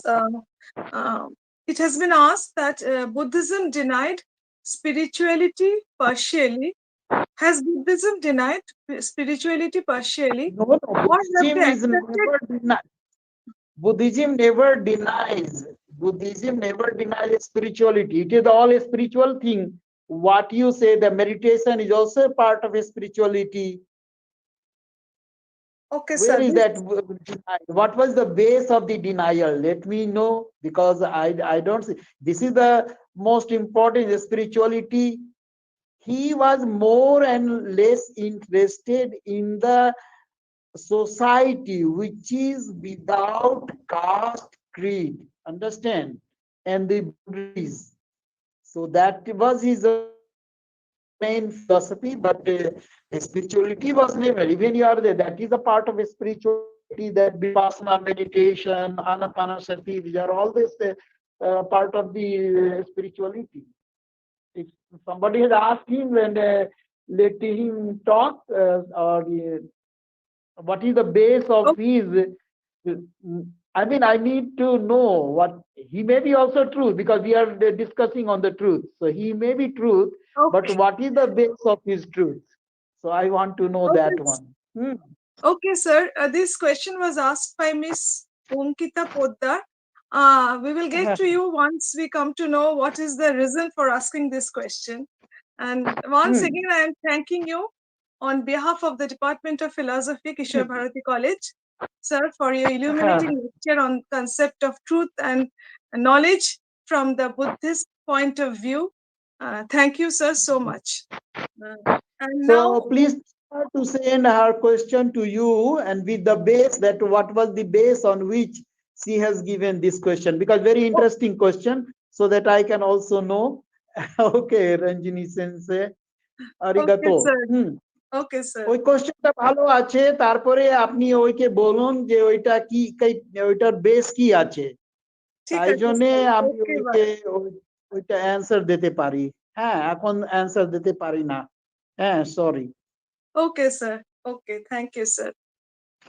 Now we will move on to the last and final session of this webinar, and my colleague Shubhra will introduce our fifth speaker for the day. Shubhra. Thank you, madam. Ladies and gentlemen, colleagues and students, I have the pleasure of introducing Dr. Aditya Kumar Gupta, Assistant Professor, Department of Philosophy, University of Delhi, where he is working from January 2015 till date. Dr. Gupta did BA from University of Allahabad in 1999, MA from University of Delhi in 2009, and PhD from University of Allahabad in 2011. Currently, he is research guide to MPhil and PhD students. His areas of interest are philosophy of Upanishads, contemporary Indian philosophy, ethics and philosophy of religion. He has written various research articles, papers, and chapters in books. Moreover, he has 2 books written by him to his credit, namely Vedanta and Society and Language and Religions.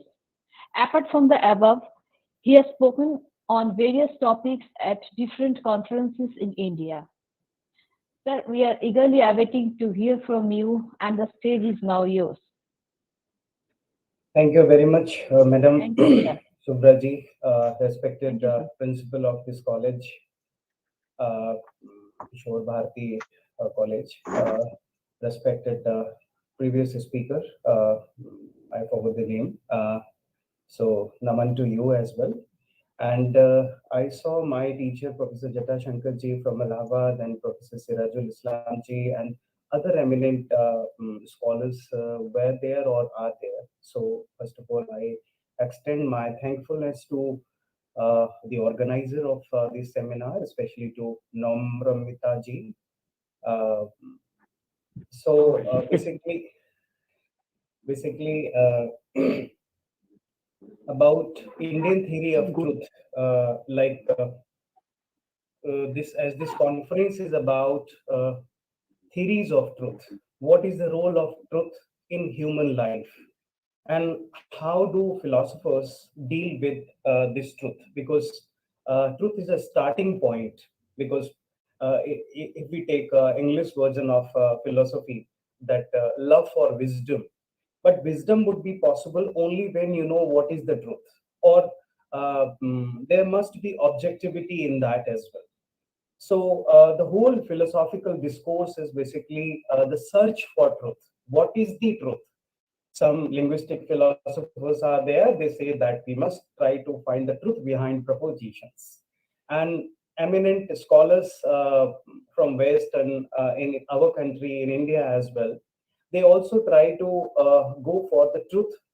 Though Indian search for truth in Darshana is ultimate truth. What is the truth behind life? Means, should we remain satisfied with the life which is given to us? Should we remain satisfied with the truth which is given by our religions, which is given by our scholars, which is given by different books? Or we should inquire into the truth? Because without knowing the truth, philosophy will not be possible. But the problem is the knowledge of truth. How would we know what is the truth? See, to say that this is the truth, it is a very easy task. But how can we experience that truth? Should we rely on the experiences of others, whatever our Buddha has said, whatever Krishna has said, whatever Jesus Christ has said? Should we rely on that truth, or we should go for presuppositionless inquiry, as we find in Western philosophy?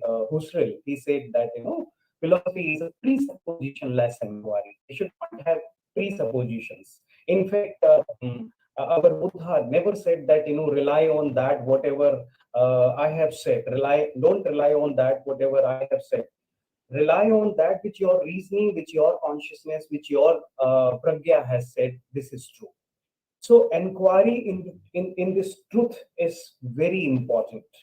And who is the in this inquiry of truth? Obviously, human being is the agent, because our animals, they are having chained consciousness. Their consciousness is, you can say, bound by various passions. Okay, so the inquiry into the truth is the privilege of human being. Only human being can go for it. But even human being, like, what type of person should be there? What type of subject can go for this inquiry into truth? Right? Can there be inquiry by a person who is having so many passions, so many emotions, or so many presuppositions in his mind? Like, with those presuppositions, if he or she goes for that inquiry into truth, definitely his inquiry or his finding would be colored by those emotions, would be colored by those presuppositions, logical presuppositions, right? So basically, the nature of subject means what is the consciousness level of the subject, that also that is very important when it comes to inquiry of into the truth, right? Because we find that in Western philosophy, human being has been defined as rational animal. But rationality of human being is just an additional quality. It is not main quality, it is additional quality. Before being rational, human being is emotional. He is driven by passions. At the time of our birth, we are having certain passions. Psychologists say that these are primary emotions. And then see, those emotions which we are born with, these are called primary emotions. Okay. So primary emotions initially decide about life stream, and they direct our life. And gradually, but at the same time, there is a potentiality of rationality which is missing in other animals. Okay. Though this fact was ignored by existential philosophers in West, they said that human being is born as animal and he becomes a human being by his rationality and freedom of will, right? So that, but they forgot that no matter human being is not rational at the time of birth, but he has or she has rational potentiality. If you keep a dog with you, a puppy with you, and human child in a family, human child will learn language, human will child learn certain etiquettes, and obviously higher faculties would be developed. But these faculties will not be developed in dog. Okay, so inherent tendency of rationality is there in human being, but this rationality is not pure rationality. As we know that human being is emotional first, is passion, like in him passions are first, and then rationality is developed. So whatever we produce, whatever we say that this is that is a byproduct of both emotions and reasoning. So if anybody says that I'm a rational animal, I'm a rational being, okay, he's a rational or she's a rational, it does not mean his rationality is pure rationality. It only means that his rational level or reasoning is higher, is more predominant in that person than emotions, than passions. And if you say anybody is emotional more, passions are more, then that person is, it means that he has predominance of this or that passion. So whatever we produce, whatever we know, whatever consciousness we have, like in Western philosophy, human identity is on the basis of rational criteria. They say that I think, therefore I am, means my existence is being proved by my thinking capacity. Means if I can think, it means I exist. But in Indian system, thought process or thinking substance has never been identified with humanness. Our identity is not rationality. In our country, first of all, mind is not soul. Mind is not that thinking substance. It is only an instrument, just as emotions are instrument. In the same way, mind is instrument. Even in our mind, like, higher brain, cerebral system, higher brain is there, that is responsible for thinking, critical evaluation, and other thing, to which we call mind. And then we have certain biological reasons behind emotions. For example, hypothalamus is responsible for this emotion, that emotion, or some portion is responsible for anger. So we have biological reasons behind rationality and behind emotions. Neocortex is also responsible for that, rationality thing. So human, in Indian case, actually one thing is for sure, that nobody accepted the fact that our thinking substance and existential substance, like who am I, both are not same. I'm not the mind. Mind is an instrument. Mind is an indriya. Mind is not my identity. So in Indian case, what is the case, that our consciousness activates both emotions as well as rationality. And with this emotion, we try to know the reality. What is the truth? Whatever we are the byproduct of consciousness. There are some schools who do not believe in permanent soul, okay, but Buddha believed in consciousness. That is not a permanent, but yes, consciousness was there. So that consciousness, combined consciousness, takes us towards external thing, towards internal thing, right? Because our inquiry should be presuppositionless. But because of our emotions, because of our rational experiences in past, our inquiry is not presuppositionless. It happens when we are controlled by our passions, our emotions, then reasoning does not work. In Bhagavad Gita also, when Arjuna asked to Krishna that what happens despite knowing the truth, despite knowing the fact that what is right, what is wrong, why is it so people commit mistakes? Krishna replied that it is because of calm and growth. He gave just two examples like sexuality and anger. When you are in anger, your rationality will not work. When you are in sexuality, under the grip of sexuality, rationality will not work. In the same way, Hume, a Western philosopher, who said that reason is the handmaid of passion. When passions are controlling, then reasoning will not work. So basically, whatever and all the time we are in the grip of either this passion, this emotion, or that emotion. See, primary emotions we are born with, but as rationality is inherent in human being, with the development of rationality, actually certain secondary emotions are also developed, and here problem starts. Secondary emotions are those emotions where one or more emotions get combined, or one emotion and rationality they produce a new emotion. For example, greed. Greed is not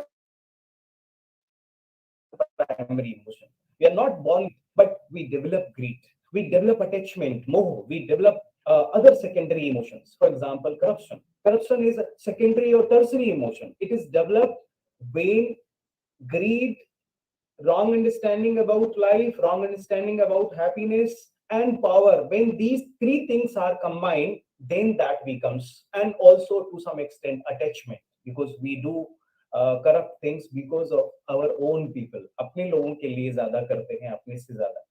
So basically, these all the time, our consciousness is colored consciousness, either colored by this emotion or presuppositions of our past experiences.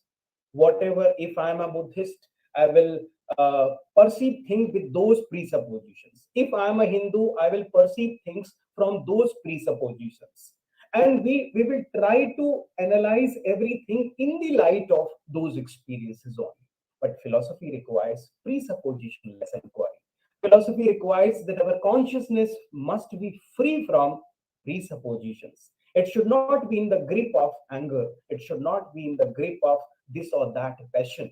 For example, if we are greedy, if greed is controlling us, then definitely our inquiry into the truth would be colored by that greed. Actually, what happens when our greed is controlling us, then greed would enforce our reasoning to give certain arguments in favor of it. Okay, because the total control is there. Both are slaves in Indian system. Both are instruments, reasoning and emotions. So one can influence other, easily can influence other. So when emotions are powerful, then those emotions or those passions, what do? They try to enforce reasoning to give argument in favor of this or that thing. For example, if you are in love, so-called love affairs, right? And then you give argument in favor of that love. Family members would say, no, this is not fair. This is your time for good study and career. Don't give too much time in these things. These are just waste of time. Then you create certain your arguments. You say, no, you don't know what is love. Okay, when you are in love, only then you can realize. And different types of arguments are being given by us. The same happened in Bhagavad Gita as well. Bhagavad Gita Arjun was giving in first chapter. If you see first chapter and the first a few slokas of second chapter, you would find that he was giving argument as if he was a very wise person, right? And his arguments were out of traditional morality. He was saying that if अगर स्त्रियां दूषित हो जाएं तो पूरा वर्ण शंकर हो जाता है. He was giving out of those traditional mindset as well. Okay, so he had gender vices as well. He had certain presuppositions as well. He was having wrong information about life and death. So it happens when our consciousness, when our life, when our mind is driven by passions, then arguments also are colored. So my take on here is that our consciousness, because our inquiry into the truth will always be through our consciousness, through our, like, only when we are in Jagrata stage, in Mandukya Upanishad we have 3-4 stages of consciousness. Only when Jagrata stage is there, we can go for philosophical inquiry, right? But even in Jagrata stage, if our consciousness is being driven by, is being colored with this passion, that passion, this attachment, that anger, this corruption, that thing. So if these emotions and these passions are controlling our consciousness, these things are giving argument in favor of those passions, then how can there be presuppositionless inquiry? As far as worldly knowledge is concerned, like whether what is the color of this object, okay, we can go with this type of consciousness. But when it comes to experiences of life, what is the truth behind life? What is the truth behind this world? What is the concept of other and non-other? These deeper truths of life should not be left to this colored consciousness.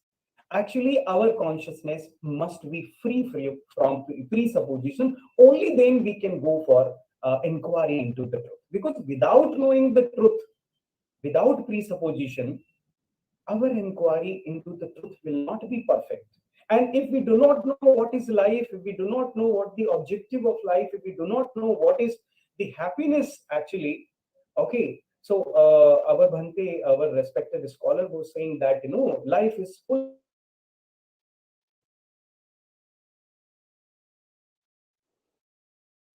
of text. This experience should not come out of any particular, say, Advaita Vedanta, that Satchidananda, only Ananda Swarup I am. This realization must come out of our experiences. Buddha also said everybody has a potentiality to become Buddha, but out of your self-effort. So that self-effort is very much important. But that self-effort, that consciousness must be free from colors of emotions and colors of passions and colors of our presuppositions as well. If we have, our mind is full of, in Japan there is a story that if you want to take water or milk from other person, then keep your cup empty. If your cup is full of water, then you cannot take water from others, you cannot grasp the thing. So basically here the important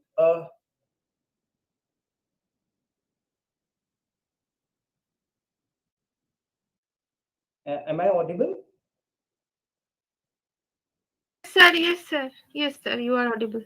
Okay, sorry, some connection problem is there. So basically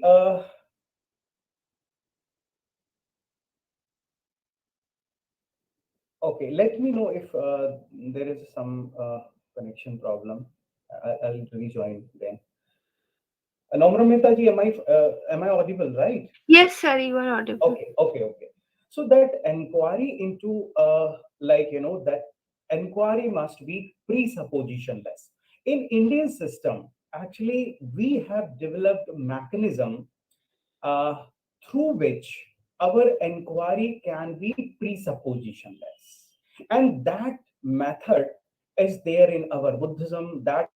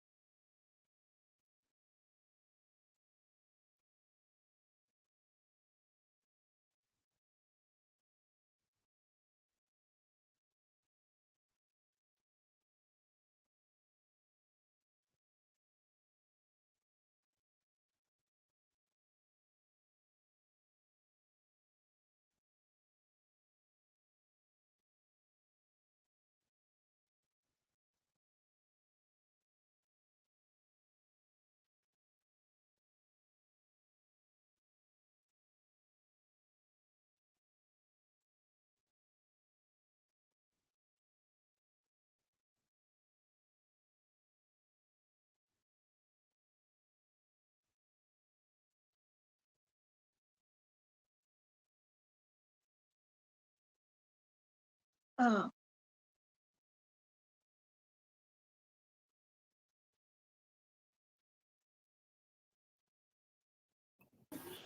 your microphone. Is it okay now? Yes, sir. Yes. It's okay now. Sorry, some problem was there. So basically, that presupposition-less inquiry, how can there be consciousness? How can there be knowledge which is free from the influence of passions, free from the influence of presuppositions of our mind? Because we try to know things from our point of view, from if we are in the grip of, say, greed or corruption or any passion, then definitely our inquiry would be influenced. So here important thing is, when it comes to certain things of life, this world, then okay, our inquiry can be with certain presuppositions. But when it comes to truths of life, what is the truth behind life? Because philosophy cannot go without the truth of life. So when it comes to what is the truth of life, what is truth of this world, there are certain deeper questions of life. Human being cannot remain satisfied with the given questions and given answers. He or she has to go beyond those limitations, beyond those given answers, and we have to become a real experiencer. That real experiencer basically would be that who is free from all these channels, who is free from all these things. So Indians, what did they do? They developed a mechanism by which we can have a glimpse of presuppositionless inquiry. Husserl told us that philosophy is a rigorous science, so it must be presuppositionless, but there is no practical method by which we can go for presuppositionless inquiry. In India, we developed a mechanism like wherever, and that mechanism is meditative consciousness or meditation. Like some people who do not believe in soul, they will not accept its meditative consciousness. But yes, largely we can say meditation is that method by which our consciousness can be free from presuppositions for the time being, and gradually it can become part and parcel of our life.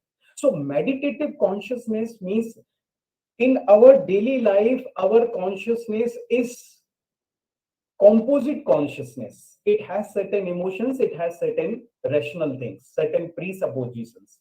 And our inquiry of the world, of these things, these are all influenced by these presuppositions, these passions things. But when we are in meditation, what does it mean? Meditation is not something like, we are focusing on any particular object or this thing or that thing.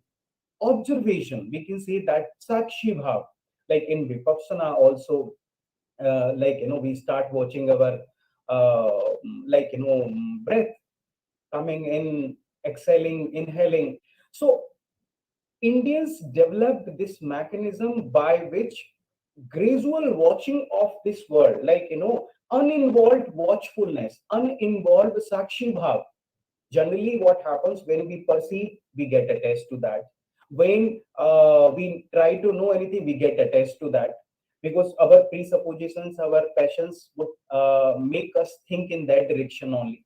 So basically, meditation is uninvolved sakshi bhav, a type of witness soul, witness consciousness. So that witness consciousness, in that stage, in those meditative consciousness stages, in those meditative stages, we can know what the truth is.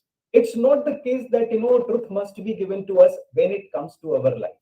When it comes to deeper questions of life, our inquiry must be presuppositionless, and meditation or meditative consciousness shows us a path that by which our inquiry can be presuppositionless, by which our consciousness can be free from these emotional things and these rational things. Because the knower must be free from passions. Only then knowledge of truth would be wonderful. Otherwise, our knowledge will be influenced by our emotions, will be influenced by our rationality, which is again to some extent is having certain presuppositions.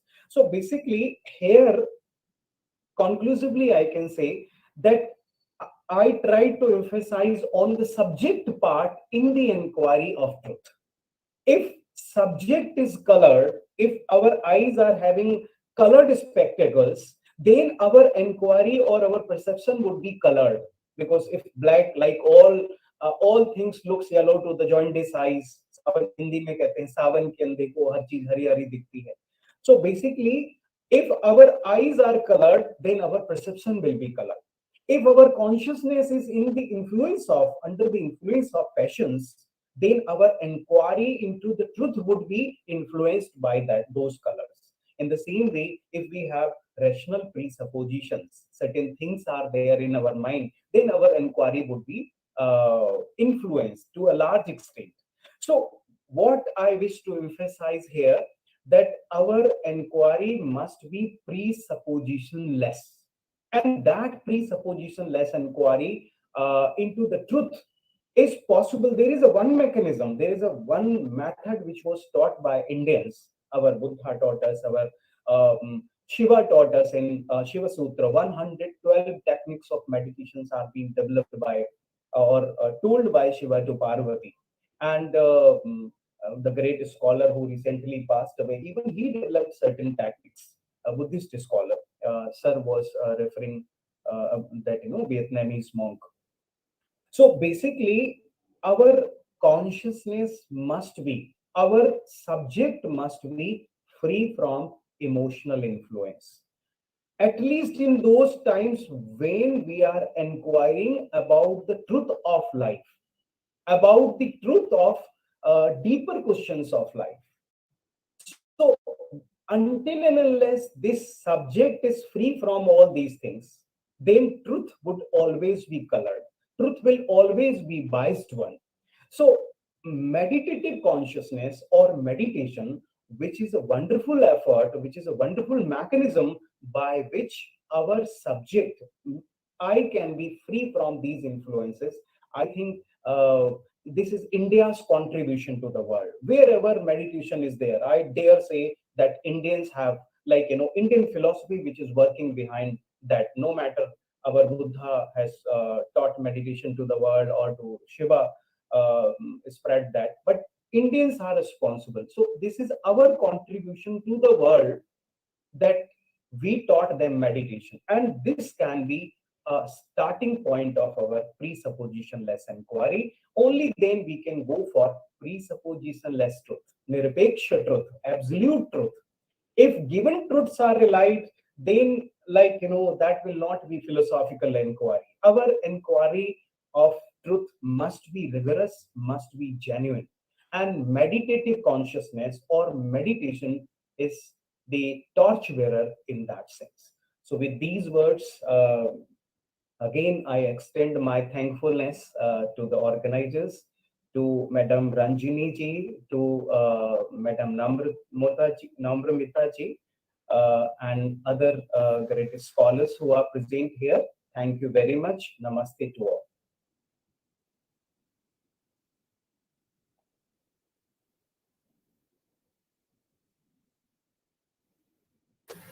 Madam মাইক্রোফোনটা off আছে, মাইক্রোফোনটা off আছে আপনার. Okay, sorry. Thank you, Namramita.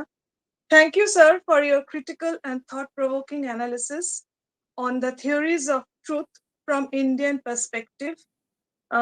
You have spoken about many concepts, like concept of colored consciousness, concept of and concept of presuppositions, colored consciousness leading to colored truth. These are really new concepts, and which I am sure, like me, my participants have also have been much benefited from these views.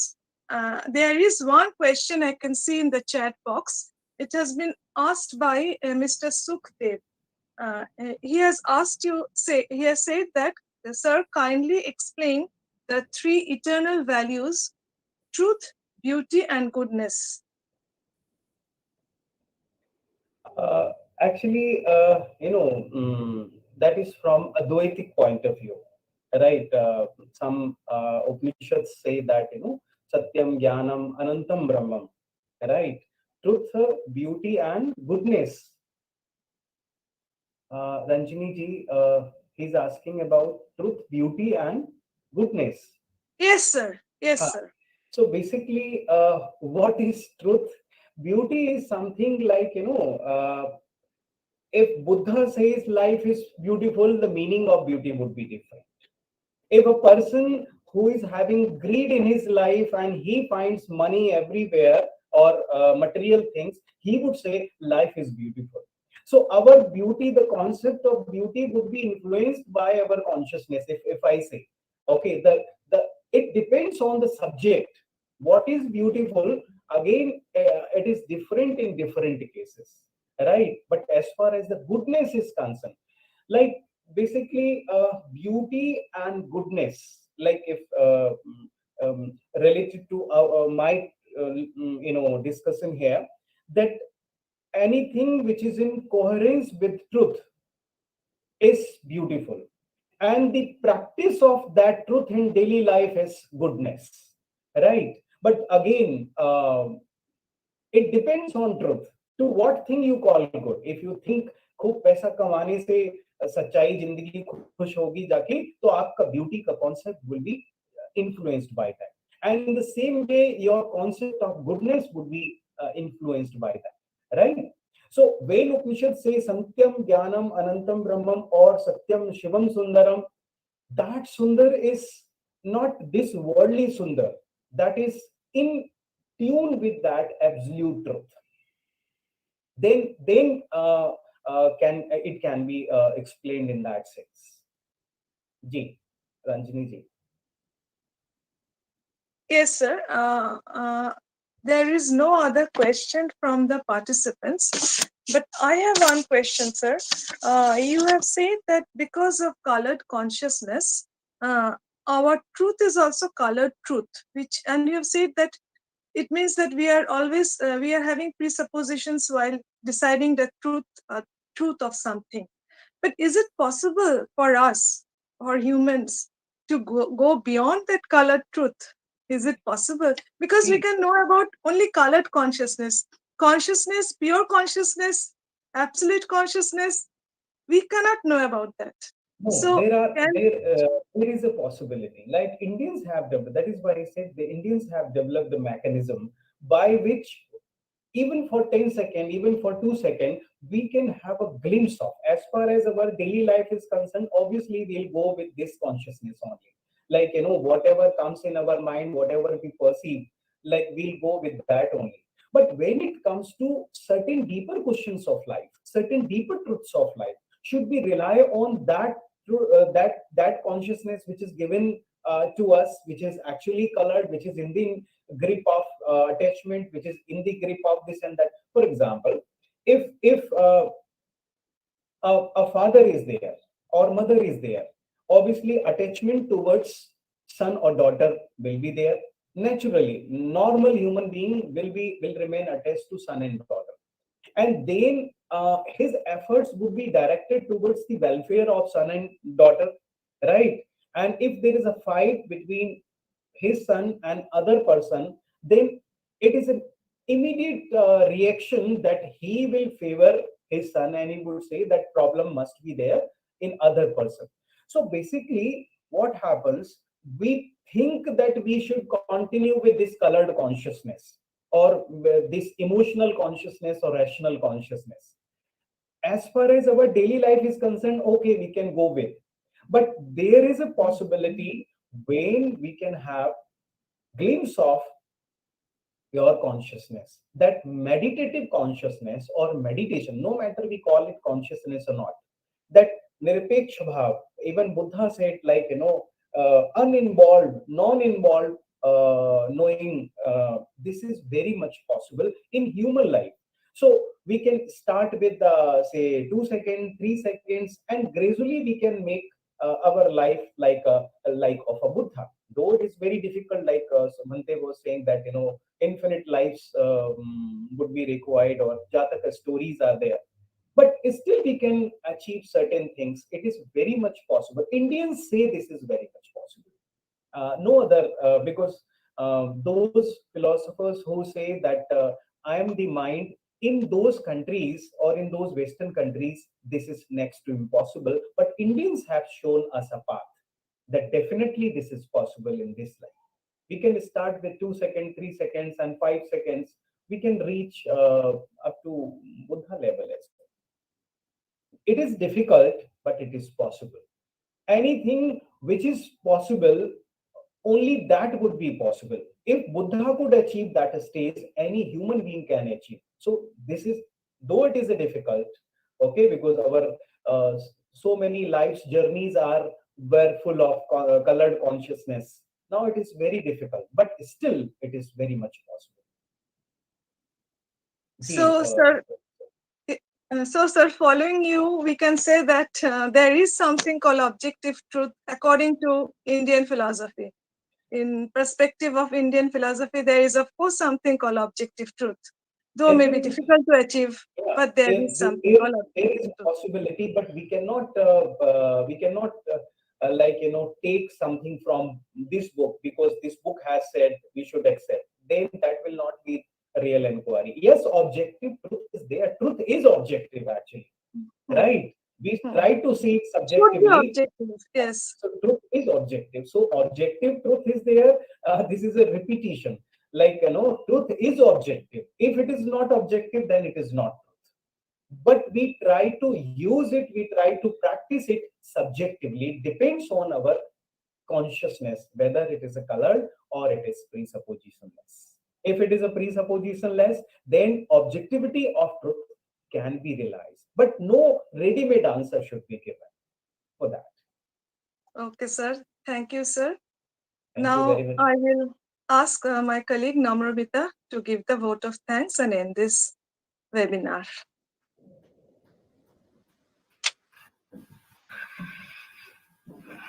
Okay, madam. Thank you, madam. So,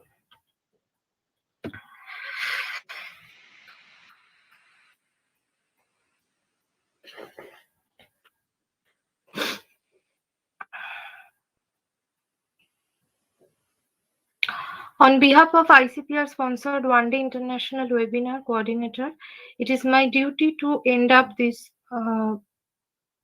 webinar with kind greetings and thanks to all respected resource persons, audience, principal, my fellow colleagues, my department, students, and technical team. So I started this first. I would like to thank Professor Sirajul Islam, Professor of Bharati. Without his enthusiastic guidance and help, it would not have been possible to make such one kind of webinar. So my heartiest thanks and pranam to Sir. Now I would like to thank Professor Jatashankar Sir, Senior Retired Learned Professor of Allahabad University, who is also the chief guest speaker of today's program. His energetic talk and useful speech enlightened us. Then I would like to thank our guest of honor speakers, Professor Arizul Islam Sir.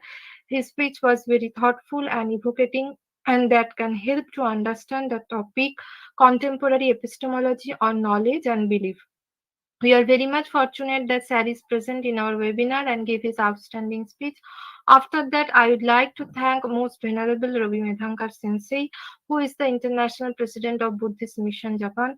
My deepest thanks to you, Sensei. And I am also thankful to Professor Aditya Kumar Gupta from Delhi University. And lastly, I am also thankful to the audience, colleagues, students, technical supportive team, whose tremendous support, effort, and positive vibes makes this program successful and wonderful. That's why today's topic of webinar theories of truth and knowledge is not only bound within the academic discussion platform, but it has great effects on us. And so I quote one Sufi message taken from the book Spiritual Liberty that can say, "Thou art a mortal being, and thou art the eternal one. Know thyself through light of wisdom. Expect thee, there exists none." Thank you. That's all.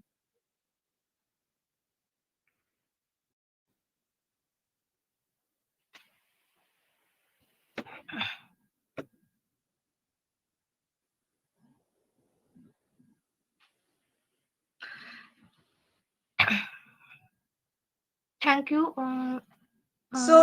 So we are ending the webinar over here. Once again, thank you, everybody. Thank you, our respected speakers. Thank you, our participants, my colleagues. Thank you, my students and everyone. Thank you once again. Thank you. Thank you very much, organizers. Anjani ji, Namramita ji.